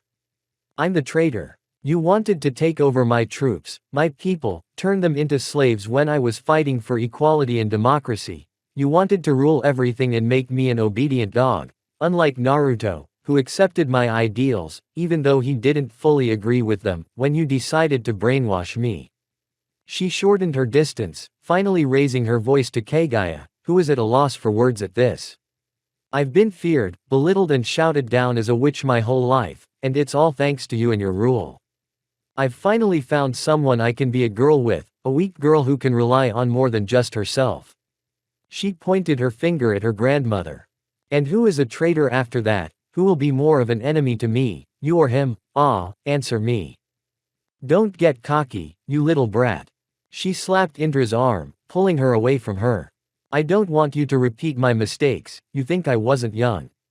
You think I didn't want to love and be loved. He's using you like he used me. They all use you, and when you're no longer needed in their affairs, you'll end up with a broken heart and a desire to kill. That's what's waiting for you if you stay with this Naruto. He doesn't care about anyone but himself and his ideals. He cares." The Uchiha immediately replied, defending Uzumaki. "How can you know that? You just met him a couple days ago." A counter-argument ensued, but that only infuriated the brunette more. "At least he didn't lie to me." Such a statement made Utsutsuki uneasy. Where did those eyes come from? She activated Eternal Mangekyo Sharingan and Rinne Sharingan.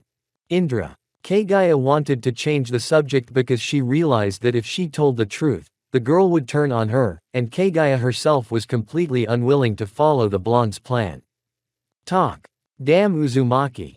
They stood like that for a minute or two while Kaguya gathered her strength to execute Naruto's plan. She should have lied to her granddaughter, but she didn't want to. She didn't want Indra to go through the same path she once did. "I'm sorry." She clenched her fists to make it at least a little easier. "You want to hear the truth? I'll tell you. Those are the eyes of Naruto's friend, because he was my second worst enemy that I killed, just like Naruto's entire family once was. That's why he came after me in this world, to get revenge, because in that world I was defeated and all my people were killed. Now he wants to destroy everything here." That shocked the brunette. "And now you disappoint me by becoming his bedfellow, because after my death, he will kill you and your brother, creating his anarchy here as well. He's a liar who manipulates people. I want to save T." "Shut up." The girl had such a strong surge of emotion that she activated Susanoo, who immediately grabbed Kaguya by the throat. "I don't want to listen to your lies anymore. Neither you, Zetsu, nor your gang of scum should be here anymore." She interrupted Susanoo, letting go of Kaguya, who walked past her granddaughter, still clenching her fists that were already bleeding. Kaguya didn't want to say it, but there was no way to fix the situation anymore, because Naruto had managed to finish processing Indra, something Utsutsuki hated him a lot for. "You're making a mistake. I'm sure that Naruto is now consorting with your brother, discussing a plan to kill you. Ask him where he's been when he gets back and he'll lie to you."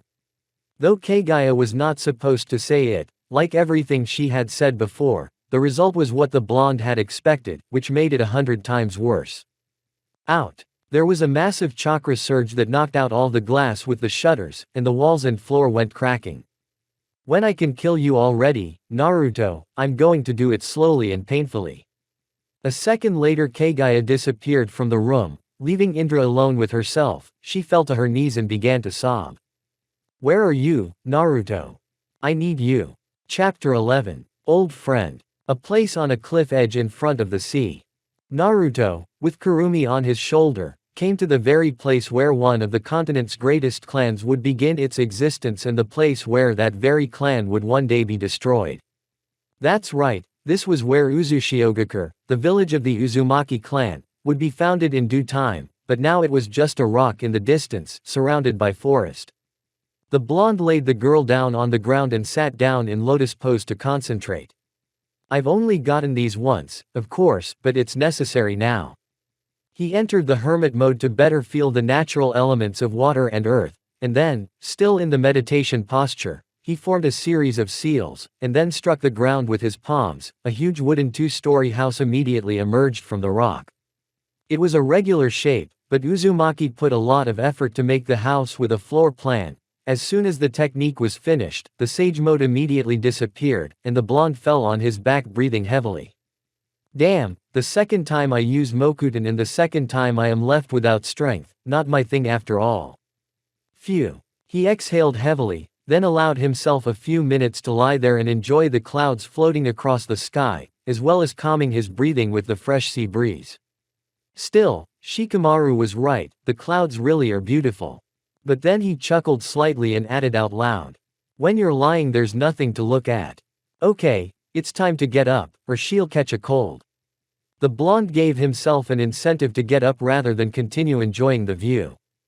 He lifted the girl off the ground and carried her into the house, noting to himself that he had completed his task perfectly, for the house did seem to be inhabited, without all the necessary amenities, but still.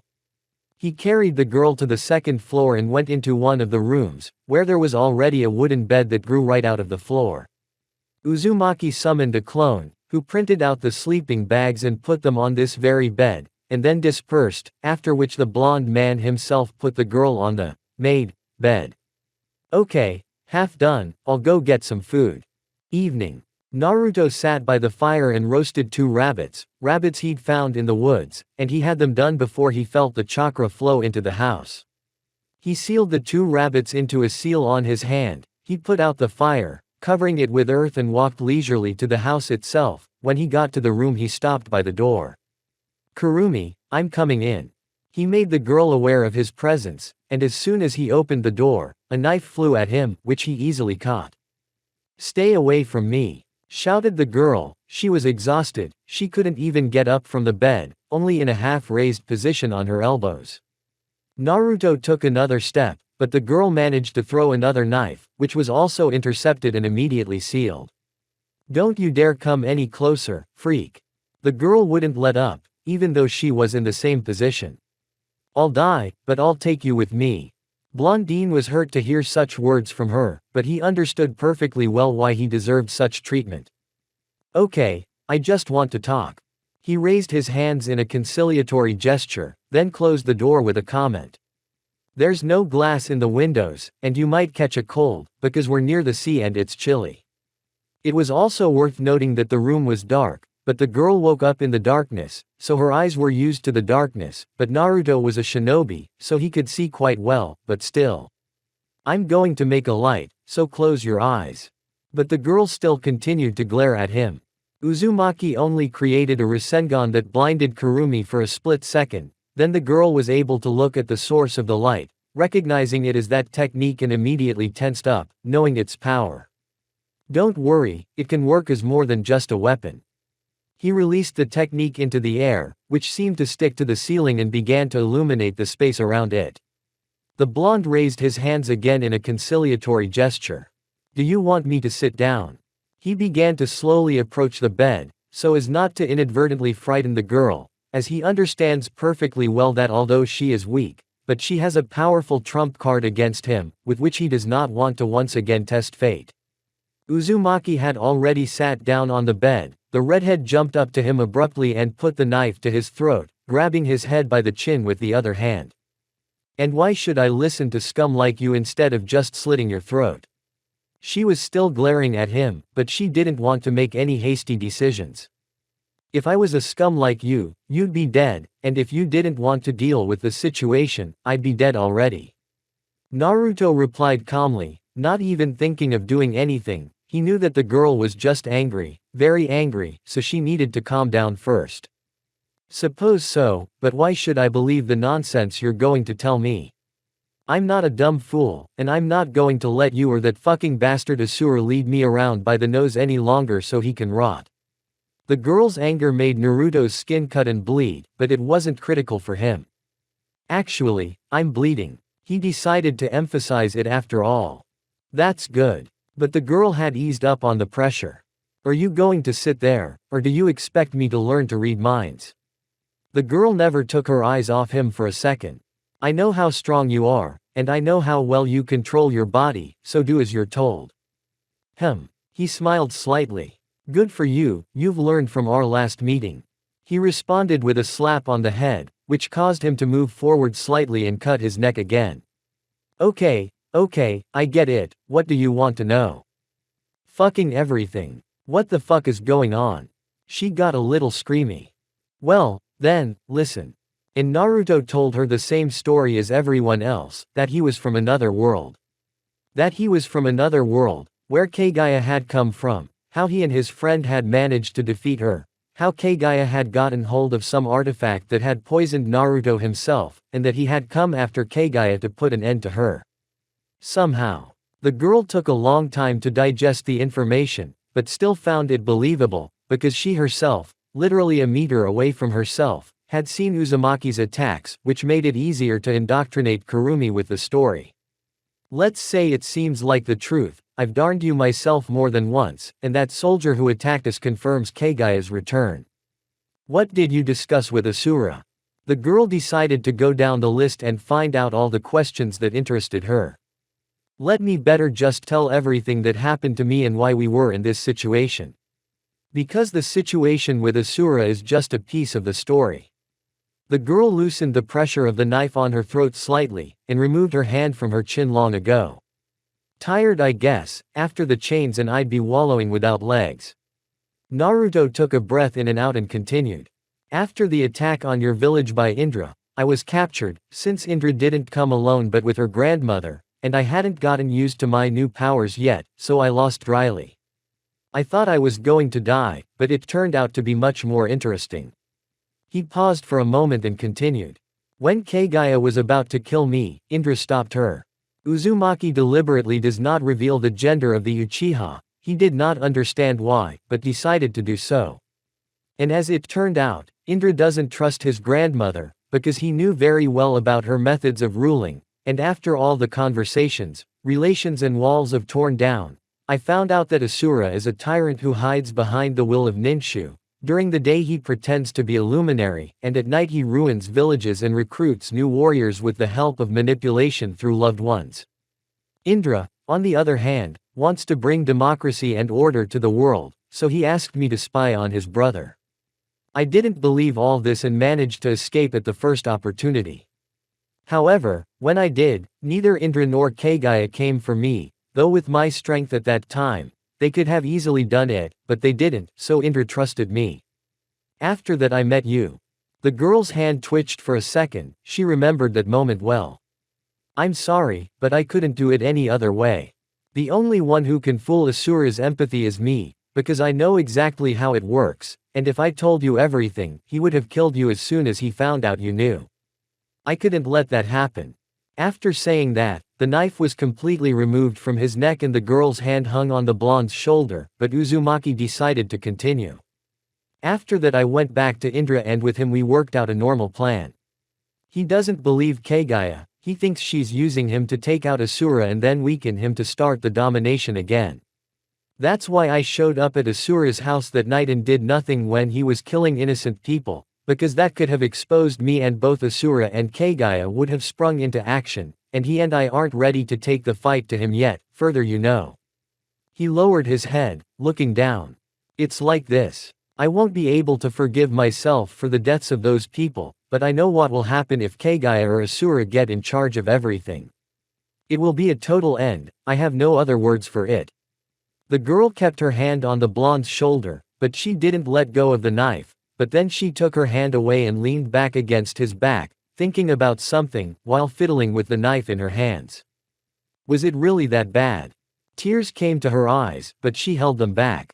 It's worse. He crossed his arms. Even worse, and you're the only one I can discuss it with now.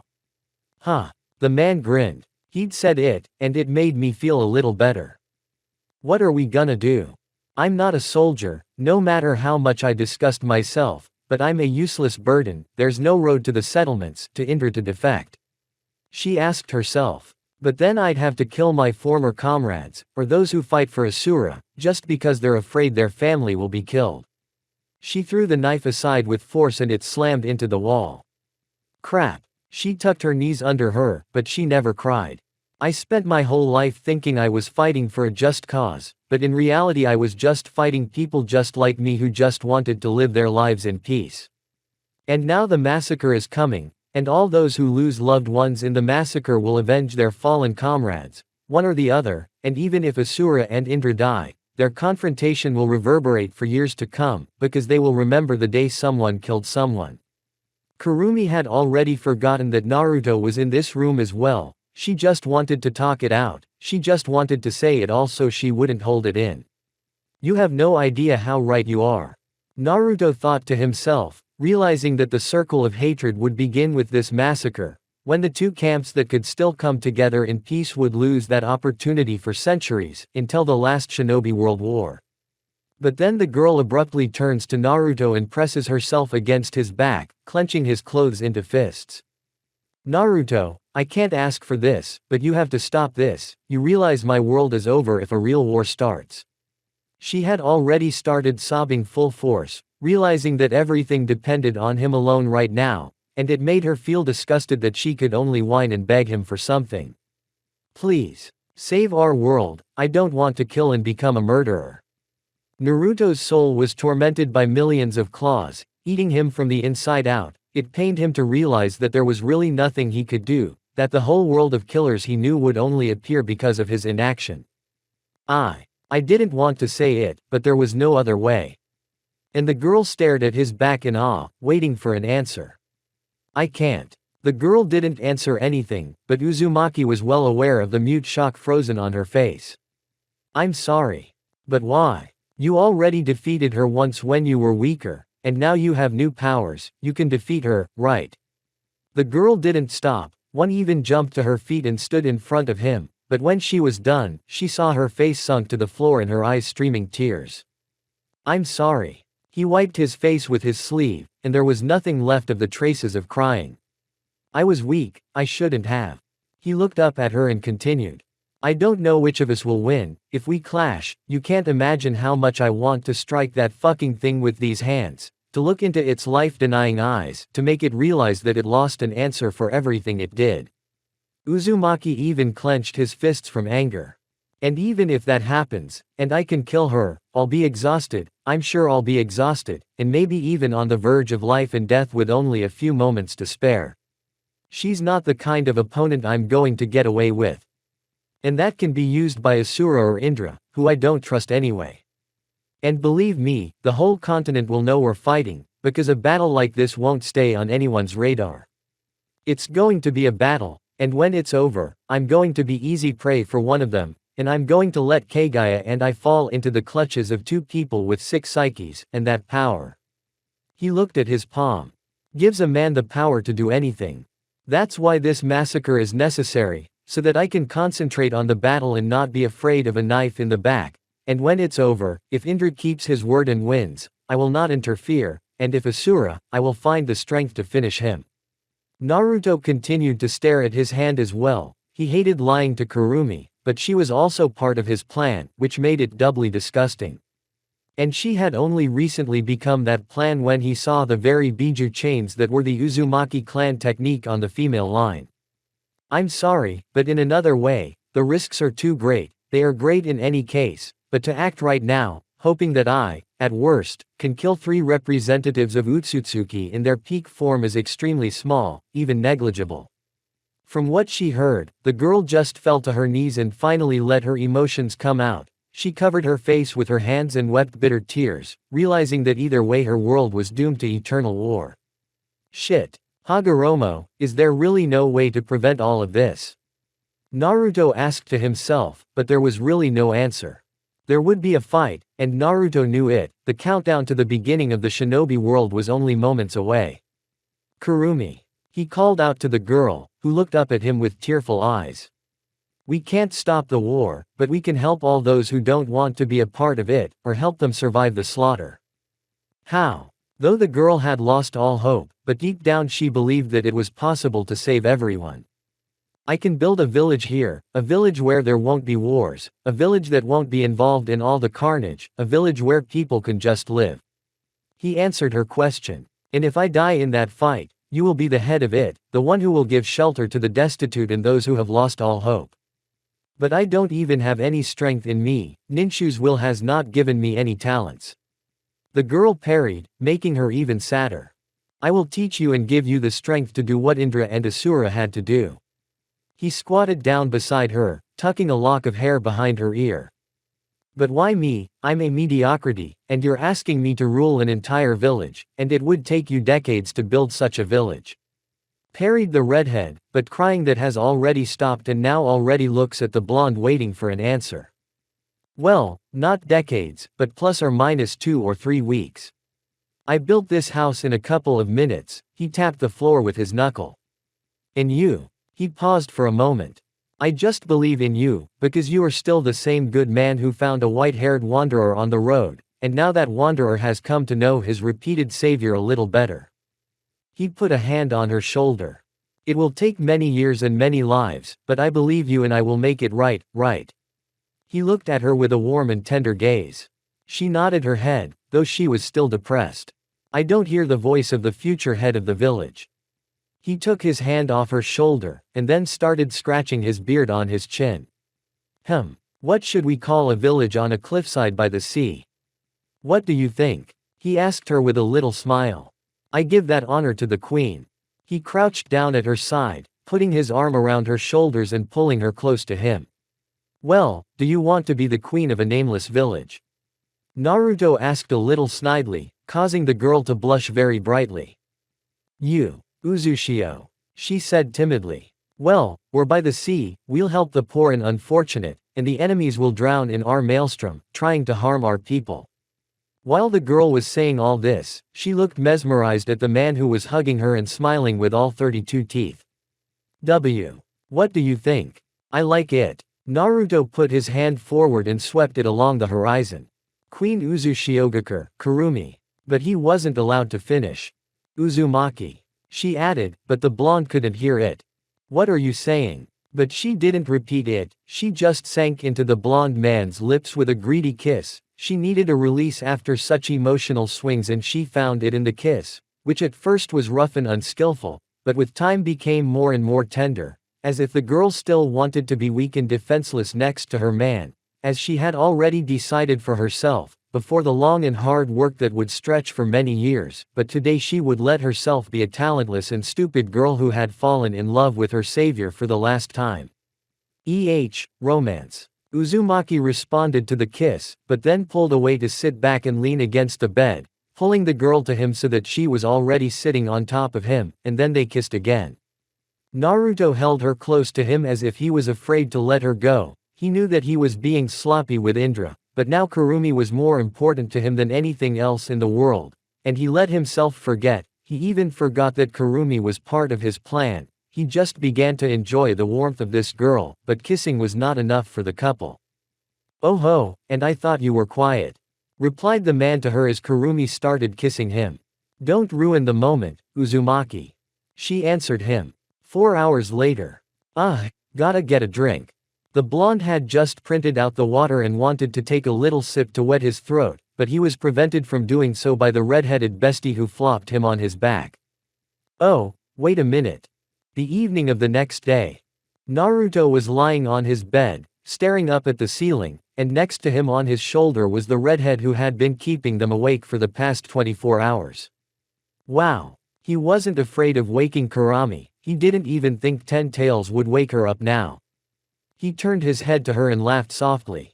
So that's what it is, the famous temperament of the blood demonesses of Uzushio. He gently rolled the girl over to her other side, and sat down on the edge of the bed himself. Everything certainly hurt, even my hair. Then he turned to her again. With a woman like that, you'll even forget what it's like to look left, let alone walk. But then he remembered why he was doing all this in the first place, which made him feel bad, and he leaned over to her and kissed her on the forehead. I wish we had met under different circumstances. Uzumaki picked up a bottle of water from the floor, which he wanted to drink, but half of it had already spilled, and the other half filled the blonde's stomach, which he drank greedily. But then he felt a familiar pang of chakra. It couldn't be. He immediately snapped out of his seat, unsealing and putting on a spare set of clothes. Somewhere in the forest, Uzumaki felt himself approaching such familiar and native chakra. When he could finally see him, he couldn't believe his eyes, and a smile crept onto his face, but Naruto realized that he couldn't show up in front of him like that, so he applied henge, changing his appearance to that of a typical commoner. He came out of the forest and saw a huge red fox, who was now sniffing on a rock outcropping near the sea. He opened one of his eyes and saw a man scrutinizing him. I wonder if Kurama has seen shit yet. Will he attack me, and did I come up for nothing? Such thoughts were going through the blonde's head, because he had already regretted the decision 1,000 times, but then the fox just yawned.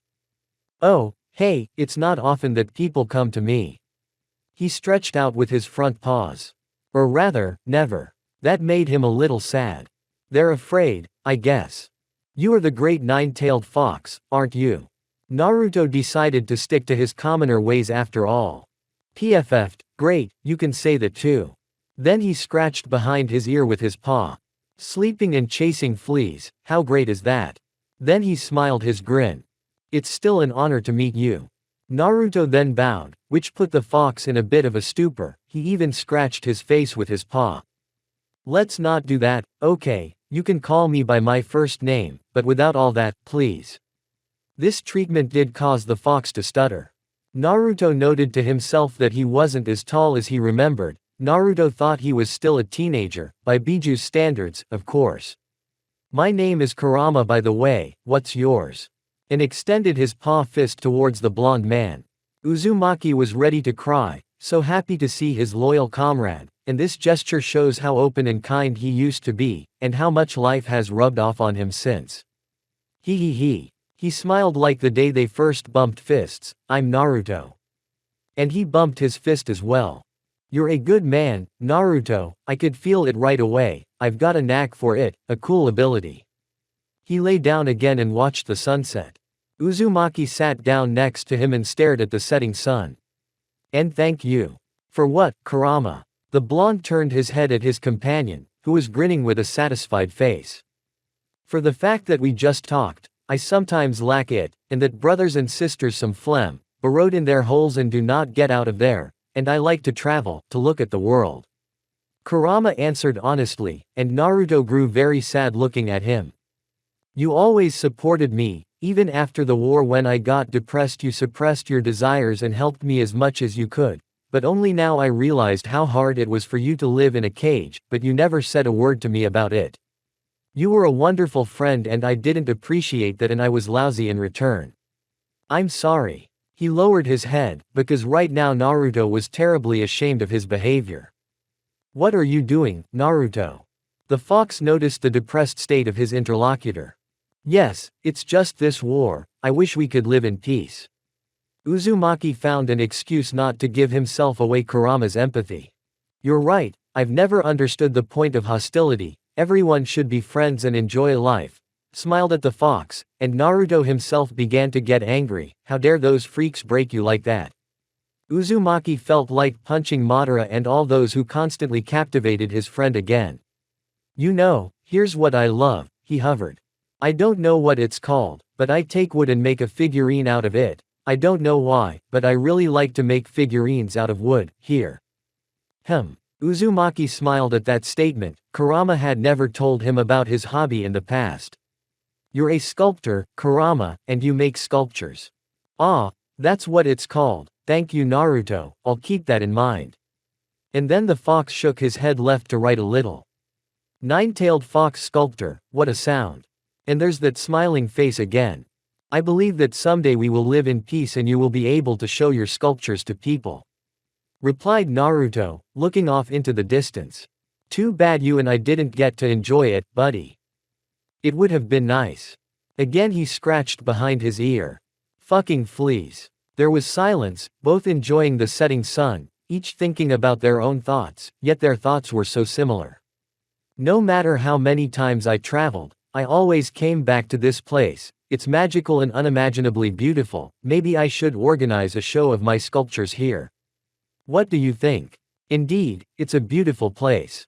Chapter 12. Possible consequences. Uzushio. Mokuden. A wooden house. Naruto used his technique again, and a two-story wooden building grew out of the ground. So almost a week passed, Uzumaki was building wooden houses, and his clones were teaching Kurumi how to use Biju chains and other wind and water techniques that the girl was prone to, and no one forgot about physical training. Phew. Man, why does Mokuden take so much energy from me? Reasoned aloud to the blonde, spreading out on the soft grass. It should be noted that the blonde had already built a few dozen houses, but it wasn't enough. I'm sorry Kurumi for being so hard on you in training, but we only have a few months. Thought to himself, the blonde man looked at the girl who was also lying on the ground just the same without strength, but then he shifted his gaze to her stomach. Because then you'll have to guard this village alone, and then you and I will have to guard our children. Though this was welcome news, the blonde felt extremely lousy at heart. After lying down for a couple of minutes, he pushed the bad thoughts away, then got up and headed towards the training ground he had organized for training. The blonde also put a very powerful illusory barrier around the village, and erected a large wall, so that in the future, so easily do not storm his village. How's the training going? He sat down next to the girl, who didn't even have the strength to turn her head. I want to hit you very badly. This amused the man very much, and he laughed involuntarily. I'm really gonna hit you. Okay, let's take a break, I'm exhausted from building houses too. He printed out a few sheets of chakra-infused ink. I'll teach you the basics of Fuin. The blonde waved the sheets in front of the girl's face, causing a grimace of pain and frustration. That's a vacation. Just to draw a couple doodles on a sheet of paper. Nothing more is required of you.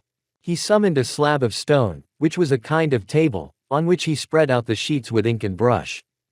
And how will these scribbles of yours help our village? The girl managed to get up on her heels, glaring at her interlocutor.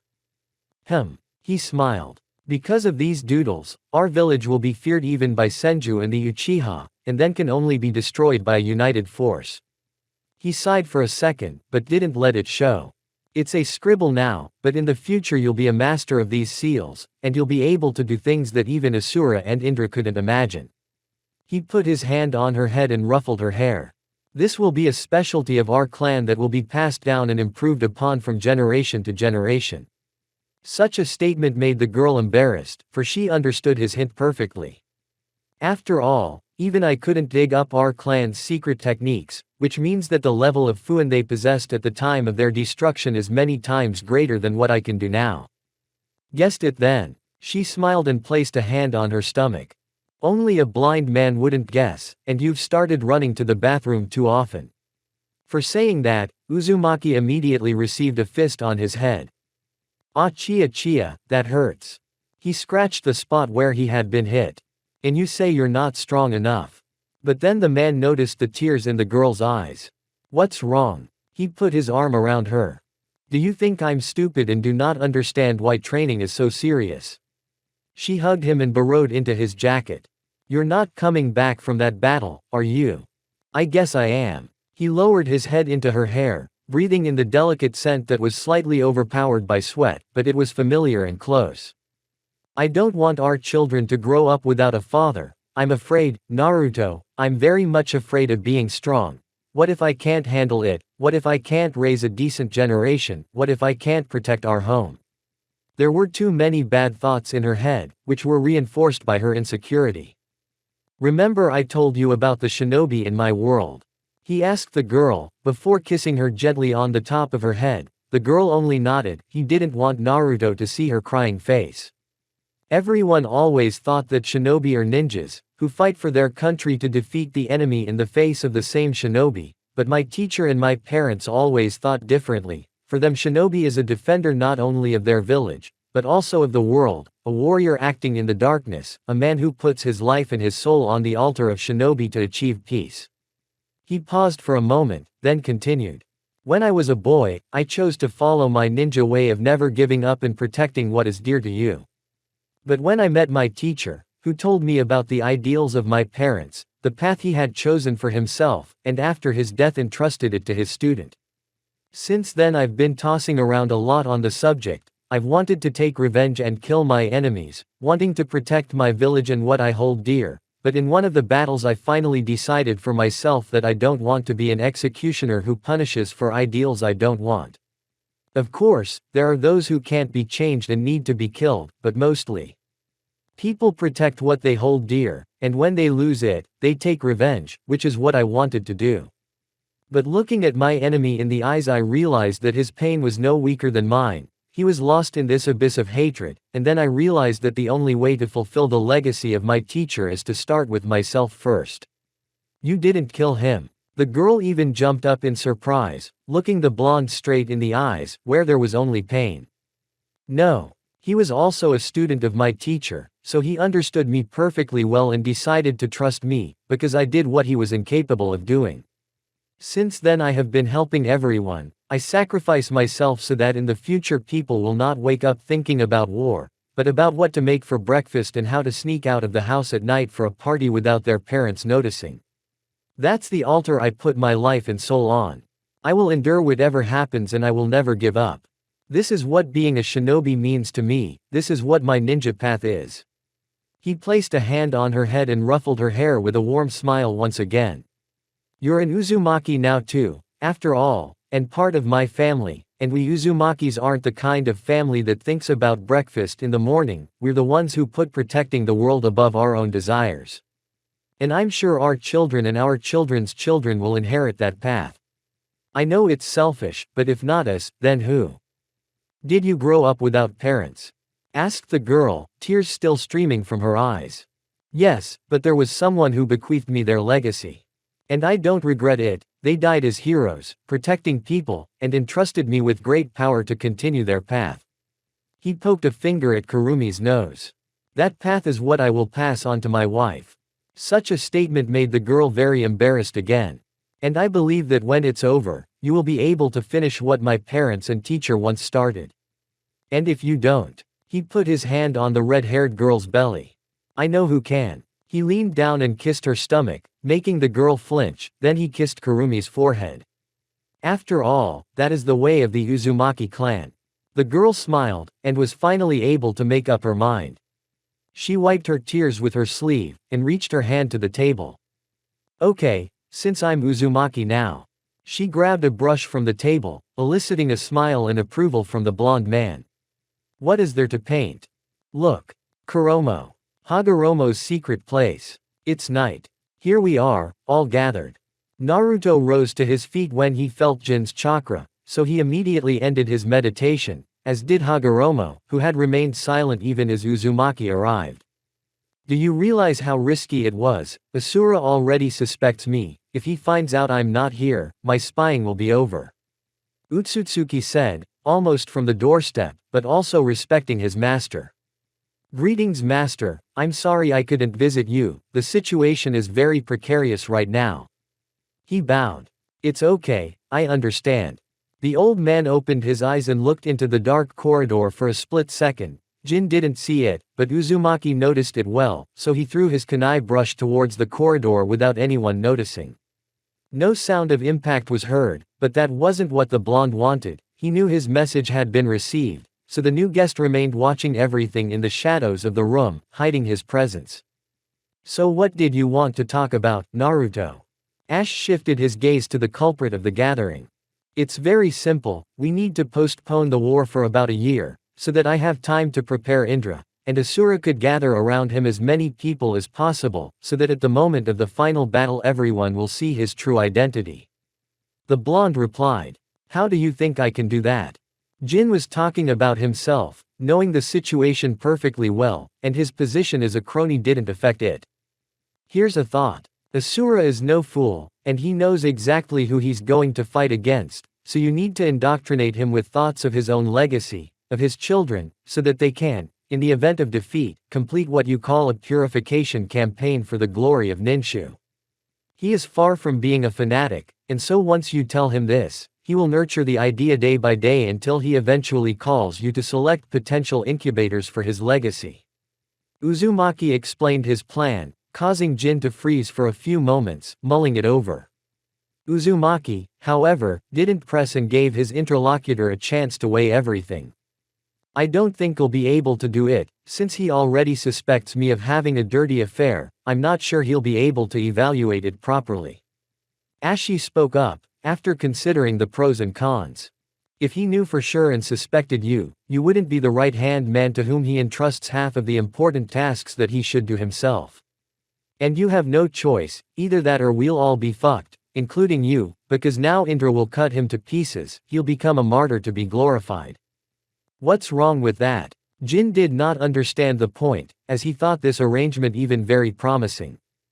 And the fact that Indra is a girl, and in the heat of a heated battle it will definitely come out, and if she wins, revealing all her power, which is now at a very high level, she will become the second Kaguya, getting the strength of his brother. The chances of my victory against her will be equal to 50%, and I cannot risk it, so I need these eyes, but I cannot take them from Indra, but from her children, while she is distracted by the battle, easily, and how to awaken these eyes I know perfectly," answered Naruto. "And after the death of those two spoiled children?" A brief glance in Hagoromo's direction. "The world will decide which path to follow, because there will no longer be so strong warriors who will row the world under themselves. I will go back to my world, where I belong." For a second, the corners of Gwyn's lips quirked into a smile, but only for a second. "There won't be a single powerful warrior. Fine, this world will surrender without any resistance. Momoshiki-sama, I didn't think things would work out so well." He looked at his master, who like Naruto was waiting for an answer from him. "I agree, if it helps our world, I'll do my best, I swear." "Great, then you can go, or they'll really burn down our office," the blonde replied, to which Jin nodded and headed for the exit. As soon as Utsutsuki left the room, Kaguya appeared, still keeping an eye on Hagoromo. Is it really you, my boy?" She approached the levitating sage, touching her palm to his face. Naruto was already ready to fight, as he couldn't predict his opponent's behavior at such news for her, but then he noticed the tears in the eyes of the woman, who laid her head on her son's chest. "Yes, mother, it is I." However, Hagoromo himself was not surprised in any way, and then Naruto realized that this meeting had to happen, which meant that Uzumaki had acted correctly, but he was not happy about it. Ahem. Ahem. He coughed into his fist, drawing attention to himself. Kaguya, remembering who was nearby, immediately pulled away from her son, wiping her tears with her sleeve. "I didn't expect this from you." The blonde man spoke frankly, seeing for the first time that the woman was not enemy number one, but a loving mother, for whom her children were above her own ideals.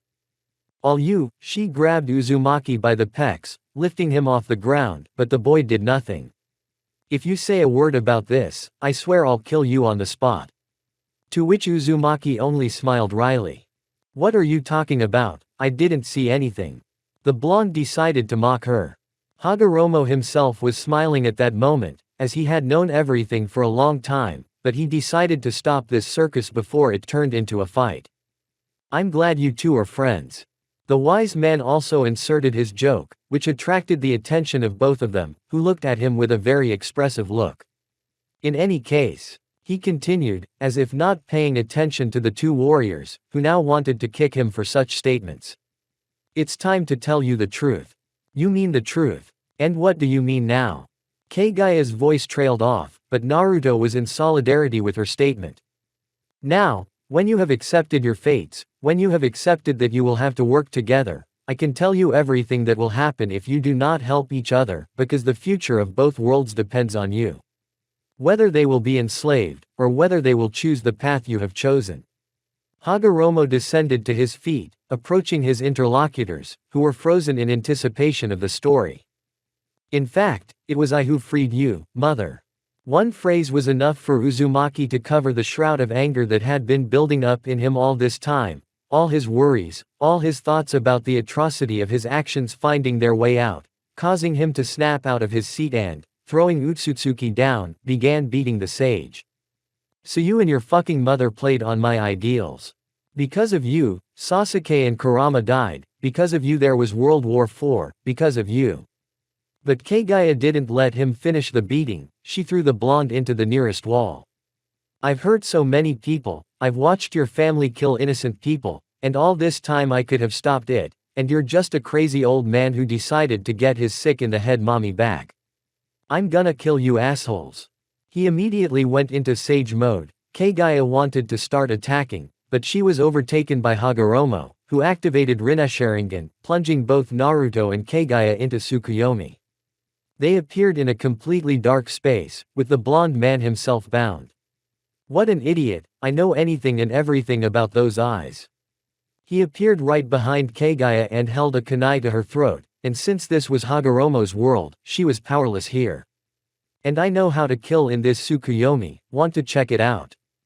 You're crazy, boy. Kaguya retorted, but was elbowed in the back of the head, making her dizzy.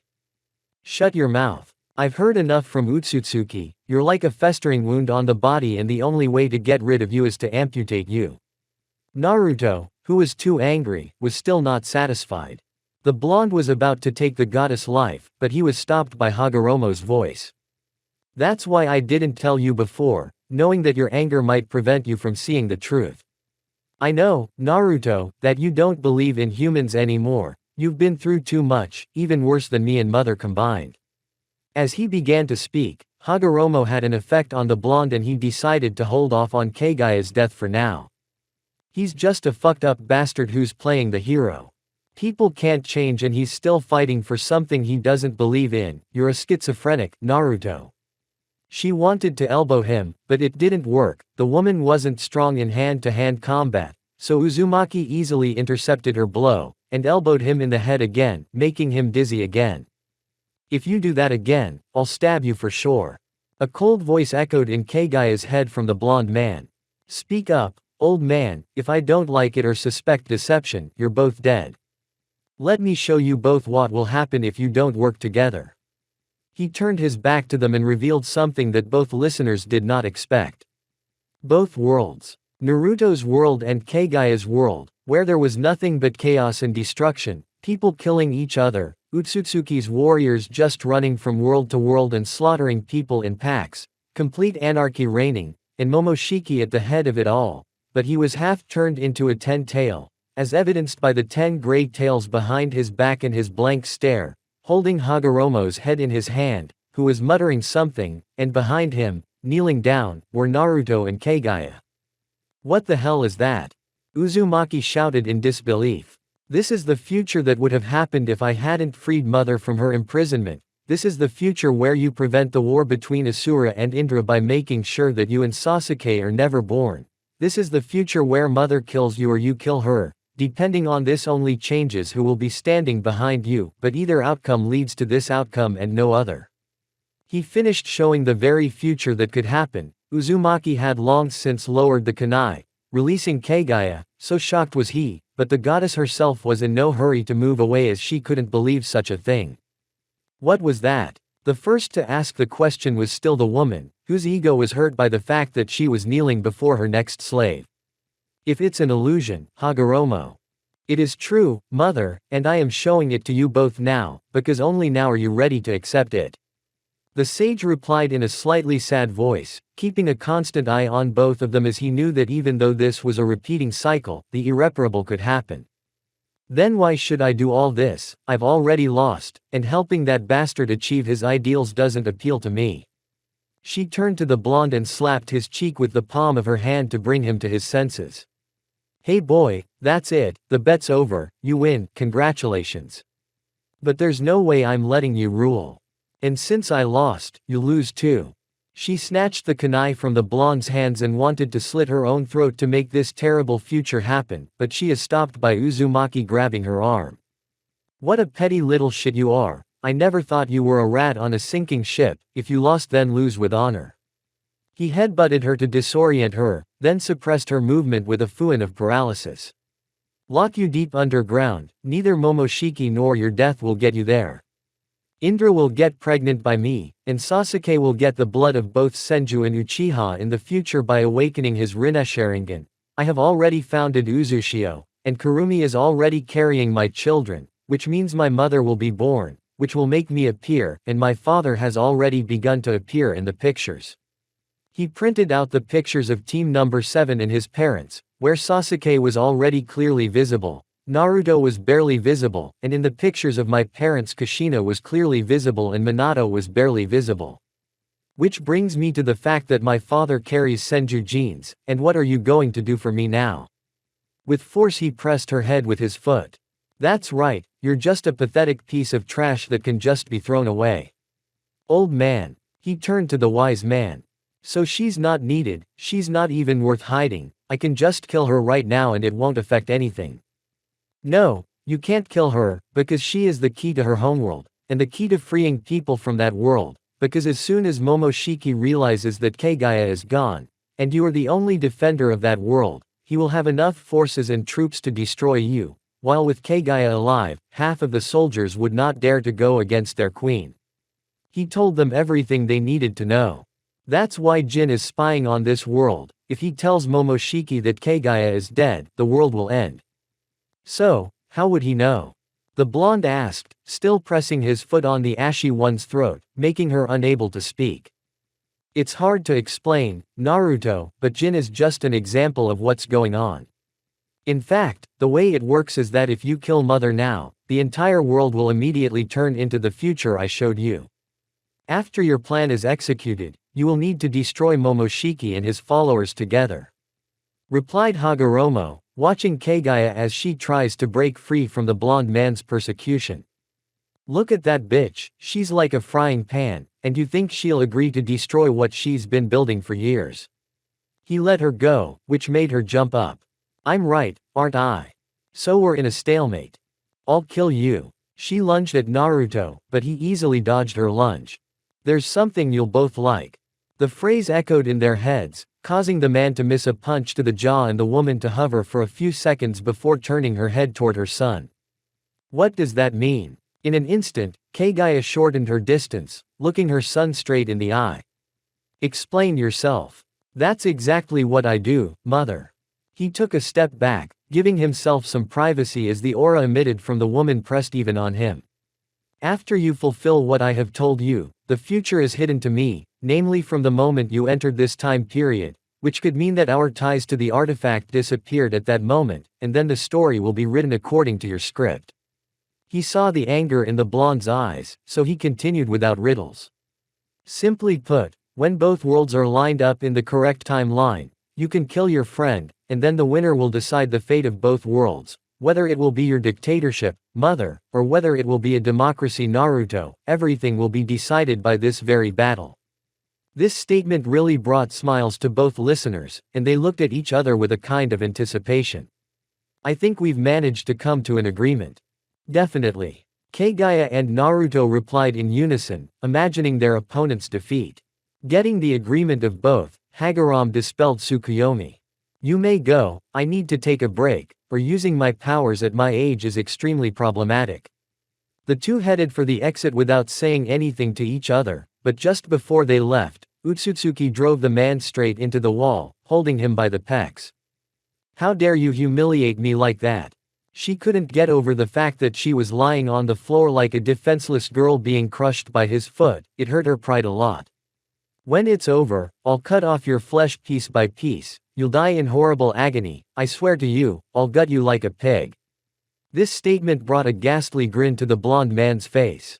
You won't believe it, I was going to say the same thing. You'll be responsible for all the deaths, for all the shinobi warriors, for every innocent soul that died because of your selfishness. Believe me, whoever gets gutted like a pig, it's you, you bitch. Again a hard blow to the head, causing the girl to take a couple steps back, letting go of the blonde. But for now, we're allies, and you'd do well to behave accordingly, because we'll have each other's backs. But when it's over. He walked up to her and held out his hand. We'll find out who's better. I don't want to beat you broken, don't you agree, old lady? At such a statement, the girl only grinned, but shook his hand. Dream on, sucker. Chapter 13. Last happy moments. Indra's palace. Naruto moved directly into the girl's room. She immediately sensed someone's presence by activating her eyes, and even after she noticed that it was Naruto, she still didn't deactivate the dojutsu, continuing to glare at the man. I take it you're waiting for an explanation. Naruto wanted to step forward, but the floor in front of him immediately lit up with the flames of Amaterasu and then immediately went out. I get it, I'm standing here. No unnecessary movements. Where? You were. As if under interrogation, the brunette stood up from her bed, wearing only a nightie. I've been a lot of places, even had a drink, a fight with a tree and fell asleep under it. A knife flew past the guy's face and stabbed into the door. Naruto, I'm not in the mood for jokes. The girl was really angry, and suspected her lover of betrayal. Tell me everything. Well, actually, I really got drunk this morning and fell asleep under a tree, and just now came when I woke up. That's a mean look from the woman I'm talking to. No kidding. He put his hands up in a conciliatory gesture. What did you do the rest of the week? She sat down on the chair, still keeping her eyes on the blonde, and the girl didn't even blink, not giving Uzumaki a chance to do anything. I saw Asura, Kaguya, your father, helped some people on the way here, had a fight with your grandmother, to make a long story short. For a second the girl had a look of shock in her eyes as she couldn't imagine that her father was still alive, and she believed it as there was no point in making it up as she thought. Okay, here's the deal. I decided to find out more about Asura's business, so I gained his trust by telling him about Kaguya and that I was going to follow you and leak him information about your troops. I was with him for a few days and helped him to recruit people from different villages to avert his suspicions, but of course he still doesn't trust me. However, he can't deny Kaguya's threat, and the fact that I want to kill her is something he believes in without fail, so he'll have to work with me. The girl listened to everything very carefully, not missing the slightest detail. All right, it's a couple of days, it's crazy, but let's say, next. The girl was still tense and on full alert, even though she was sitting with her feet up. Then I saw your brother's right-hand man, you should know him, his name is Jin Utsutsuki. The girl nodded at that and the man continued. As it turns out, he is a spy for one of the factions in our world that are trying to kill me and Kaguya. They failed to kill me, and Jin was following Kaguya in this world. As soon as I moved here, Jin was immediately given orders to deal with me and Kaguya when we face off in a battle, and eventually both of us will be powerless. I don't vouch for this information, regarding Kaguya and I being destroyed, but it was confirmed by your father, showing us a possible future if we don't deal with this group. Then I searched for your grandmother for a couple days before I dragged her to Hagoromo, where the three of us discussed it. We made a plan of action. The girl was getting angrier and angrier, making even her face redden. Do you really expect me to believe this nonsense? You made that up while you were drunk under a tree. Even the craziest person in the world wouldn't believe such nonsense. You said yourself that you managed to free your world, and now there's some group that wants you and your grandmother dead. Why didn't they act earlier? Why didn't this Jin immediately call the entire army of this group to deal with you? The boy only exhaled doomedly and opened Indra's bedroom door, where Kaguya was already standing. I told you it sounded like the ramblings of a drug addict. She walked into the room, which made the Uchiha jump up from his seat, preparing for battle. But it's true, granddaughter, that asshole and I are paired up now. So it's true that father is alive. The girl couldn't believe what she had just said, as if tasting the words. Not really, he's also acquired some of the artifact powers that Kaguya and I have, he's kind of a ghost locked in one place, replied the blonde man, closing the door that Utsutsuki had entered a second ago. He's the one who freed Kaguya so that she and I could take down that group, because we don't have the strength to do it separately. Yeah, and Jin isn't calling an army here just because they can't handle it. If the four of us acted, even if scattered, it's too high a risk for them. That's another reason why I infiltrated Asura, because now Jin thinks that when you get together with Asura and I get together with Kaguya, we'll all be easy prey. It's their most logical course of action, kill us all while we're exhausted. But you're already making me face Asura in battle. The girl couldn't relax, clinging to the blonde's every word. Exactly, he's already gathering an army, but I've delayed it by giving Jin the task to plant a girl for your brother's legacy. It's a very logical option on his part, because he also thinks that I will face Kaguya in battle, and if I lose, he'll have to finish what he started, so it's in his interest to leave his offspring to protect Ninshu. In fact, Kaguya and I will help you destroy Asura, then we will leave you this world, and we will go to deal with this group. After that we'll fight to settle the score, but Kaguya and I will never disturb this world again. We agreed to leave it to you and your rule, whatever you choose.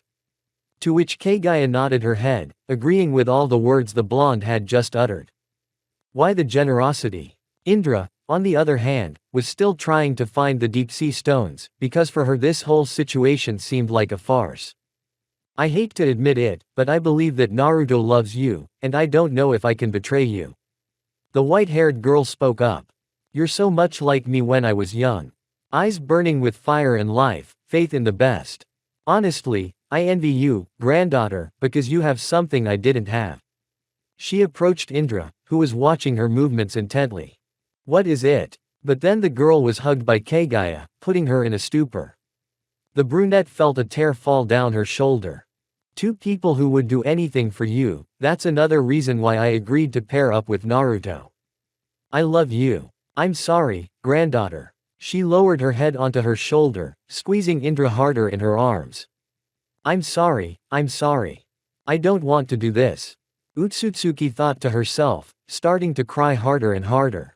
I love you too, Grandma. Indra couldn't take it anymore and started crying. Naruto decided that he shouldn't be here right now, so he left the room, closing the door behind him and then leaning against it, after which he himself could barely hold back his tears. Only by clenching his fists hard and remembering his father's words did he manage to calm down. We are shinobi, son. That's our honor. A little later. I thought you'd be up all night talking about your own, girly stuff. Carefully Naruto stacked his things on a chair, leaving him in just his underwear, then sat down on the bed. She was actually hysterical, barely able to put her to bed. She kept apologizing to me, I felt kind of bad about it.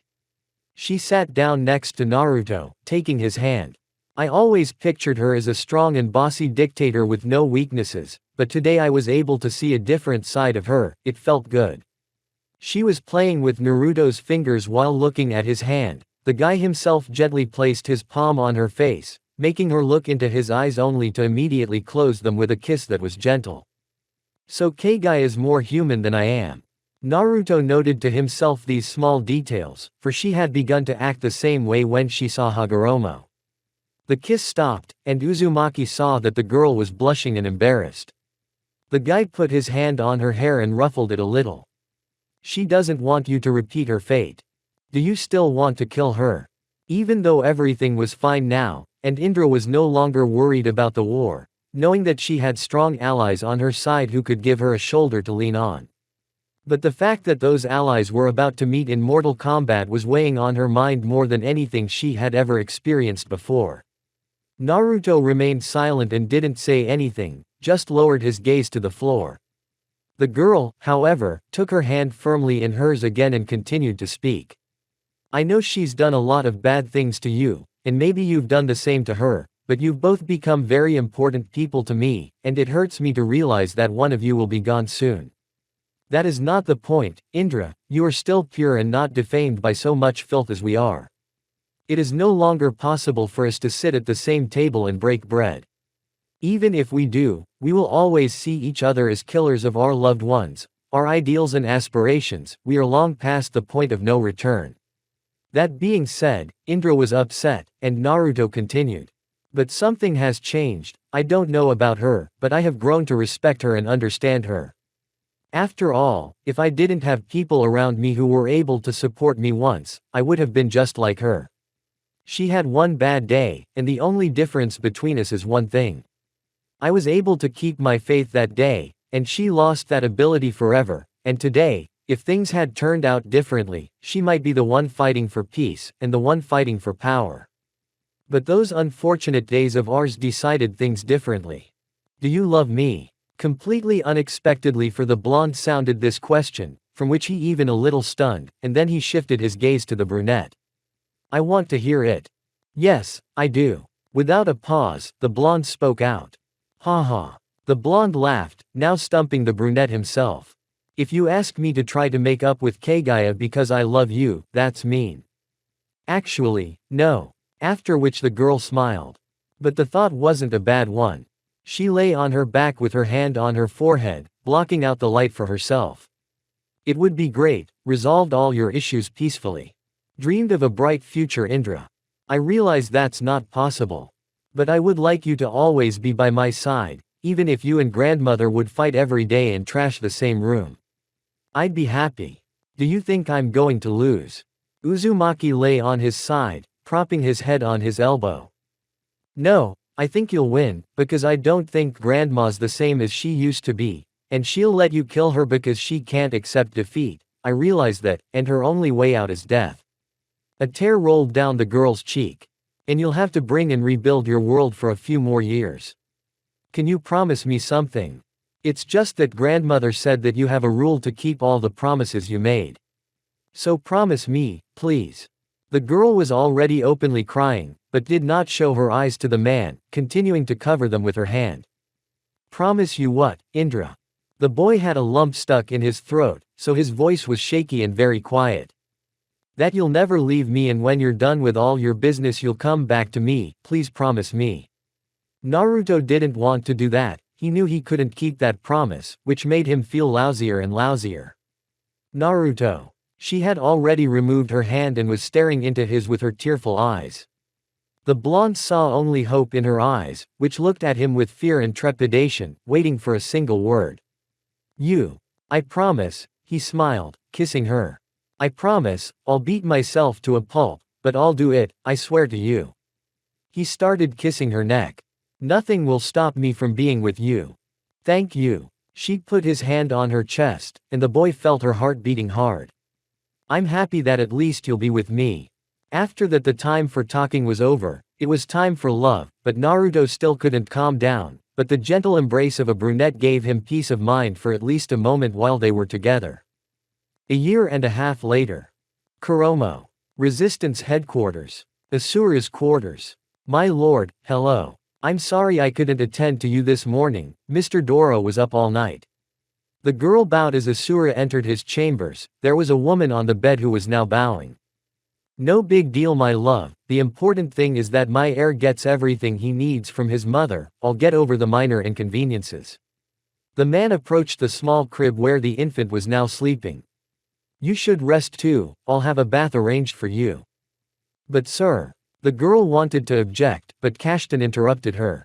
You are my wife after all, I must pamper you from time to time. He walked over to the bed and kissed the girl.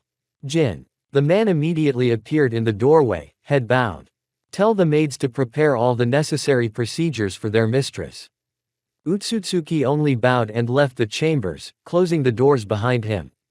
Run along, beautiful, I'll take care of the baby today. Thank you, my lord, thank you very much. The girl quickly jumped up from the bed and ran in the direction she knew, closing the door behind her. How long are you going to hide? Senju's face changed immediately, staring at the wall from which Naruto had emerged. It's time to start. Uzumaki withdrew, and then approached the man. Nice guy. Looked at the cradle blonde, in which lay Doro. In 2 days we move out, all the troops are already mobilized, in a week we will be at the gates of my sister's palace and begin the siege. I think you will warn her about it, so, you will have time to transplant your own baby eyes. Reported back to Uzumaki the brown-haired man. And now, be my guest, get the hell out of here, I want to be with my son, I'm not going to drink tea with my sister after all, and you get ready, because I don't want to run into my grandmother later. Naruto bowed and disappeared in a flash, leaving the man and the baby alone in the room. Come to Papa. Uzushio. Ruler's Hall. I understand, Momochiki-san, we'll give you the land you need. Stop nagging in plain sight, we'll all benefit if your farm starts bringing in more food. Kurumi's office was now occupied by a farmer who was constantly storming her office with all sorts of ideas. It is worth noting that Uzushio has grown a lot, as the victims of the long-standing feud between Asura and Indra are many, and the village has seen an influx of people seeking shelter and protection. Thank you, Kurumi-sama, I am waiting for people to help. The man bowed and walked out the door, closing it behind him. God, I'm so sick of him. The girl rubbed her temples, trying to calm down a bit. You can tell he cares about your village. The girl shuddered when she heard a man's voice behind her, as well as her guard in the office. And here's a D for both of you for not being able to sense me, and here's an A for you, Mushu, well done. A guy appeared from the shadows of the office. One was a talented kid from the same village that Asura had gone through, and the other, Koro, had a very large amount of chakra, but not much control over it. The two Naruto had trained to protect Kurumi when he finally left them. Glad to try, master. The boy smiled sincerely. All right, you're free for today, go take a walk, you have an unscheduled day off. Both bowed and left the office with Shunshin's help, leaving behind a couple leaves. How are things going? I don't give a shit about them. The girl immediately jumped up from her chair and clung to the man with a dead grip, sucking him in for a kiss. I was bored and long-suffering.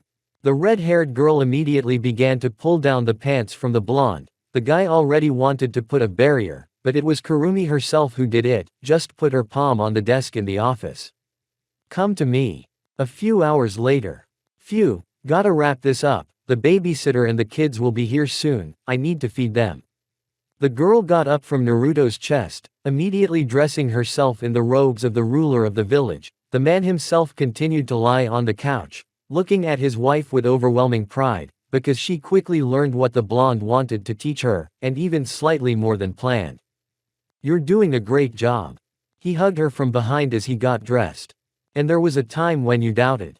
He burrowed into her hair, breathing in her scent. The girl herself wrapped her arms around him and rested her head on his chest, leaning slightly against him. I still have doubts and fears, but I am now the mother and ruler of the village. She looked out the window at her possessions that her chosen one had given her. And now I feel responsible for every inhabitant, it's scary. I miss you often, miss just being a weak girl in your arms, and even that I may soon lose. A lone tear rolled down her cheek. Hey, it can all go away.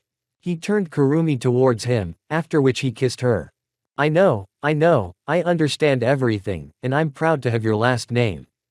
And I finally realized what we're doing this for, and for whom. She lowered her head. I swear to you, my husband.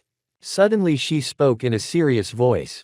Even if you don't come back, I will be strong and firm. I swear that I will raise a generation worthy of our family name and ideals of our family. This village will stand for many hundreds of years. The enemies who came to us with swords will leave here only on shields, and to those who lost all hope, I will give shelter over their heads and a purpose in life. I swear to you that I, Kurumi Uzumaki, will never stray from our ideals. She crouched down on one knee in front of the blonde who was at a loss for words. For this is the way of the Uzumaki. Naruto himself didn't notice the smile that appeared on his face. Well, after saying that, I have nothing to worry about. He lifted her to her feet and then ruffled her hair. It's going to start soon, isn't it? The girl asked, but without the sadness in her eyes, but the sadness was already on the blonde's face. Yes, in a week everything will begin, so I need to prepare. Uzumaki wanted to leave, but he was stopped by the girl, grabbing his hand. I realize that after such speeches it's shameful to ask for such things, but let me be a weak girl today. I'm still afraid that this may be our last meeting. Spend this day with me and the children, please. Uzumaki smiled to himself, even though he's been disgusted with himself for a long time. He's been self-defeating and alcoholic for a year and a half, trying to dull the pain, and after the birth of his children he rarely visited Kurumi, because he's always ashamed to look her in the eyes, because she idolizes him, and then his children will idolize their father because of their mother's stories, but he knows how rotten he really is. Okay, I guess I can be a loving husband and father today. But then there was a knock at the door and Uzumaki immediately applied henge, transforming into a middle-aged man in the robes of some merchant. Kurumi-sama, I brought the kids, they've been crying for about 5 minutes, they're probably hungry. A nanny in her 50s came in with the usual appearance of an old woman. Thank you very much, leave them alone, I have nothing else to do today, so go rest. The ruler replied, to which the woman thanked her and bowed out, closing the door. The children were crying. The blonde reincarnated back into himself and slowly walked over to the stroller, looking at his twin children. One was a boy, the other a girl. As soon as the children noticed their daddy, they immediately pulled their little arms towards him, stopping crying. Hello, little ones. He picked them both up in his arms. And why are we crying? Your father can go without food for a month, and you are worse. But then he got a slap from his wife. They're still babies, let me feed Kushina first. She took the girl in her arms and exposed one of her breasts, to which the baby immediately suckled. Why are you looking at me like that, Jiraiya? I don't know how to feed like that. And women are always getting ahead of the curve, it's your bad luck to be born a man. The kid laughed, as if he understood what his father was saying. Puff. The boy mumbled something, shocking Kurumi, who after a second was immediately happy that her son's first word was, Papa. the same feeling his father had, but he couldn't hold back a tear that rolled down his cheek. You are smart, it turns out. Well, Daddy will teach you cool things. Naruto began to toss the kid around a bit, making the kid laugh as much as the blonde, but Kurumi looked on mesmerized. At least for one day. She immediately pictured Naruto and Jiraiya in the living room arguing about some bullshit that only they were interested in, and Kushina helping her in the kitchen making dinner for the whole family, just for a split second, but she pictured their normal family life, which caused her a storm of emotion. But when she woke up she saw that this day had already arrived. Naruto drops off their son as if nothing is supposed to happen, just the four of them and no one else. That's when Kurumi experienced her feminine happiness that would warm her for years to come. We have a wonderful family. Chapter 14. The beginning of the shinobi world. Indra's palace. The next day. Where the hell have you been? Naruto appeared in his room with the help of Hiraishin, where Kaguya was already waiting for him, with bags under her eyes, and her hair seemed unnatural in places, as if dry. It was all because of the stress she was definitely also going through, but she would never tell anyone about it, and neither would Naruto. Spent time with the kids. He answered honestly, and it was worth noting that it did him good, as a faint smile could be seen on his face. I understand that you are now a proud hero father with two families on the side. She came up to him and put her hand on his shoulder, squeezing that one hard. But you have to realize to which family you will remain a hero and to which family you will remain rotten. And the fact that it never once gnaws at you makes me want to kill you. Fuck you. If it weren't for your empire and your ego, you would have stopped me a long time ago, but you need all this as much as I do, so don't play the loving grandmother who would do anything for her granddaughter and great-grandchildren. He threw her hand off his shoulder, and they glared at each other angrily. I wish I could wipe you out. She held the knife to his throat. But the children need a loving father, at least for a couple of days, so I'll swallow it all for now. She tucked the knife into her spatial pocket. Just at that moment Indra entered the room along with the children in a stroller from the garden they were walking in. Hello everyone, how is your nothing?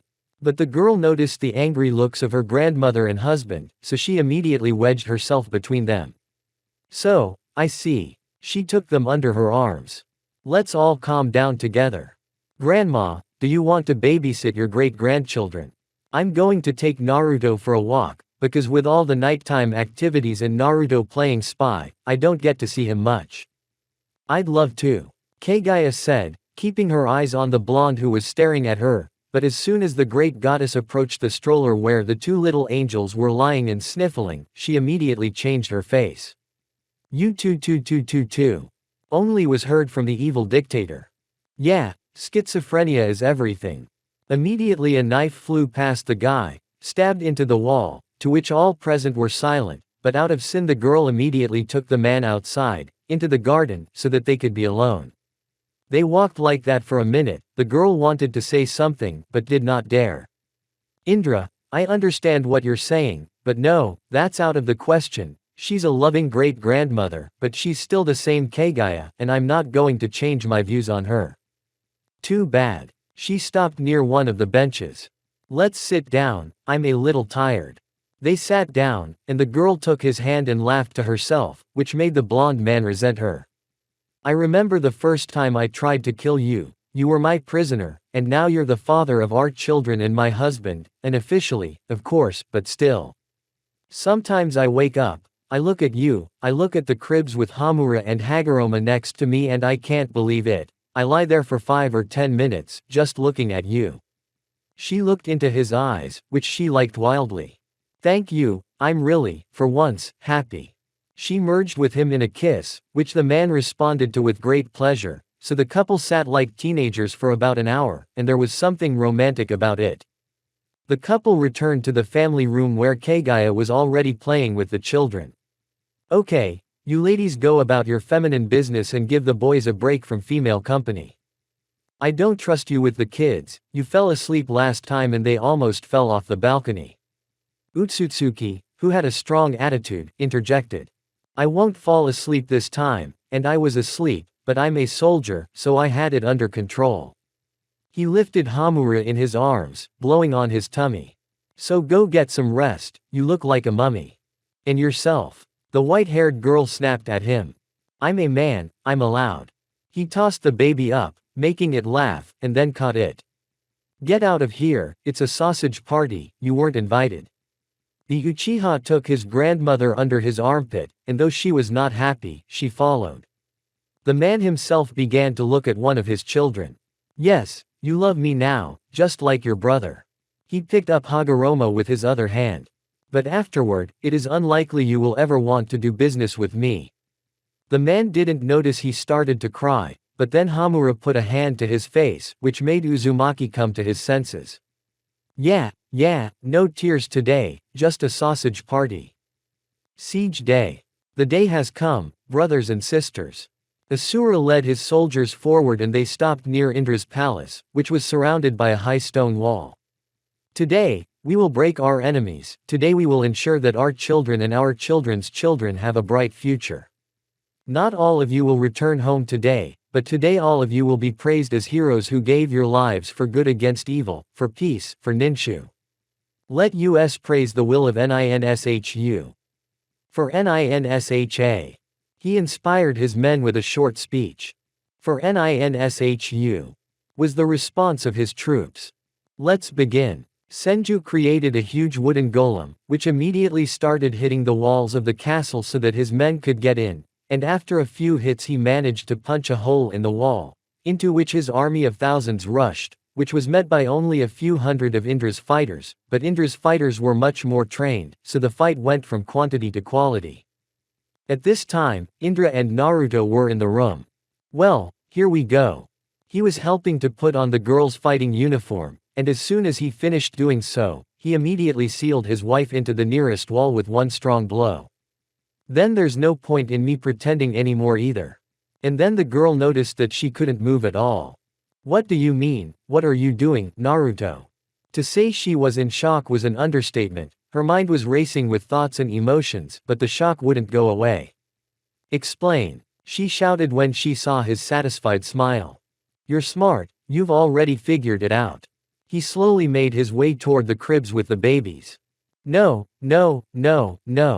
The girl even managed to activate the Rinnesharingen from the outburst of emotion, but Uzumaki immediately jumped up to her and deactivated it with a seal. You bastard. Why? Why did you play with me? The girl couldn't calm down, she kept screaming and screaming, tears flowed from her eyes, and the screaming woke up the children who started crying too. It's simple, I don't just want to kill your grandmother, I want to destroy her, I swore to myself that I will make her life a living hell. And I will kill everyone she cares about or related to the Utsutsuki family, I will destroy your family once and for all. The man looked angrily into his wife's eyes as he said all this, but then he headed back to the crib. I'm more technical than her, but she's still stronger than me, and for me to be her undoing, I need new eyes, but yours won't work, they won't take root, but the eyes of my children. And then the Uchiha understood. No, don't you dare. Don't touch them, please, anything, don't touch them. She repeated like a mantra. Okay, stop, please stop, listen to me. She pleaded to him in a calm voice, continuing to be in the wall. And the blonde man did stop, turning his head to her with an indifferent look. Naruto, please. She almost sobbed. I mean, fuck. I love you, I can't believe you don't feel anything for me, for our children, damn it. I mean, you promised, but then she realized. Fuck that promise, Naruto, you can kill me, gut me, do whatever you want, but please don't hurt the children, don't hurt our children, I don't believe you're capable of that. It's true, I do feel something for you. But then that smile appeared again. I feel only disgust and self-loathing that I made love to a pathetic Utsutsuki like you. But now I will destroy your kind, and I will start with you, my wife, and our bastard backstabbers. He walked over to the crib where the children lay, already almost tearing his voice from the way they were crying. I'm sorry guys, I'm sorry. Hamura, you're the older brother, so I'm sorry, but you must always help the younger one in everything. After which he tore out one of Hamura's eyes. It's impossible to describe the pain that Uzumaki was feeling right now. He didn't just want to kill himself, He wanted to torture himself for the rest of his life because of what he just did. He even froze for a moment trying to come to his senses, but Indra helped him. No. Don't touch them. Don't touch them. And Indra's shout worked on him, allowing the man to continue playing the part.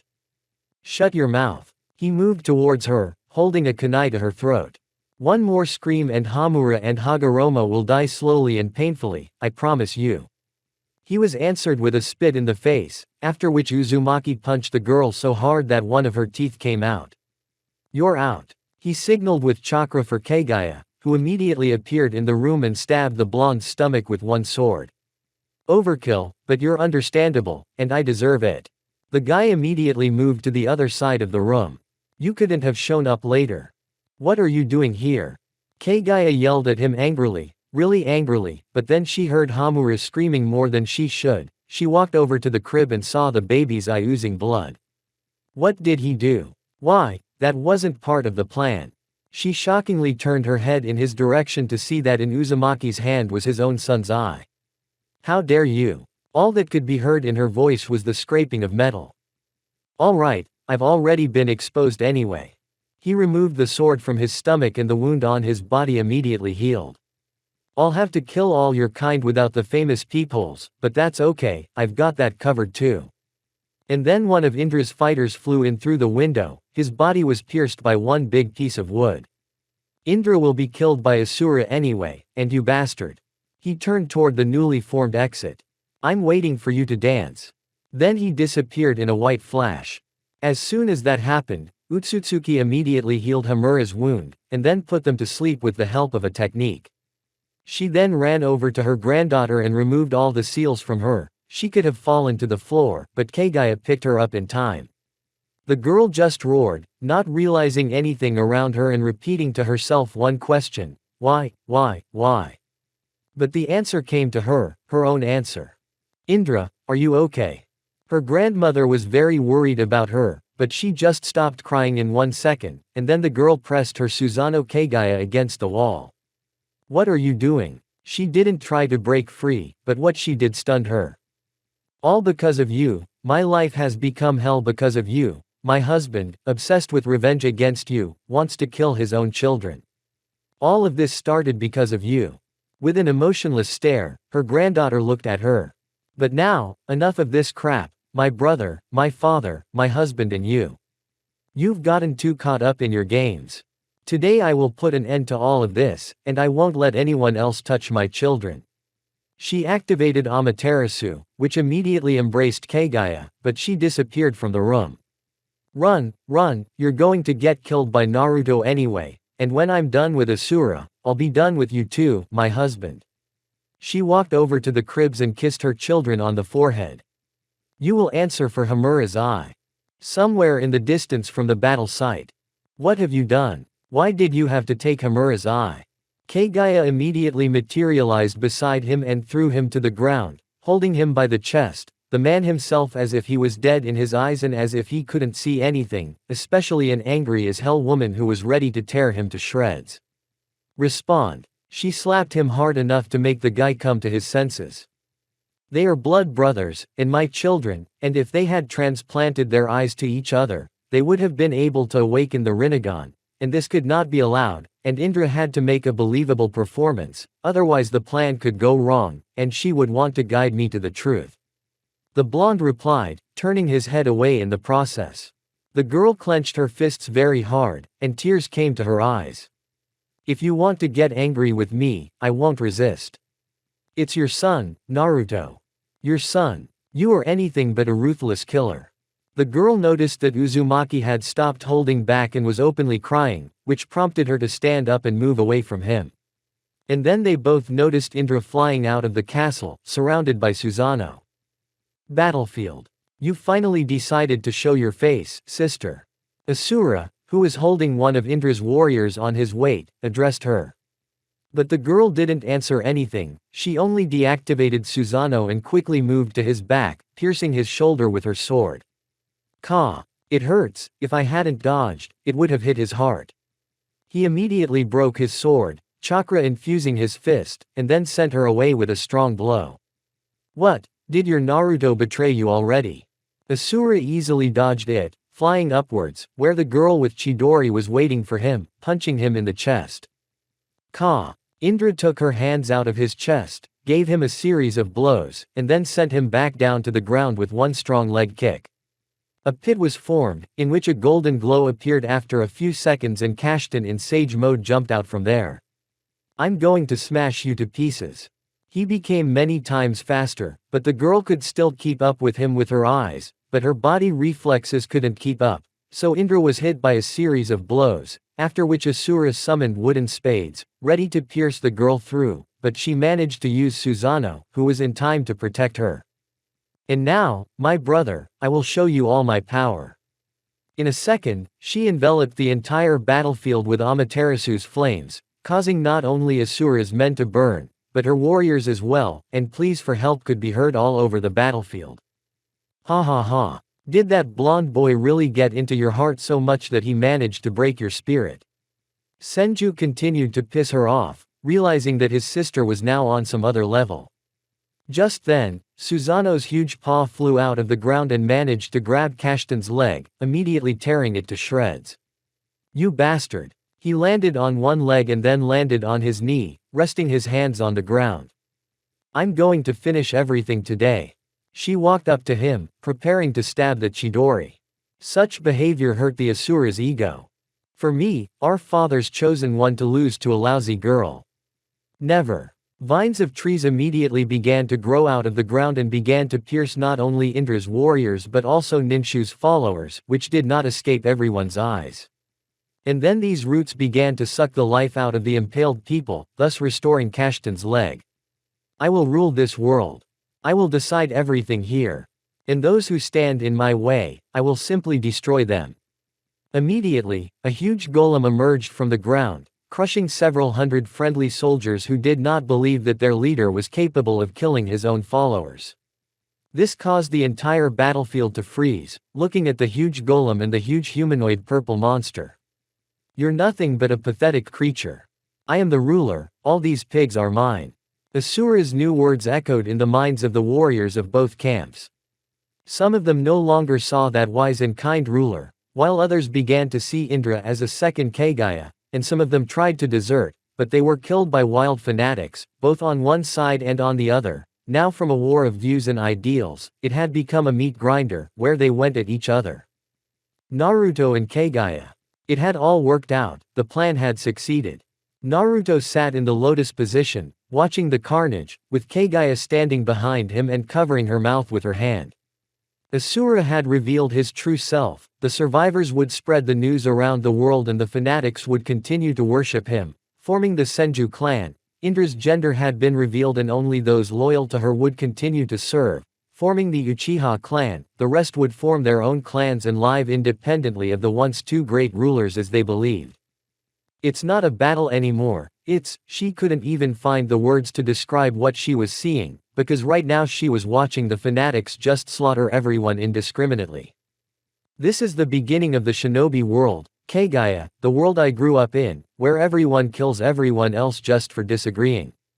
Naruto looked at all this mayhem and remembered the war he had been in, where people were dying just the same, begging for help. The smell of blood and burning flesh even got to them. You've never been to war, all you've ever done is capture and give orders. Look what you've sent your men to do. You know what the worst part of a war like this is. But his answer was silence, as Kaguya was in mute shock. That they are fighting now simply because two people didn't share their father's powers. Anyone who dies today will die for nothing. This is the shinobi world you created and I recreated with my own hands. Uzushio. Kurumi had been out of sorts, pacing back and forth across the room all day, occasionally calming the children, until a pigeon flew into her room and landed on the dressing table. It had a note tied to its thigh, which the girl immediately picked up and released the pigeon back out the window. Unfolding the message, there was only one word written there: I'm sorry.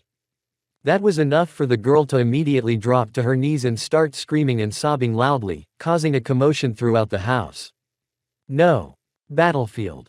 The two huge creatures fought without noticing anyone around them, and everyone was hit, instantly losing their lives. Asura could barely stay on his feet, he was constantly growing new limbs for the golem, which Indra cut off with his sword Susanoo. The man underestimated the strength of his sister, they were for him at the limit. The girl herself kept cool, continuing to attack only powerful blows to break his opponent. What happened? Asura finally lost control over the golem, causing it to collapse on its back, and the sage's mode simply dissipated. When the fervor settled, the man was already lying on the ground unable to even move, with Indra standing over him. I have kept my word, Asura. Now you are at my feet. I will spare you if you swear to serve me and also give all your strength. In a calm voice she spoke. I have yet to kill Naruto and Kaguya, or maybe the two of them. The girl pondered to herself. Do you agree, brother? The answer was a peck that hit her square in the face. Fuck you. But he didn't get a chance to say it, as Susanoo's blade rose from the ground, stabbing Kashtan through and through, and then abruptly made several circles around its axis, tearing Senju's body in half. Just as I thought. Now no one was fighting anymore as everyone was waiting for Indra's move, even those who wanted to escape from the battlefield were afraid to make a move. You are all my slaves now. And will perform whatever I tell you to do, otherwise. She activated Sasuno and lifted Asura's body up for all to see. I think the implication is clear. No one wanted to be sliced in two, so one by one the people who had been fighting amongst themselves recently, one by one began to kneel before their new queen, but immediately two vines grew out of the ground, and pierced the girl's eyes all the way through. Ah! No! No! My eyes! My power! The girl screamed. Many who wanted to escape realized that this was their chance, so more than 1,000 people immediately ran away. Only those who fanatically served Asura and Indra remained, which immediately started the second round of battle. Indra-sama, you are badly wounded, you must leave. We will take you to a safe place. One of her warriors approached the girl. Although the girl couldn't see, she could feel the chakra perfectly. No, I need to kill someone else or we'll all be in danger, we need to go now. The man bowed and summoned a few people, and then the group made their way to where Naruto and Kaguya were now. Naruto and Kaguya. It's all over now. Uzumaki called back. Only one rat left. Naruto snapped his fingers and a clone with the body of Jin, who was already dead, appeared right in front of him. Great. Indra is heading here, she knows our chakra echoes, so Jin will be perfect for your body. Uzumaki replied as the clone placed the man's body on the ground. The blonde man himself created two wooden clones, one of them he turned into Jin. What are you planning? Kaguya didn't understand the blonde man's manipulations a bit, as he hadn't enlightened her on all stages of the plan. Jin will impersonate your body, one of the clones will impersonate mine, and the other will impersonate Jin to make Indra think we're all dead. A few minutes later. I'm done, we can leave. After that the guy disappeared in a white flash. Kaguya stood for a few more minutes looking into the distance, then she took one last look at the three corpses that were indistinguishable, both externally and internally. Kaguya sensed Indra approaching them, which meant it was time to leave. Goodbye, granddaughter. Unbeknownst to her, Kaguya appeared next to Naruto, who was now sitting by the lake with his head completely down. He had absolutely no strength, he was mentally exhausted and the pain in his chest was such that even death would not be able to drown it out. Are you satisfied? She turned to the blonde as soon as she appeared. Why didn't you tell me the whole plan? Because you would have gotten in the way. Uzumaki had been holding his son's right eye the entire time, but there was still no way he could look at it. Kaguya herself was shaking, whether from anger or grief, she couldn't quite figure it out herself. That would have been your son, that would have been your wife, and you stabbed her in the eye so cold-bloodedly. Talking about your own son's eye so cold-bloodedly, do you even feel anything other than the desire to kill me, huh? Did you even love them? When it was over, Kaguya finally allowed herself to vent her emotions, and it was understandable that Naruto would be her whipping toy, but he was on the verge of a breakdown himself, as evidenced by his shaking arms and legs. Shut up, don't you dare say that to me. He accidentally clenched both fists, forgetting that one of his hands contained his son's eye, the last thing he had left of his family, but he had destroyed it with his own hands, leaving him stunned as Kaguya continued to yell at him. It wasn't all worth it, it wasn't worth it. Why? Why did I agree to this? The nervous breakdown had now turned to self-injury. All my power, it's not worth it, and you. That's it, Kaguya had gone grief-stricken. She flopped to the ground again, beginning to mutilate, but then she noticed that her great-grandson's eye had been destroyed. You hated them so much. You even wanted to get rid of it. She had completely stopped thinking logically. She needed an excuse to hurt Uzumaki while he still had no way to recover. He didn't even realize he was being beaten now. Hate. She had already turned the blonde's face into a bloody mess, but she couldn't calm down because the blonde's regeneration was faster. I won't suffer alone. They both disappeared in a white flash. No telling where or when. Kaguya had transported them to an unknown location, but the girl knew exactly where and when they had gotten to. She grabbed him by the throat. Look, you lousy bastard. She threw him forward, overlooking the battlefield where Kushina, Minato, and Kurama were now fighting, and in the center of that battle, little Naruto lay on some sort of altar. Watch them die, feel what I'm feeling right now. Utsutsuki's anger and grief finally covered her eyes. She couldn't even notice that Naruto still didn't realize where he was. The man was looking at the battle, but he couldn't understand what he was seeing, as if his brain had been turned off on purpose so that the blonde man wouldn't go crazy because he had accidentally crushed his son's eye. But then the battle came to a climax, when Minato was about to seal the fox in the baby, and the fox aimed his paw straight at the newborn. And then it was as if time stopped for Naruto. No, this can't be true. Wait, what, where? He started looking around. Everyone around him froze except for Kurama's claw, which was now slowly heading straight for Naruto baby, and right in front of him were Kushina and Minato preparing to take the hit. No. Uzumaki snapped out of his seat, forgetting everything. Kaguya immediately wanted to stop him, but didn't have time, and the blonde man slammed into the fox's paw at a great speed, shifting the blow to the other side, causing a white glow to illuminate the entire space, blinding Naruto and Kaguya. When they came to their senses, they were in a completely different place. No. The blonde kept saying to himself. However, Kaguya still managed to pull herself together to assess the situation. Where are we? Chapter 15. The Butterfly Effect. Where are we? While Naruto was delirious from the shock, Kaguya forgot all about it when she saw that the place they were in looked a lot like her old world. There were industrialized high-rise buildings all around, amongst the old and shabby wooden houses. She had a terrible thought, but she didn't have time to think it over as she felt the threat approaching. Naruto. She turned sharply toward him, but he was still unresponsive. Shit. Just then, several people in closed black uniforms with masks on their faces appeared right in front of them. It's Kaguya, get her. Several people jumped down from the roof of the wooden house. She wanted to throw them off with her chakra, but she was twisted by the pain in her whole body that second, allowing the jumpers to pull her to the ground. The one who gave the order quickly shortened the distance. Swole. But the commander who had knocked her out with a single blow didn't let her finish. There's another one here, he's obviously delirious. Another squad member reported in. Tie him up, we'll figure out at the base what Kaguya is doing here with him. Naruto kept repeating the same word until he was also knocked out with a single blow. In the middle of nowhere.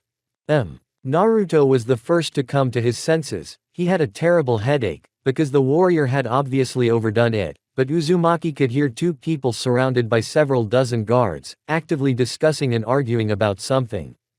It can't be him, angrily replied the man to his interlocutor while she was in tears. Kushina, our son died a long time ago. Why does he look so much like him? The red-haired woman persisted. We put all the chakra blocking seals on, I did it myself, you checked it several times, it can't be Henge. I don't. Minato saw that the blonde was finally awake and looking at them as if they were ghosts. It was a look that startled the seasoned shinobi and former Hokage. I know. Mom, Paige, Dad. With dry lips, Uzumaki uttered it, shifting his gaze from Kushina to Minato. The woman already wanted to rush towards him, but that one was stopped by Namikaze with his one hand, something the blonde only now noticed. What's wrong with your hand? It came out of Naruto's mouth, even though he didn't want to ask the question. I'm asking the questions here. Answer me, who are you and why do you look like my son? Momoshiki sent you. Does he know where our base is? This was followed by a hard slap. Answer. But Naruto was silent, he didn't even feel the blow because he was in mute shock. It was the first time he saw his father screaming. Even during their meeting on the battlefield he didn't act like that, but now he was angry and scared at the same time. Why don't you say anything? Answer me, I said. He threw another punch, this time with his fist. What's Kaguya doing here? What are you guys doing here? He had already pulled out a kunai to torture his prisoners, but Ino stopped him. Minato-sama, let me try to find out something. The girl put a hand on his shoulder. Go ahead, just be careful, Kushina will back you up. The girl typed a series of seals, and Uzumaki put his palm on her forehead, after which many seals appeared on it, which protected Ino's mind. Don't fight back. Uzumaki noticed that her hands were shaking, but he was not the one to talk about it, because he was shaking like an alcoholic. He already had time to think that it was Kaguya's intrigue, but remembering what happened to his loved ones, he just decided to go with the flow. He didn't care if it was a trap or not, so when the girl looked into his eyes, she saw only emptiness. It's not them, it can't be. All screwed himself blonde, as after a second he felt a presence in his head, but did not even begin to resist and just let an old acquaintance, or rather a stranger with the appearance and name of an old acquaintance dig into his brain. After a few seconds the girl bounced away from the guy with horror, and Minato on the contrary shortened the distance and put a kunai to his throat. Naruto himself did not pay attention to anything. What is it? Are you okay? But Ino remained silent, continuing to stare with already wet eyes at her captive. Ino, talk. Though Minato tried to keep his composure, but holding the kunai and the necks of his dead child, even the former Hokage would barely contain and keep a cool head. It's not our Naruto. Ino concluded. Minato's eyes filled with relief mixed with sadness as he realized that it couldn't be Naruto, that it was just Momoshiki's trick, but deep down he hoped for the best. But it is Naruto. The girl stunned everyone present, most of all Kushina, who even fell to her knees with her hands over her mouth. What do you mean? Don't joke around like that. Namikaze snapped, having already started yelling at Yamanaka. One thing I know for sure, he's not our enemy, and neither is this Kaguya, but for now, she should be kept under lock and key. It's Naruto and no one else. I think it would be best for you to discuss this on your own. The girl herself cried and ran away. Excuse me. What is she talking about? Did you brainwash her? He sealed Minato's kunai, and then made a series of seals, creating a barrier that let in nothing but light. I'll find out for myself. A series of seals again. Fuinjutsu. Mind hacking. Then placed his hand on his forehead.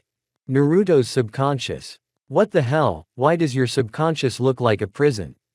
Then he saw the gate, and behind it, Naruto himself, who was lying on the floor, staring at the ceiling with a dead stare. It's a cage. It's the sage's seal. Minato concluded. But such a powerful seal is only needed for nine-tailed Jinchuriki. Uzumaki finished for his father, causing even more questions. What are you talking about? Kushina is the Jinchuriki of the Nine Tails. But then Minato put two and two together. You bastard. He shortened the distance to what he thought was his opponent. This seal was given to you by Momoshiki so that you would steal the Nine Tails from her, playing on our parental feelings. I knew the bastard had no heart, but even that. But then he was interrupted by Naruto himself. Then just kill me and be done with it, I have no strength or desire to argue. Uzumaki himself took a long time to consider what had happened, and finally realized. Just as the sage said, the future has changed, and drastically. Minato himself summoned a clone. Hurry up and tell Kushina that Momoshika knows about our base, we need to gather people immediately before there is an attack. The clone immediately typed a series of seals and vanished. And I'm not done with you yet, you're going to tell me everything about that bastard's plans and weaponry. You may have deceived Kushina, Ino, but not me, there are no such miracles, and it's not like Edo Tensei, so answer me, and the sooner you do, the sooner and more painlessly you'll die. I deserve torture worse than death. Naruto said almost in a whisper, and then looked into his father's eyes, which were filled with incomprehension and hatred. That's exactly how you should look at me, because I failed all of you. What the hell are you talking about? But then they were thrown into the outside world. The outside world. Minato turned his head and saw Momoshiki's soldiers already fighting the rebels in the prison cells, which meant that those bastards had already reached the living quarters where the ordinary people the former Hokage had sworn to protect were. Shit. He moved out of the cell, leaving Naruto and Kaguya alone, as Kushina had already run off to rescue the refugees. Hey, Naruto, can you hear me? Kaguya woke up from the explosion and called out to him. Naruto, goddamn it, talk to me. What do you want? Reluctantly, he turned his head at her with a dead stare. Do you realize that because of your mistake, the entire future is fucked up? She was practically screaming. Why the hell did you do that? You can be angry, you can kill me if you want, I don't care anymore.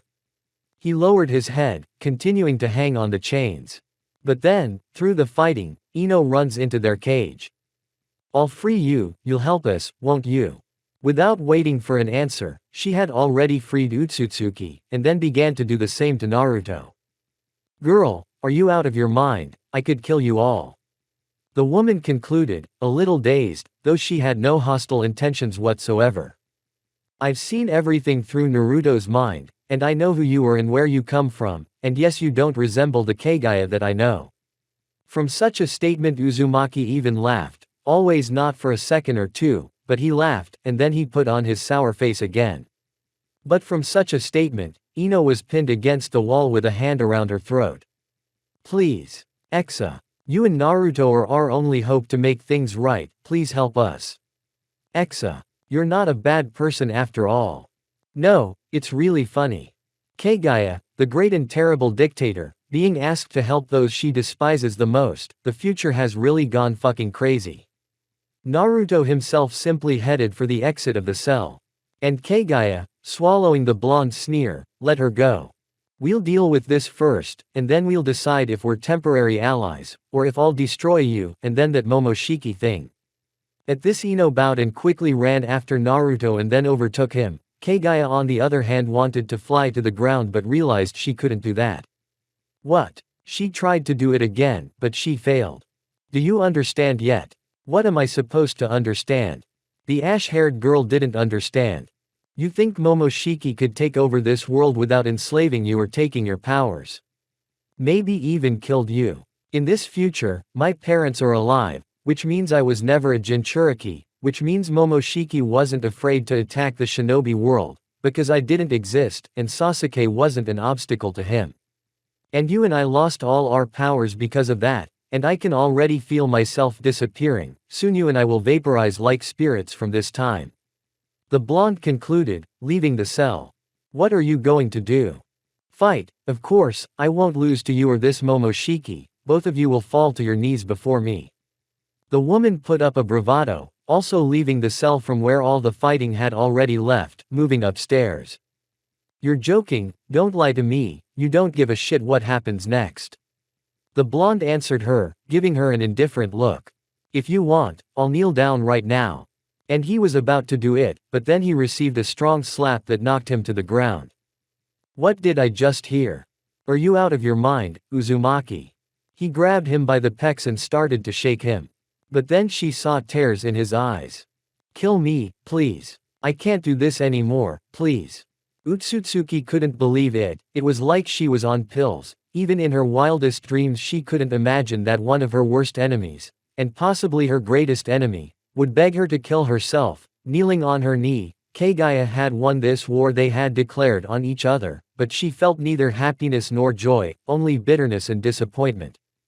You're pathetic. She threw him to the ground, staggering away from the cells, a hitherto unprecedented anger raging inside her. Fucking wimp. But she immediately stopped halfway, thinking about something else for a second, but immediately dismissed those thoughts. I'll take care of this myself. Resistance Headquarters. The headquarters was an underground cocoon, built with the help of former shinobi of the Sand and Stone Village, and fortified by Yamato, who had cost him his life, but dying of overexhaustion he believed he had saved many lives, so he had no regrets, and now this headquarters was under attack by Momoshiki and his guard of soldiers, and Yamato's legacy and his belief in saving lives was destroyed in one attack. It was lightning fast, all the civilians were killed in seconds, thanks to Momoshiki's powers. As he uses the artifact to its full potential, slowing down and speeding up time to his advantage, only a few warriors managed to survive, who were now surrounded by an army of thousands. "Minato, what are we going to do?" Fugaku asked him when all the survivors, who could be counted on the fingers of two hands, stood back to back, holding a circle of defense. "Take the fight and take as many of the creatures with us as we can." Minato had already tried several times to move outside the cocoon, but Momoshiki had put up a barrier that prevented him from doing so. How cocky of Hokage-sama. And here Momoshiki himself appeared hovering above the ground, grinning and smiling wryly. "What a great day it is today, all the resistance has been wiped out, only the founders are left, but to transfer my army to you, it's already clear that you will roll half of them before you die, so." He waved his hand and a barrier appeared around the former shinobi, which immobilized them. "Minato, I can't remove the barrier." Kushina concluded. "Of course you can't, Honorable Kyuubi Jinchuriki, because it's not really chakra." "Well, who shall we start with?" He began a sort of counting rhyme. "Start with this one." And then Momoshiki lands a strong punch to the face that sends him into the wall, even piercing the cocoon through. "I may have lost my strength, but not my chakra and eyes." Kaguya appeared and immediately freed the others, because she knew the structure of the artifact's powers and how to influence them with chakra. "I can't handle a crowd like this on my own. Why are you helping us?" She stood in a circle with the fighters, who were immediately attacked by Momoshiki's fighters. "Because more than Naruto or you I hate Momoshiki, now shut up, Blondie, and fight." Namikaze followed the advice and so did the others, but they were stopped again by an unknown force that was now applied several times more so that Kaguya couldn't pull another stunt again. The wars were about to take everyone's life with their blows, but they were also stopped by Utsutsuki. "I've been waiting for this meeting for a long time. Day after day I have been preparing for this moment. I have been practicing with the artifact powers, practicing, honing my skills to kill you and Naruto, but when you finally appeared, I felt only a pitiful remnant of the former power I felt before. I was so disappointed that I decided to destroy this pathetic resistance at once." Momoshiki concluded, prompting many questions. "Minato, did you really think I didn't know where your resistance was? You're either completely stupid or shallow. I killed our Kaguya to enslave that time traveler, and to waste all of you in front of that fucking Naruto, by the way." He looked around. "He's gonna come out of nowhere again, where's that cockroach?" "I'm here," in a detached voice said Uzumaki, who stood directly under Momoshiki. "How long have you been standing there?" He descended to the ground, standing right in front of him. Momoshiki himself was slightly discouraged. "I had imagined you a little differently, even though I killed Naruto this time, but he was weak and kind of shouty. I remember your strength well, but now you're kind of nothing. I'm sorry to disappoint you, I've been disappointing everyone lately." Though Naruto kept the conversation going, his thoughts were with Indra and the children, with Kurumi and the two red swirls. Uzumaki had finally lost touch with reality, his mind was already dead and his body was only acting reflexively. The others were listening to this whole conversation, including Minato and Kushina. The former was bemoaning himself because he realized that it was really his son, albeit from another world as far as he was concerned, who had gone through a terrible fate and needed support. Kushina, on the other hand, didn't care if it was her Naruto or another parallel Kushina. She was now 100% sure it was her son, and she would tear her jaws out for her son. Kushina's subconscious. QB. She appeared right in front of a huge ball, to which a great and terrible monster was pinned with all its moving parts. He. The wretched creature has come to ask for help. Scowled the demon, glaring angrily at the jailer. But it landed on his face, and she had been afraid of him all her life, but today something changed. "If my son dies, I will be the first to bring you under the monastery to Momoshiki, so you will now do what I tell you. Do you understand me?" Her gaze was full of determination and the fox realized that these were not empty threats. After all, He was already planning to give her the strength for them to escape, but then her dead spin-off appeared. R. A vicious growl was her answer. You're going to regret this. The real world. That's where you're right, I'm disappointed. He grabbed Uzumaki by the throat. I don't even want to waste time on such filth, all the years of preparation went in the trash, and neither do you. Momoshiki began to squeeze the blonde's throat, but he did not even wrinkle his nose, accepting his fate, but stopped doing so, sensing the approaching danger, which was Kushina, who had already gotten on all fours with the cover of a fox with 6 tails and a skeleton, while the force coming from her around the others were released. RRAR. A deafening roar pierced the room. Get your hands off my son. Chapter 16. Mother's Heart. Kushina launched her 6 tails underground to thin the ranks of Momoshiki's army, piercing them through, and she launched a mini bomb of her tails in the direction of the enemy, who was not going to dodge the blow, but instead put Naruto under it, but right in front of them at great speed flew Kunai Minato, from the flash of which he appeared, hitting Utsutsuki directly in the head, thus releasing Naruto, and then, grabbing him, moved back to the group. Momoshiki himself had managed to freeze the attack in a time barrier, so it stopped in place, hovering in the air. Not bad for a relic of the past. He circled around the attack and then deactivated the barrier, causing the bomb to fly farther away, blowing up the far wall. But you are finished. The end has come for you. Kushina was behind Utsutsuki's back, imposing a melee attack. Because of the poisonous chakra she used, this fight was extremely painful for the opponent. Momoshiki was about to catch her in a more powerful version of the barrier, but she managed to dodge, getting behind the white-haired man's back again, slamming him into the wall with a powerful kick to the back, and then sending a few bombs into his tail. Minato, get everyone out of here, I'll hold them off. Then she rushed into the pile of enemies, tearing them to pieces. Minato, gritting his teeth, accepted his wife's terms, leading everyone to the secret passage, while Naruto hovered, fixing his gaze on his mother, and when they were about to leave the room, Uzumaki had another attack. Again, she's sacrificing herself for me again, no. The blonde man abruptly snapped off his father's shoulder, rushing towards his mother, but he was managed to be pulled to the ground by Minato. What are you doing? He turned him over to face him so that he could get a better grip on him. She's going to die. For the second time because of me. He put his elbows around his father's arms from the outside, then brought them under his armpits, reducing the distance to his face, then a sharp blow with his forehead to his nose, which forced Minato to let go of Uzumaki, who again wanted to break into the crowd of enemies, which was surrounded by enemies, and Momoshiki already got out from under the rubble. To him Naruto and Kaguya were secondary at the moment, right now he needed 9 tails, so he didn't pay attention to the retreating people. Stop acting like a snot, Uzumaki.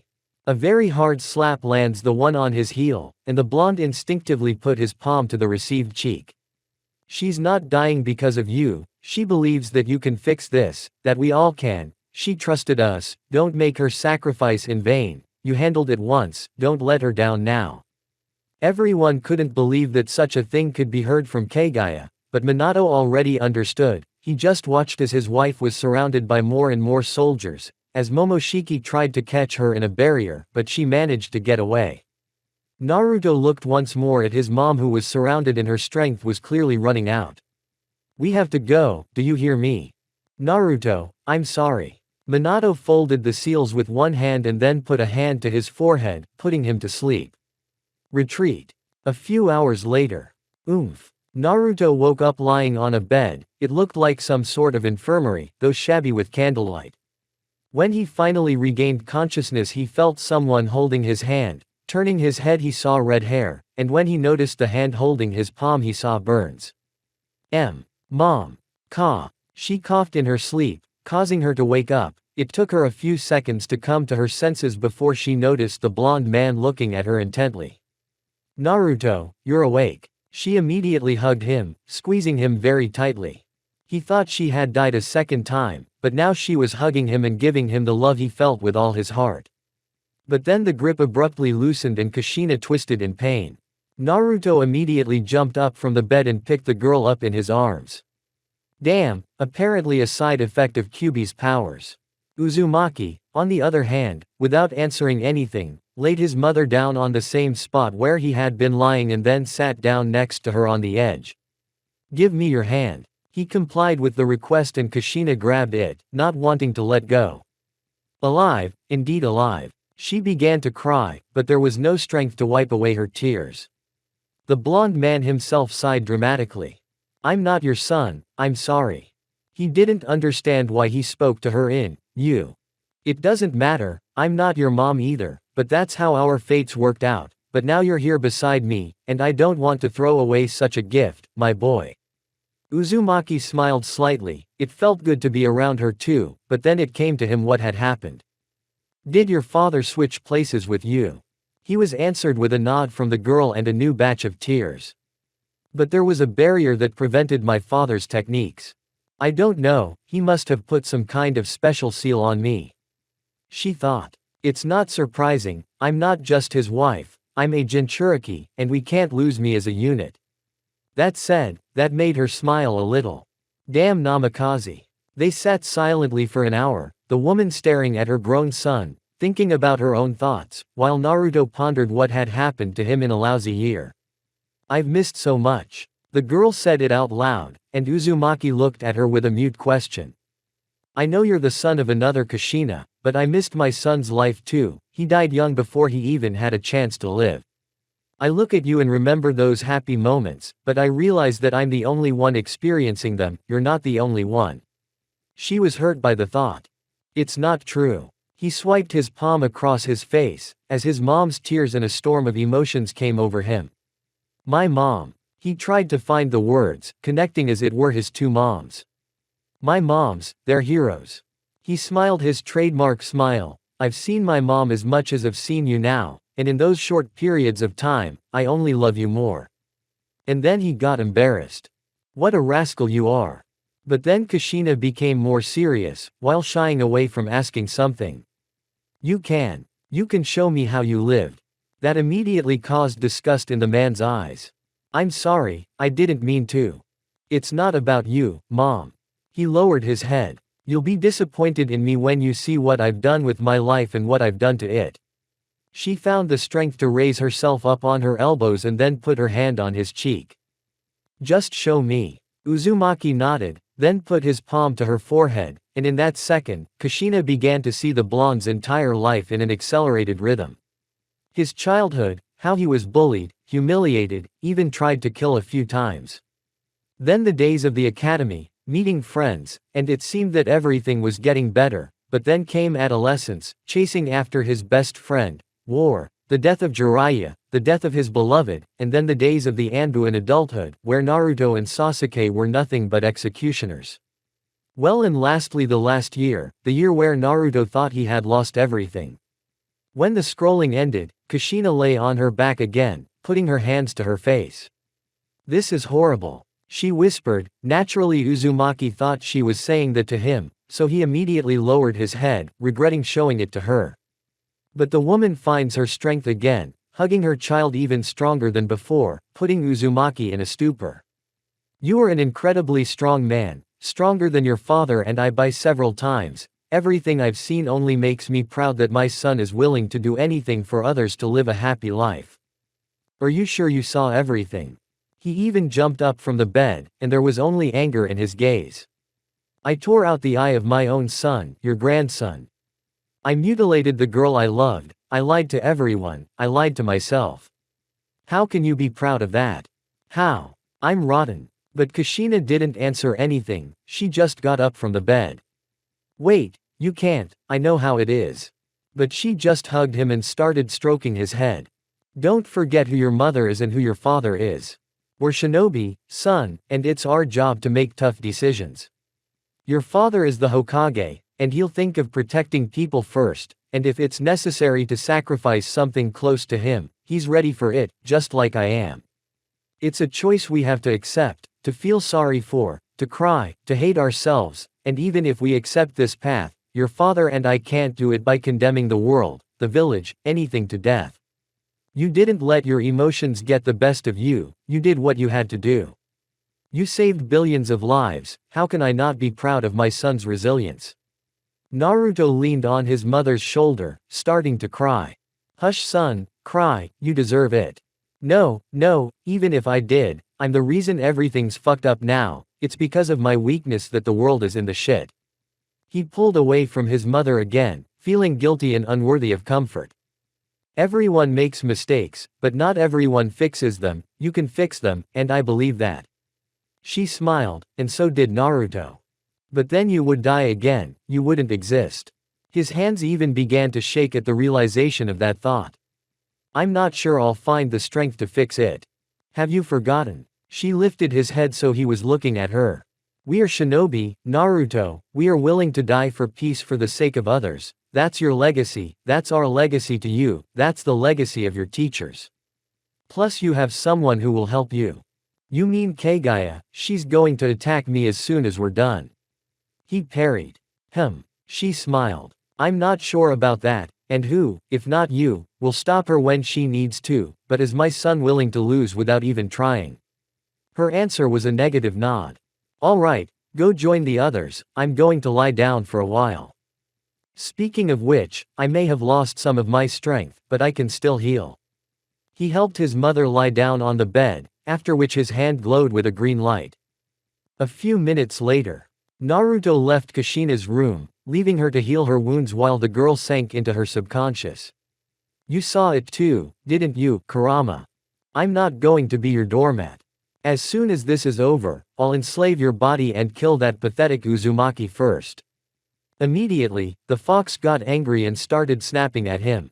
I didn't think you could be such a good friend who was willing to sacrifice his life for another. Life has really taken its toll on you, and I treated you like a monster. I apologize for that. She bowed to him and then left the subconscious, leaving Fox alone with his thoughts and a huge grudge against one blonde man. If he was a good friend, he would have told me everything right away when we met on that shore, and he didn't even give me a hint.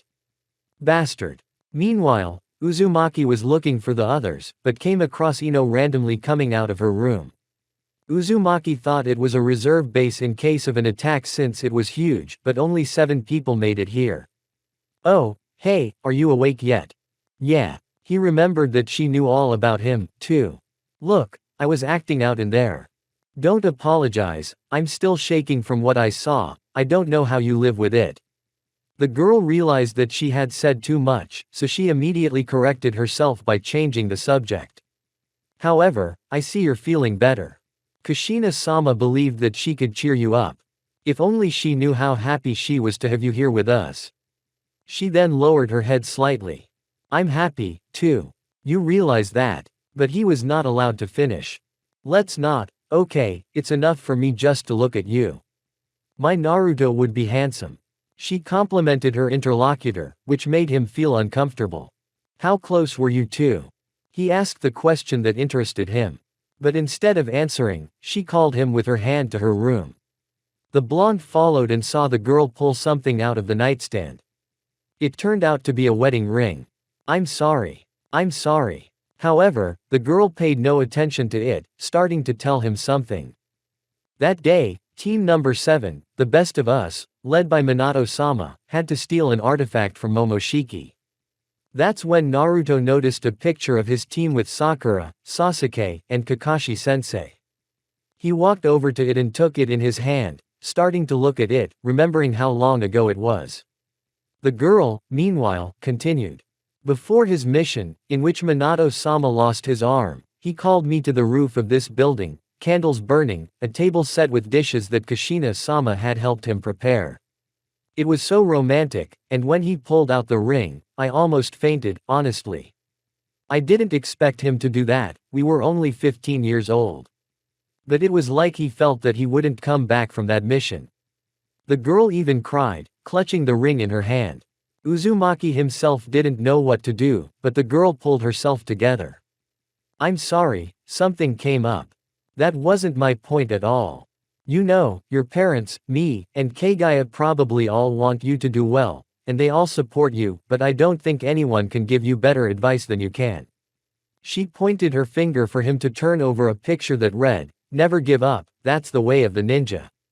The words on the picture made him smile. Thank you, Ino, it means a lot to me. He walked over to her and hugged her. You would have been a good wife for him. The girl finally burst into tears, snuggling into the blonde man's chest, releasing her accumulated emotions. The meeting room. We need to attack him. Kaguya was already shouting, arguing about what they should do with Fugaku and Mei. He knew everything about our base from the beginning, what makes you think he doesn't know about this one? At that very moment, Ino and Naruto walked into the room. Oh, and that psycho showed up. Termi's stance on the blonde was unequivocal. I agree with Kaguya, besides, if he knows about this base, then we should definitely attack first, but… He turned his gaze to Utsutsuki. Why are you helping us? Wouldn't it be better to kill all of us when we're weakened? Why do you want to be the vanguard if you want to rule the place? But then he's pinned against the wall by Kaguya, glaring angrily at the man. And even if I did, what are you going to do?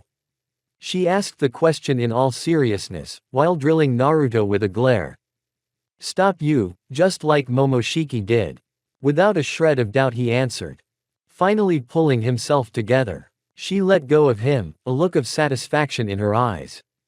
Suddenly, both for her and for himself, Naruto replied. Thank you for helping me not to fall apart completely. Chapter 17. The Loop. Momoshiki's Palace. I still consider this adventure a failure. The resistance team moved through the sewers towards the enemy's lair. At that, Mei was the only one with a good mood, because she was the only one grumbling the whole way, trying to distract everyone from the idea that this was a one-way ticket. We're here, announced to everyone Uzumaki, being in sage mode. We're right above the main entrance. He turned to the others, looking each one straight in the eyes and saw the confusion in them. It was like they couldn't believe in success. Shit, I can't even find the words. Everyone looked at each other, shifting their gazes as if saying goodbye. I'm not a master of speeches, and we're in the wrong place. Shino took the floor, speaking normally. It was an honor to serve and fight with all of you. We all know that we will not return from this mission, so let's, in case of failure, take as many of the bastards as possible with us so that they can lick their wounds for many years. Hearing Shino say that, even Naruto cheered up. Now let's go fuck the suckers. The brunette finally finished the team off. Well said. Fugaku placed his palm on the speaker's shoulder, activating Mangekyo. I think it's time to say goodbye. Everyone took turns hugging each other and wishing each other good luck on the mission, where it was finally Ino and Naruto's turn. There had been some awkwardness between them from the beginning. Naruto, let me. The man immediately understood everything, so he kissed the girl gently. He realized that this kiss would mean a lot to her, so he tried to put himself in Naruto's shoes. Thank you, I needed that. He, on the other hand, just nodded with a slight smile. Well, we're off, make some noise out there. Kushina, Kaguya and Naruto moved on, but Fugaku, Mei, Shino, Haku and Ino stayed behind. All right Dream Team, let's get started. A series of seals from Fugaku. Kaden. Big fireball. The Uchiha launched the technique straight into the ceiling of the sewers, smashing through them. The enemy ranks immediately began to panic, and the squad immediately jumped out of the hole. Shino immediately launched a huge cloud of bugs, which began to act on the area, reducing the visibility and combat ability of the enemy. In addition, he put a cocoon of Ino, who immediately used his telepathic abilities, taking control of 100 opponents, causing her nose to bleed. The rest is on them. Attack. The secret passage. Somewhere, Naruto groped the wall, letting the Senchakra pass through it. Here. And then one blow through it, but because of the noise on the street, many troops had already gathered on the street to suppress the attack. There were only a dozen soldiers, which Naruto quickly removed, using Hiraishin. Great, no one else, let's move. A few minutes later, the team found themselves near the throne room. We're here, the blonde announced to everyone, and then kicked out the huge door with a strong blow. Well, primitive but effective. Your friends really put on a good show. There are about 10 people left in my palace, but even those will soon go to rescue their comrades. As for you. He snapped his fingers and the lights came on, revealing 100 soldiers of Kaguya's personal guard. You asshole, these are my men. Immediately Utsutsuki made her indignation clear. Not anymore, they are under the seal. Anyway, I'll give you a chance. All three of the arrivals looked at him with anger at this incomprehension. I've already taken over everything, enslaved everything, what else can I do? It's not interesting to sit on my ass. And there's at least some excitement here, since your appearance is a bummer, at least give me a show for the last time, and I'll watch. He sat back on his throne, putting his foot on his leg and taking a nasty sip of his tea. Hot, asshole, pardon my manners. So, defeat them all, I'll give you a chance to fight me, I won't interfere, there are no barriers. But then he thought. Except one. He snapped his finger and the time barrier appeared around him. You're experienced, and I recognize your talents, but there's nothing left of your former strength, but you might not play fair, and I can't let that happen. Again he took another nasty sip of his tea. Now, where was I? Momoshiki was being quite polite, but also showing an attitude towards the nailed people in that he considered them nothing more than trash, which made Kushina and Kaguya incredibly angry, but Naruto was surprisingly calm, as it seemed at first glance. In fact he was in a wild panic, preparing for one encounter and once again overreacting. Ah yes, round 1, the last pockets of resistance against the leader of that very resistance. Drum roll. And out of the yellow flash appears Minato, who immediately takes a knee. Kill them. You bastard. Namikaze hissed through his teeth. Kushina couldn't believe it, her hands were shaking, but Kaguya was worried about Naruto, who was about to fall into unconsciousness again, but he only took a step forward. Stay back. You can't keep up with him. I'll do it. Kaguya, you take care of mom. He strode deeper into the room and then made a series of seals, placing a powerful barrier on Kaguya and Kushina. It was only now that Uzumaki realized what was about to happen. We have to help him. Kushina snapped, but Kaguya didn't even hold on, just sat on her knees. Why are you so calm? Did you see his memories? A short question, yet it was also the answer. Kushina only clenched her fist in helplessness, but did not move away from the edge of the barrier. Meanwhile, the opponents stood opposite each other. Well done, son, you shouldn't bring your mother into this. This is so wrong. Though Minato's body was under Momoshiki's control, but his mind was with him, making it 100 times harder for Minato, but then he noticed the blonde's gaze, it was blank, causing a slight smile to appear on Namikaze's face. Good for you, you were able to completely remove yourself from this fight. Meanwhile, Momoshiki continued his speech. Sorry to interrupt, but this is awesome, Kona has yellow lightning against the most unpredictable shinobi. I'll put you on notice Minato, your second son has exactly that nickname. Woohoo, who's gonna win? Alright, let's get started. He clapped his hands, but the opponents didn't move. Minato kept staring at his son's face while Naruto went deep inside himself. I have to do this. That's when the very moment he first saw his father and his words, I believe in you, son, popped into his head. By doing so, he accidentally threw off his fighting attitude, transferring his gaze to his father, who continued to look at him with an unreadable gaze so as not to embarrass or distract his son from the battle, but then he realized that all his attitude was gone, and his body rushed to attack. Uzumaki himself caught in a stupor, from which he caught a strong blow to his stomach. Shit, I can't, not against him. Naruto, fight! The Namikaze shouted, moving behind him and jabbing his kunai into his back. Kushina cried out, and then the kunai was twisted, causing a laceration that began to bleed. Then Minato materialized a Rasengan, which sent the blonde straight into the wall. No. Even Kaguya had already gotten to her feet, because she realized this was a crappy deal, but a barrier prevented them from engaging in this fight. Minato, on the other hand, moved directly to Naruto, who had already fallen to the floor and held a kunai to his son's throat, waiting for Momoshiki's order. Well, that's a disappointment. Momoshiki spoke up. Naruto, enough, you are a strong warrior, we must not lose, we swore to protect everyone, you are my son and this oath was passed on to you, and I believe in you, you did not appear here by chance, because heroes always appear at the last moment, so be that hero. Minato held his emotions as best he could to reach Naruto with his cold speech, but he continued to be in a kind of fog. Literally everyone was holding their breath except Momoshiki. Yeah, pathetic, finish him off. Minato was already bringing out the kunai with tears in his eyes, and the blonde remembered the moment when he was still a snotty genin, trembling from any danger, but saved the boy Inari and his mother by showing up like a true hero at the very last moment. And now he must do the same, save the world at the very last moment. A punch and Minato is sent flying into the opposite wall. I will not lose. He quickly wielded his hand in a medical jutsu and healed the wounds on his back, but Minato and Rasengan had already moved towards him, but Uzumaki had already disappeared, appearing next to his kunai, left near the barrier before the fight.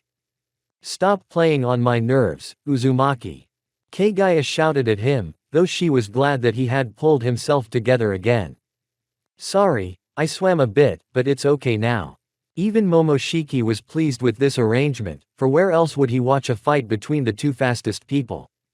Well done, son. They rushed towards each other with Rasengans, causing an explosion that threw both of them off, but Naruto immediately dropped his kunai and moved right next to his father, aiming the weapon straight for his neck, but Minato had time to move to his kunai as well, and Naruto chased after him immediately.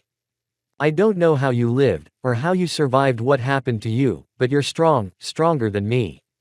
Everyone around them watched the dance of yellow flashes, even Kaguya and Rinnegan couldn't keep up with them. They had developed incredible speed and they were the only ones to see how deadly their blows were, but each time they dodged, continuing the deadly dance of speed. Still, Minato reaches the blonde's head and stabs him through with his kunai.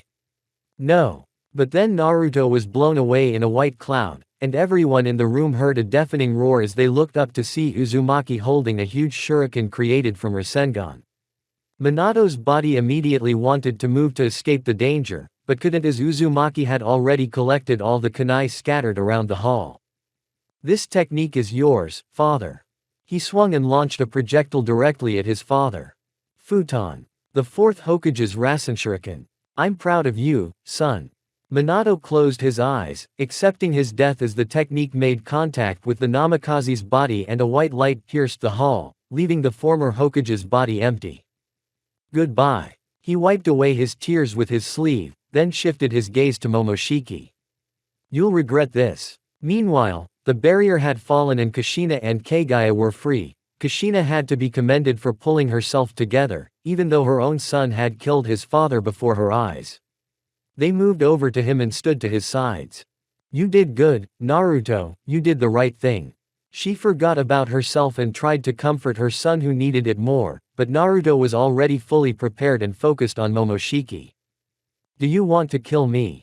Utsutsuki asked rhetorically. First you need to destroy this guard. But before he could finish, Uzumaki stomped his foot and vines came out of the floor, piercing all of Kaguya's former personal guard in a second. Oh, that's something I didn't expect. You're dead, freak. That kind of attitude encouraged Kaguya and Kushina. I need a few minutes to recover, keep him busy, I'll join you a bit later. Uzumaki sat in the lotus pose to regain his strength faster, and he was surrounded by Utsutsuki's barrier. Kushina, meanwhile, was still able to reach Kurama to share her strength. Momoshiki felt threatened for the first time in a long time, as he was facing two women. One who wanted to kill him for what he had done to her husband, and one who wanted to kill him after the fact. Kushina donned a six-tailed veil, while Kaguya activated a Byakugan and a Rinnegan. Utsutsuki began to smile maniacally. Fun at last. Meanwhile, in front of the main entrance of the palace. Shit. Fugaku was outnumbered and stabbed by several soldiers, causing him to fall to the ground and look around. Shino had been dead for a long time, stabbed in the back by several swords after leaving their squad first. Haku was barely on his feet, but the exploding seals had been thrown at his feet and he had no time to dodge, so his death was quick but horrible. All he had to do was watch as the seals exploded, taking their own weight. The explosion and the former rebels' pieces scattered all over the courtyard. Mei was the only one still holding on, but one of the warriors jumped from the roof of the palace, landing with the blade of his sword on the former Mizukage's head, even though he was killed. Ino remained in Shino's cocoon, as the bugs had been given the final order to protect Yamanako at all costs. which they were doing, but the soldiers were storming the cocoon with technicians without stopping, leaving him with only a few minutes to live. Ino was taking turns entering the minds of the soldiers, mowing them down in batches, but such an active use of mental techniques had a detrimental effect on her, causing her to bleed not only from her nose, but also from her ears and eyes, which were filled with blood. The soldiers managed to break through the cocoon, but found that it was covered in several layers of explosive seals.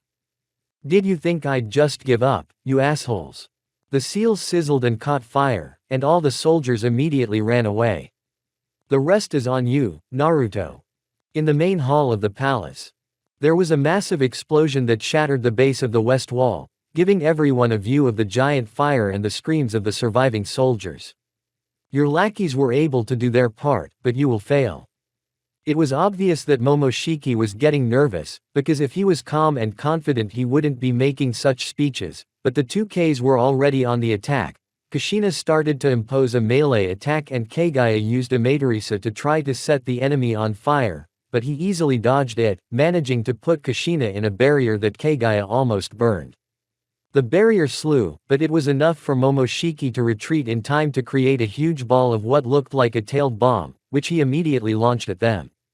Taking over. Kushina had time to load her bomb and launch it underneath them, causing both projectiles to change trajectory, one going up and the other down, which Kaguya took advantage of by closing the distance to Momoshiki, piercing his arm with a pin and launching it into the wall, then using Amaterasu to follow up, but he managed to put up a barrier and get out from under the attack.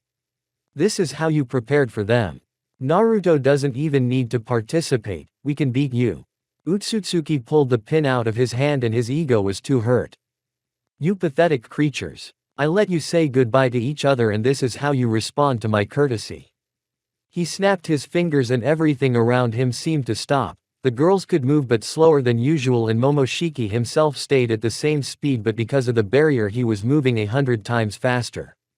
He managed to pierce the chests of the girls with the pins. Shit. Kaguya managed to transport them to another dimension. Ka. What the white-haired girl felt something wrong. "My body. It's disintegrating." Kaguya shifted her gaze to Kushina, who was already in her normal state and writhing in pain. Naruto jumped up to them at that moment. "What's wrong with you? What is this technique?" Though he was asking questions, he immediately covered his hands with a green glow to heal the wounds, but it didn't help. What to do? The blonde was starting to panic. "Shut up and listen to me. Do not get caught under these pins." Momoshiki was able to change them. "They corrode the body at the DNA level, we have a few minutes." The white-haired woman informed her partner. "Are you kidding me? You can't." A hard slap from Utsutsuki cooled the blonde man's ardor. "Just make it right, I believe in you, don't let me down." She immediately grabbed her eye in her forehead and pulled it out, putting her palm into the blonde man's palm. "Finish this nightmare." Naruto didn't answer anything, only nodded, immediately pulling out his right eye, inserting Kaguya's Rinne into it, then quickly healing the endings with his medical palm. "There you go, now." She shifted her gaze to Kushina, who could barely keep herself from screaming in pain. "Son." She turned to him, stroking his cheek. "I wanted to give you all the love that your mother and I didn't have time to give you. I'm sorry about that." She started coughing up blood. "But you're our only hope now, finish what we started and fix what happened. Take Kurama, I'm sure you and he will do better than I did with him." She tried to smile, but the pain twisted her again. "Good." The blonde stuttered a bit, but still formed a series of seals, placing his palm on Kushina's stomach, immediately entering her subconscious. "Mom, where are you?" She passed out so she wouldn't disturb us, you degenerate. To say Kurama was angry was an understatement. "I understand you're angry, but..." But then a deafening roar pierced his ears. "Fuck you, traitor. That day you could have told me what was waiting for me, so that I would know, so that I would be waiting to meet you, so that I wouldn't kill myself because the world doesn't accept me, because it treats me like shit, but you kept silent, you just pretended to be a kind stranger." The fox was spewing out all his emotions. "And I believed it, that day I really thought the world was ready to accept me, and when I wanted to be friends with your clan, I was sealed. Sealed because of you." Naruto didn't answer anything, he just waved his hand and Kurama was able to free himself, landing on his paws, though somehow unsure, as he was already used to standing on his own kin a bit. I know all about me, believe me, but I'll tell you honestly and as it is. You're not a snotty girl, you're my partner, who, like me, put his life on the altar of defense of the oppressed, and if I had to keep silent that day, I'll keep silent again, because it's our destiny, it's our choice, and the day I told you that you're my friend, I never thought otherwise, and I believe that you know very well that this act was the only and right. The blonde said everything, for which he was immediately hit in the face by Fox's fist. Having plowed the ground a few meters, he stood up and continued. You want to kill, go ahead, I can't do it without you, this Rinnegan is useless without our power. You're angry, I get it, but I know who you are and what you're capable of, you're the hero Kurama and no one else. You are my partner and I entrust you with my life. After which he sat down on his knee, waiting for a response. The fox swung and was about to strike, but stopped right in front of Uzumaki's face. Give me a fist. And then he tried a new word for himself to taste, because at this time he had never said it. Partner. After which both of them smiled. You do realize that. Let's just do it and be done with it. I don't want to lose my temper, if I start thinking about my mother and father, we'll lose. I understand. The outside world. Ah. Kushina was racked with pain, causing her to arch her back into a bridge.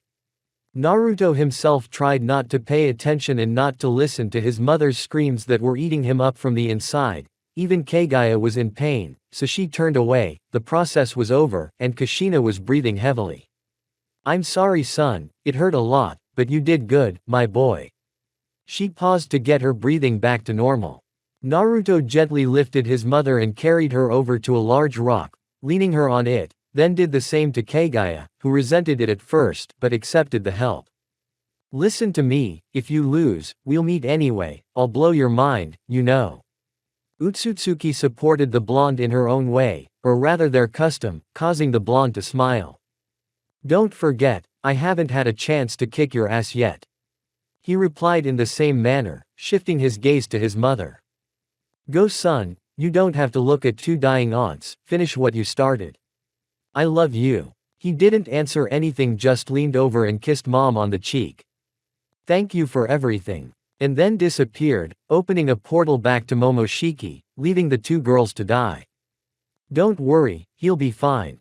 Kushina spoke up, encouraging Kaguya. You and I never got a chance to talk. Cha. Coughing up blood again. It's not gonna happen. It's just. I don't know what kind of relationship you have now, but I'm only going to ask you one thing. Take care of my boy, he doesn't deserve a life like this, let him be happy at least in the end.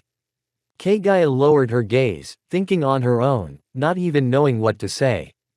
Just then she felt Kushina rest her head on her shoulder, and when she turned to look at her, she saw that the bloody habanero was already dead. I swear, said Utsutsuki and closed her eyes herself. The main hall of Momoshiki Palace.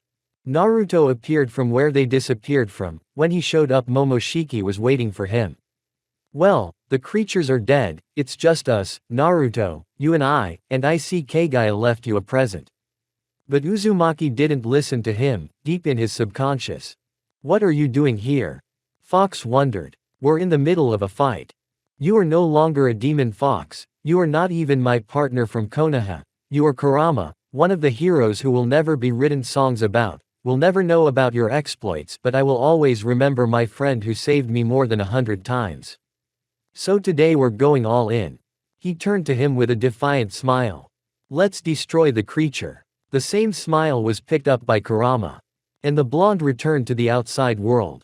Hey, asshole, do you know why I'm the most unpredictable? Uzumaki donned the sage's cloak, and behind him appeared Gudodama, rods in his hands and a Rinne burning in his eye. Because I always win. What's that? Momoshiki felt himself sweating, and not just sweating, but a cold sweat broke out. I can't be afraid of such a lowlife. He immediately rushed to attack, trying to impale the man with the pin, but Naruto simply moved behind him, delivering a direct blow with Rasengan's Amaterasu flame in the back. Utsutsuki crashed into the wall, but immediately hugged himself with a barrier as he was already starting to catch fire, but he was saved by the power of the artifact. Wow, because of the Rinnegan my reaction has increased manifold, he moves so slowly. The blonde man remarked to himself. The main thing is not to relax, the opponent is serious. Uzumaki had already forgotten what it was like to communicate with Kurama during a fight, but one phrase in his head was able to energize him, because his friend was with him again, which meant they wouldn't lose. Momoshiki immediately wanted to catch the blonde in a barrier, but he easily dodged and went into close combat, which Utsutsuki was clearly losing, and the toadstool style helped. Utsutsuki was clearly starting to panic that everything had gone downhill, as he had clearly underestimated his opponent. Naruto was indeed weaker, but he was experienced, and he parried all of his opponent's powerful attacks like a genin attacking a jonin. Shit. The white-haired man put his hands forward and from the eyes on his palms a powerful beam of energy was directed at Naruto, sweeping away everything in its path. But the blonde managed to completely surround himself with Gudodamas, protecting himself with a cocoon. Phew, that was close. When he got out from under the ball, dispelling it, he already had a 10-tail in front of him, controlled by Momoshiki himself. Round 2, Kurama, ready. Always ready. And a second later, the image of Kurama also appeared in front of 10 tails, albeit 3 times his size. What's the plan? Beat him to a pulp.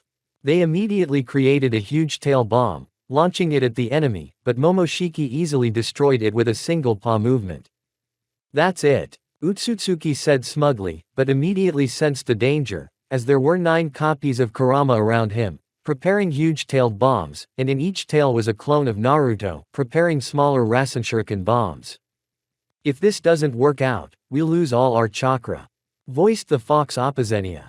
It'll work. Momoshiki wanted to get out of the line of fire, but 2 more Kurama clones slammed into 10 Tails' paws, not letting him go.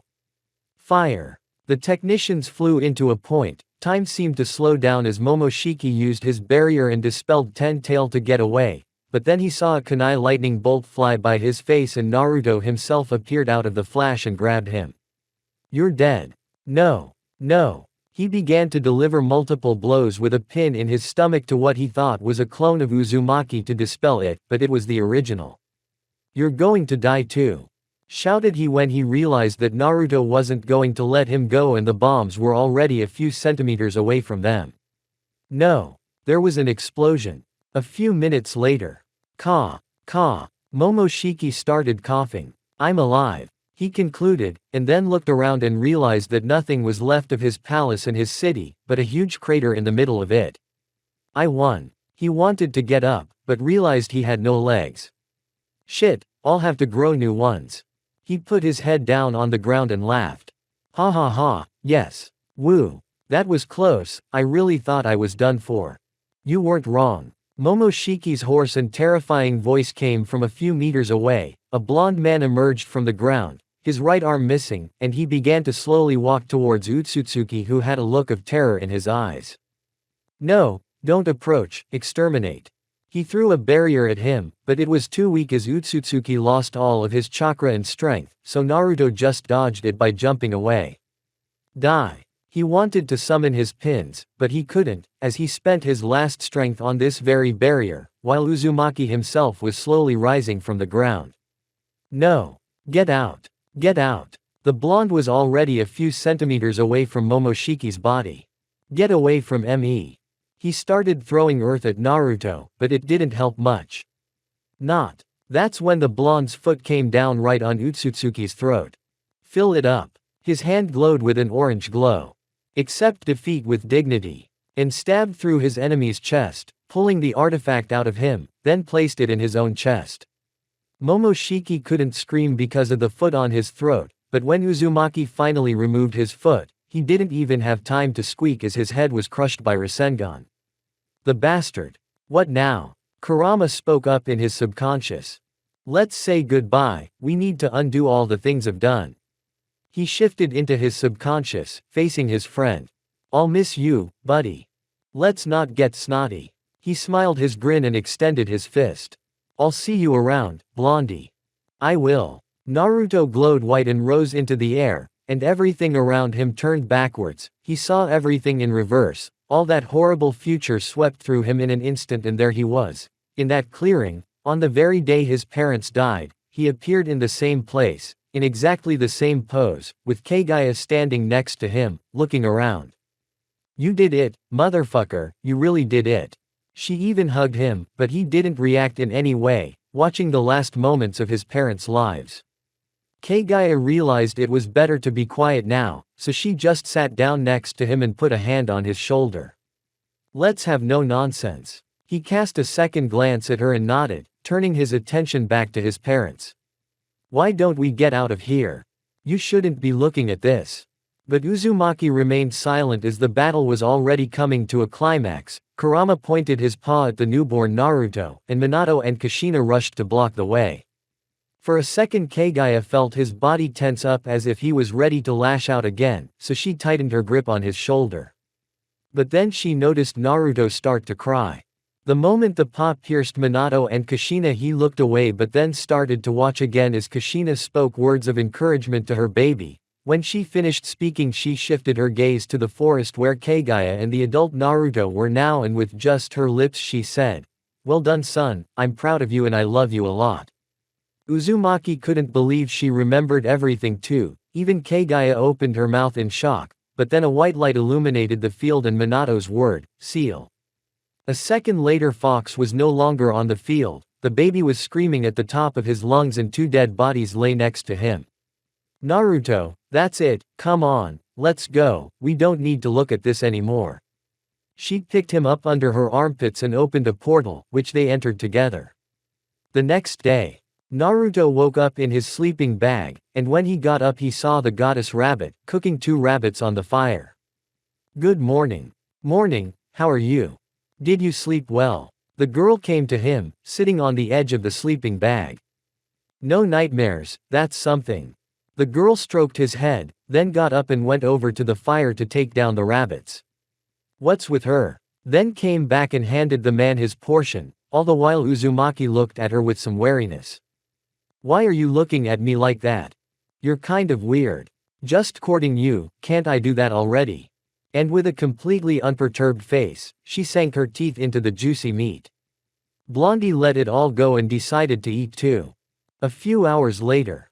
"Okay, we've played friends and that's enough, let's just finish with Momoshiki and solve all our issues."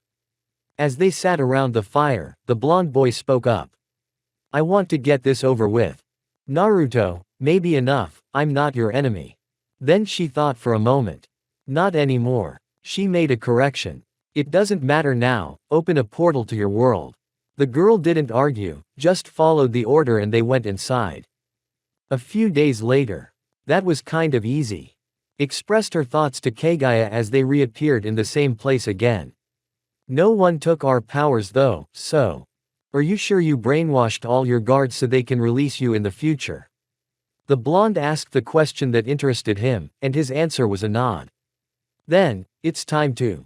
I don't know, fight or something." Uzumaki didn't want to fight Kaguya, and killing her was out of the question. "It's funny, isn't it?" Uzumaki looked at her questioningly, not understanding the irony, because he thought he was the only one who was uncomfortable. "Well, we're all done, our mission is over, and I don't feel like fighting at all. It's funny, while we couldn't kill each other so much fighting and humiliating each other, and now that we can, we don't feel like it. That's funny, my main worst enemy." Ha ha ha. From which the girl laughed very hard, as did Naruto. They laughed for about 5 minutes at least, even tears came to their eyes, it was so wild for them. "Oh man, I haven't laughed like that in a long time. Huh, my stomach hurts. Seriously, what are you going to do?" He knew who was in front of him after all, even though they had been through some shit together, but Uzumaki still kept his ear to the ground. "I don't know, I'll travel, I guess, see the world, and I wonder what people have achieved not in military terms for so many years." Kaguya answered honestly, which the blonde felt with empathy, but he couldn't believe it. "Don't lie, you in the world to see, not to capture, but to see." The look on Naruto's face was very comical, which made the girl laugh a little. "What are you going to do?" Naruto already knew the answer to that question, but he didn't want to tell anyone. It's a secret, but if we're friends now, I'll show you when I'm done. A little ambiguously expressed the blonde, which slightly upset the interlocutor, but she did not bother with questions. Okay, agreed, maybe then let's go for a drink, for reconciliation. We could, maybe we should. At some bar. Fucking hell, I'm sitting in a bar with you, drinking with you in a bar, drinking at the same table. Do you realize we broke bread? And Kaguya was just emptying another mug of beer, washing it down with sake. Blondie, you've been trying to tell me that for 20 minutes and you ain't drinking shit. I'm already drunk, and you're still sober, drink quickly, I'm sick of it. Finally catching the squirrel, as he thought, Naruto drank 2 mugs of beer in one gulp, and knocked back 5 shots of sake. Now we're getting somewhere. I'll go get us some more. Kaguya got up from the table and headed for the bar. She came back a couple minutes later, and unexpectedly for Uzumaki put a chair right in line with him and sat on it. What are you doing? She put her palms on the table as if she was about to say something. During your battle with Momoshiki, I swore to your mom that I would take care of you and make you happy. But the blonde laughed, hurting Kaguya, causing her to burst into tears. Wait, are you serious? Uzumaki abruptly felt like an asshole, because he thought it was some kind of joke. No, I'm kidding. I didn't want to tell you that when we're still thinking straight, but when we're still thinking straight, you think I was just throwing myself at you.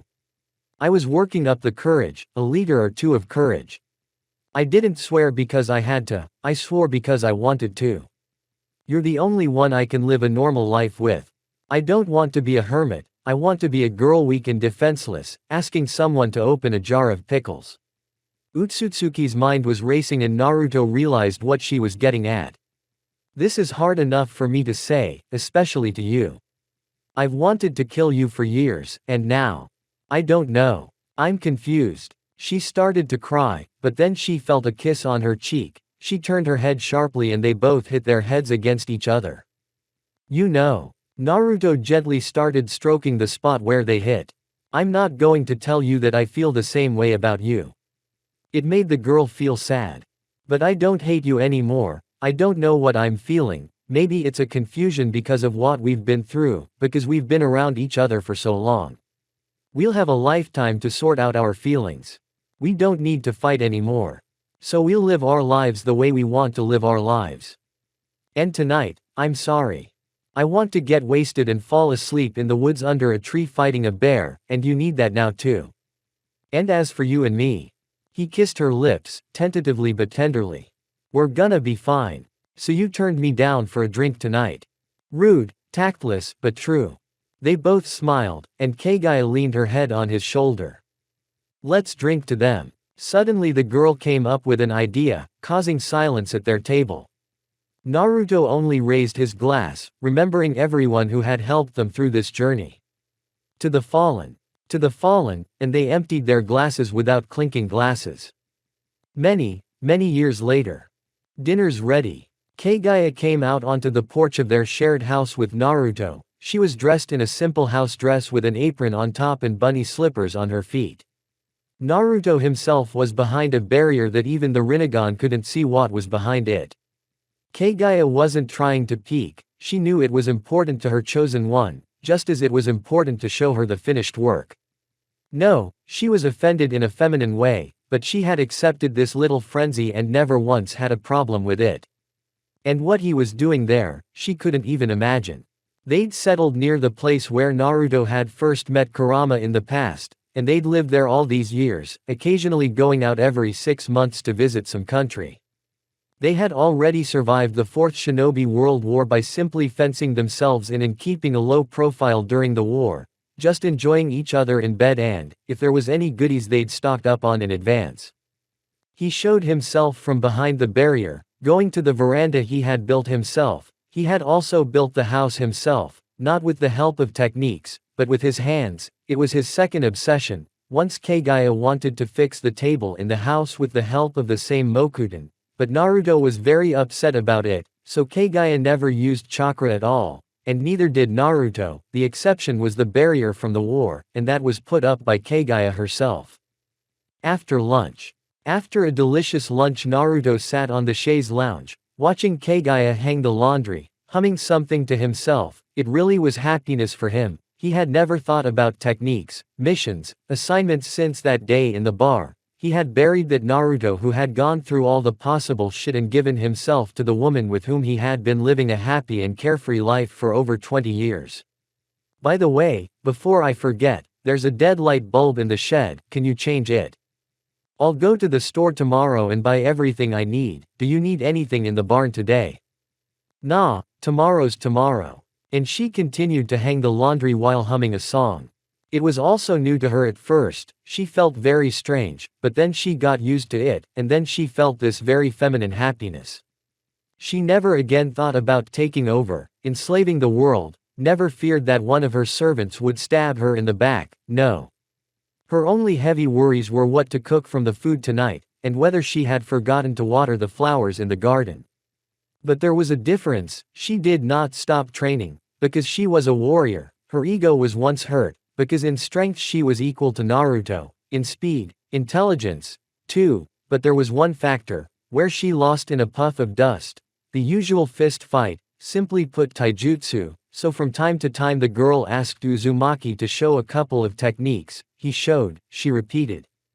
And Naruto realized that his love just sometimes misses the feeling of fighting, because she didn't fight many people, so she needed it.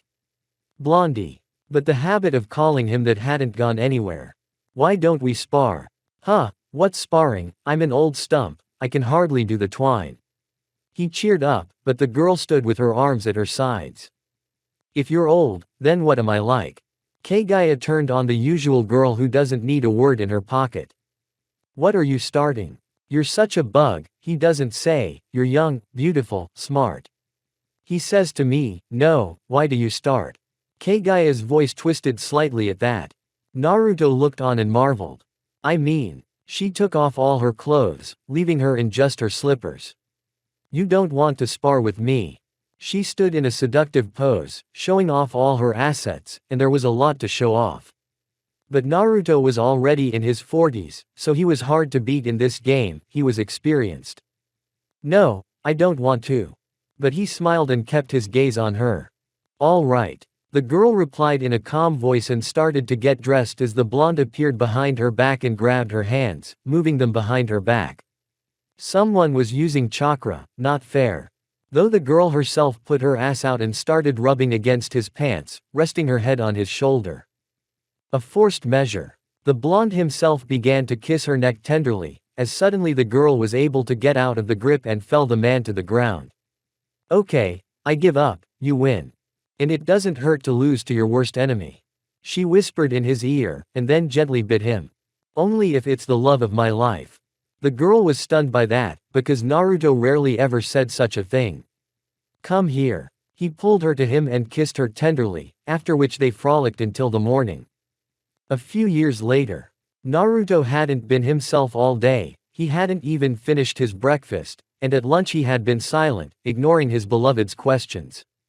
Now Kaguya was sitting on the porch eating watermelon. I'm full, but you're full, aren't you? She put her hand down on her rounded belly, where the direct heir to Uzumaki's will was already. Naruto was watering the flowers, because Kaguya had to eat a watermelon. In one sitting. Without choking. Drinking milk. Watermelon. Which is water. Yes, those fields over there, they love water. Just like you. Muttered under his nose, the blonde. What? I love it. Right, well done, work. The girl breathed a sigh of relief. If she had the strength to fight back, then everything was fine. But at dinner again began these oddities, as Uzumaki already held a spoon with rice for 2 minutes and hovered, looking at one point. Maybe you should tell me already. The girl, who was already starting to be frightened by this incomprehension, spoke up. Ha ha, what are you talking about? Everything is fine, I'm eating. He immediately put the spoon in his mouth, chewed and swallowed. Naruto, you and I have been married for 30 years, let's be honest. The man immediately groaned, dropping his spoon on the table. Where do you think I got the artifact powers from? He asked the question that had been plaguing him for weeks, because the day was tomorrow. Well, Hagoromo. He gave you the powers, who else could have? I certainly couldn't have. Kaguya thought of all the options and came up with a plausible one. Do you remember when we went back in time? And Hagoromo didn't have the artifact at that moment, because it was used to rescue you.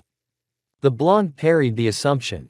What's the point of these questions? You haven't thought about it for 30 years, you're just paranoid that this day will come tomorrow, that's all.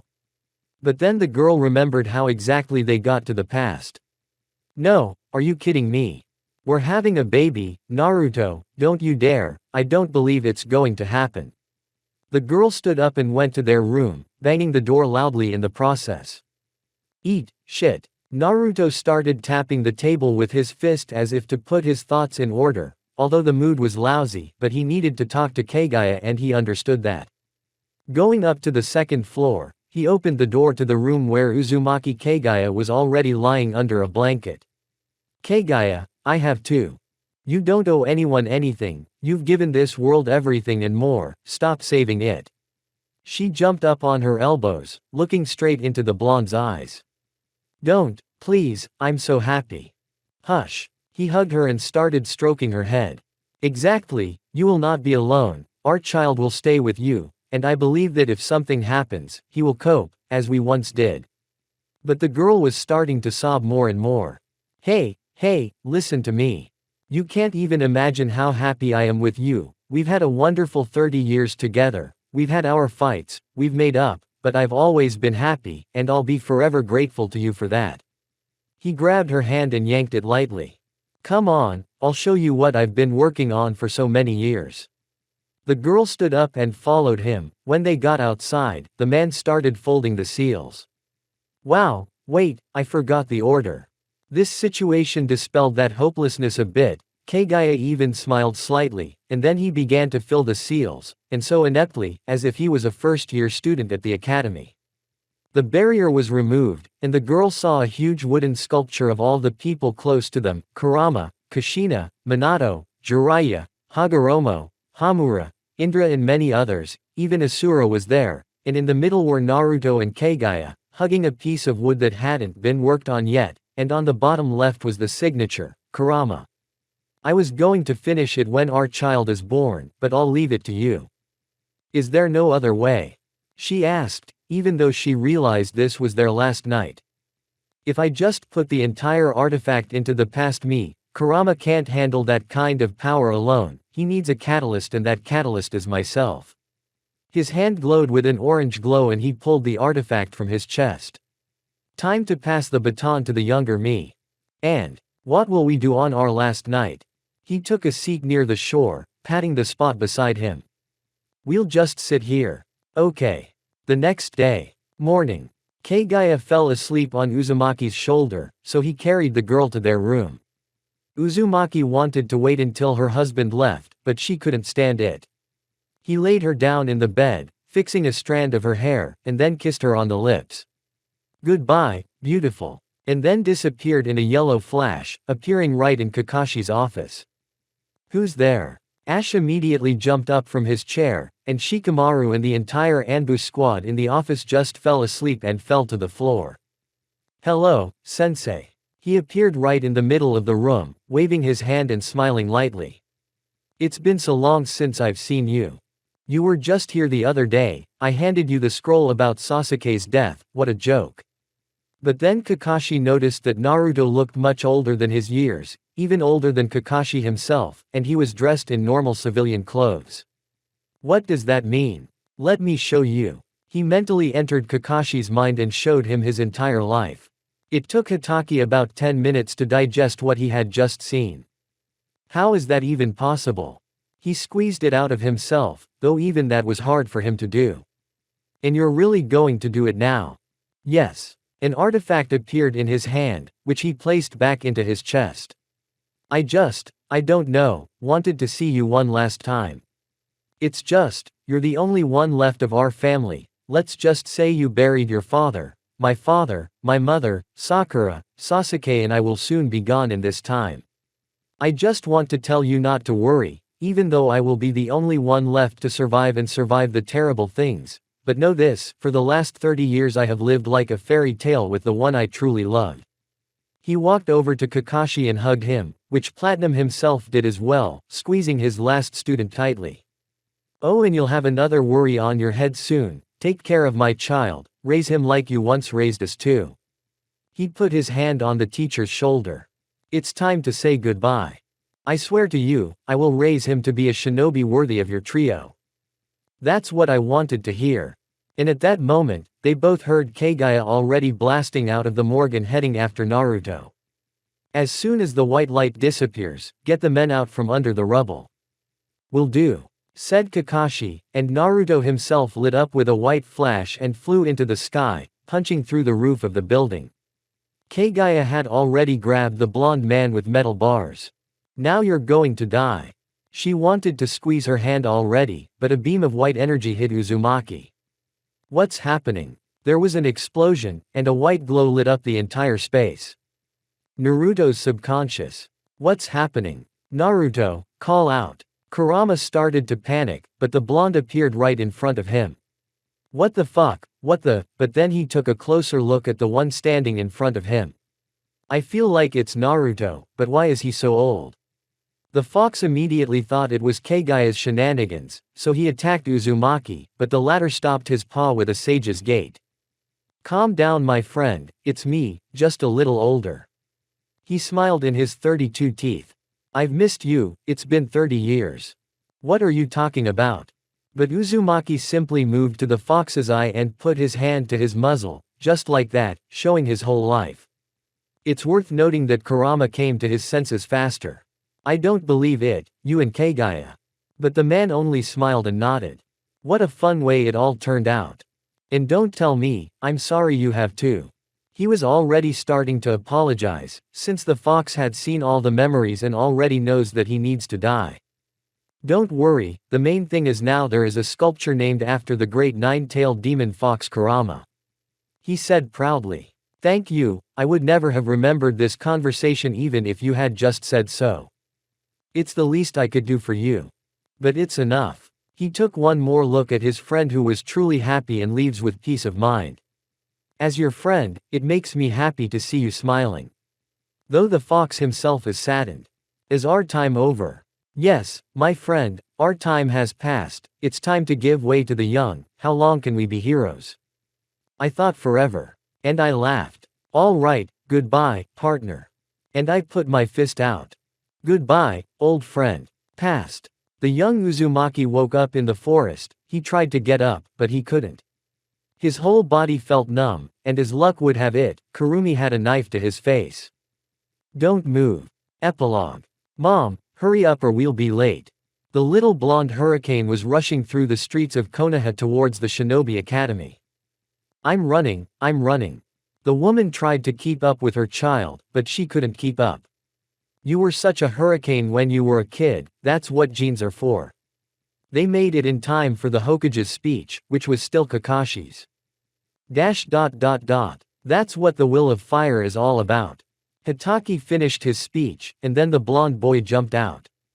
I'm going to be the new Hokage, Grandpa, so don't hang on to my spot.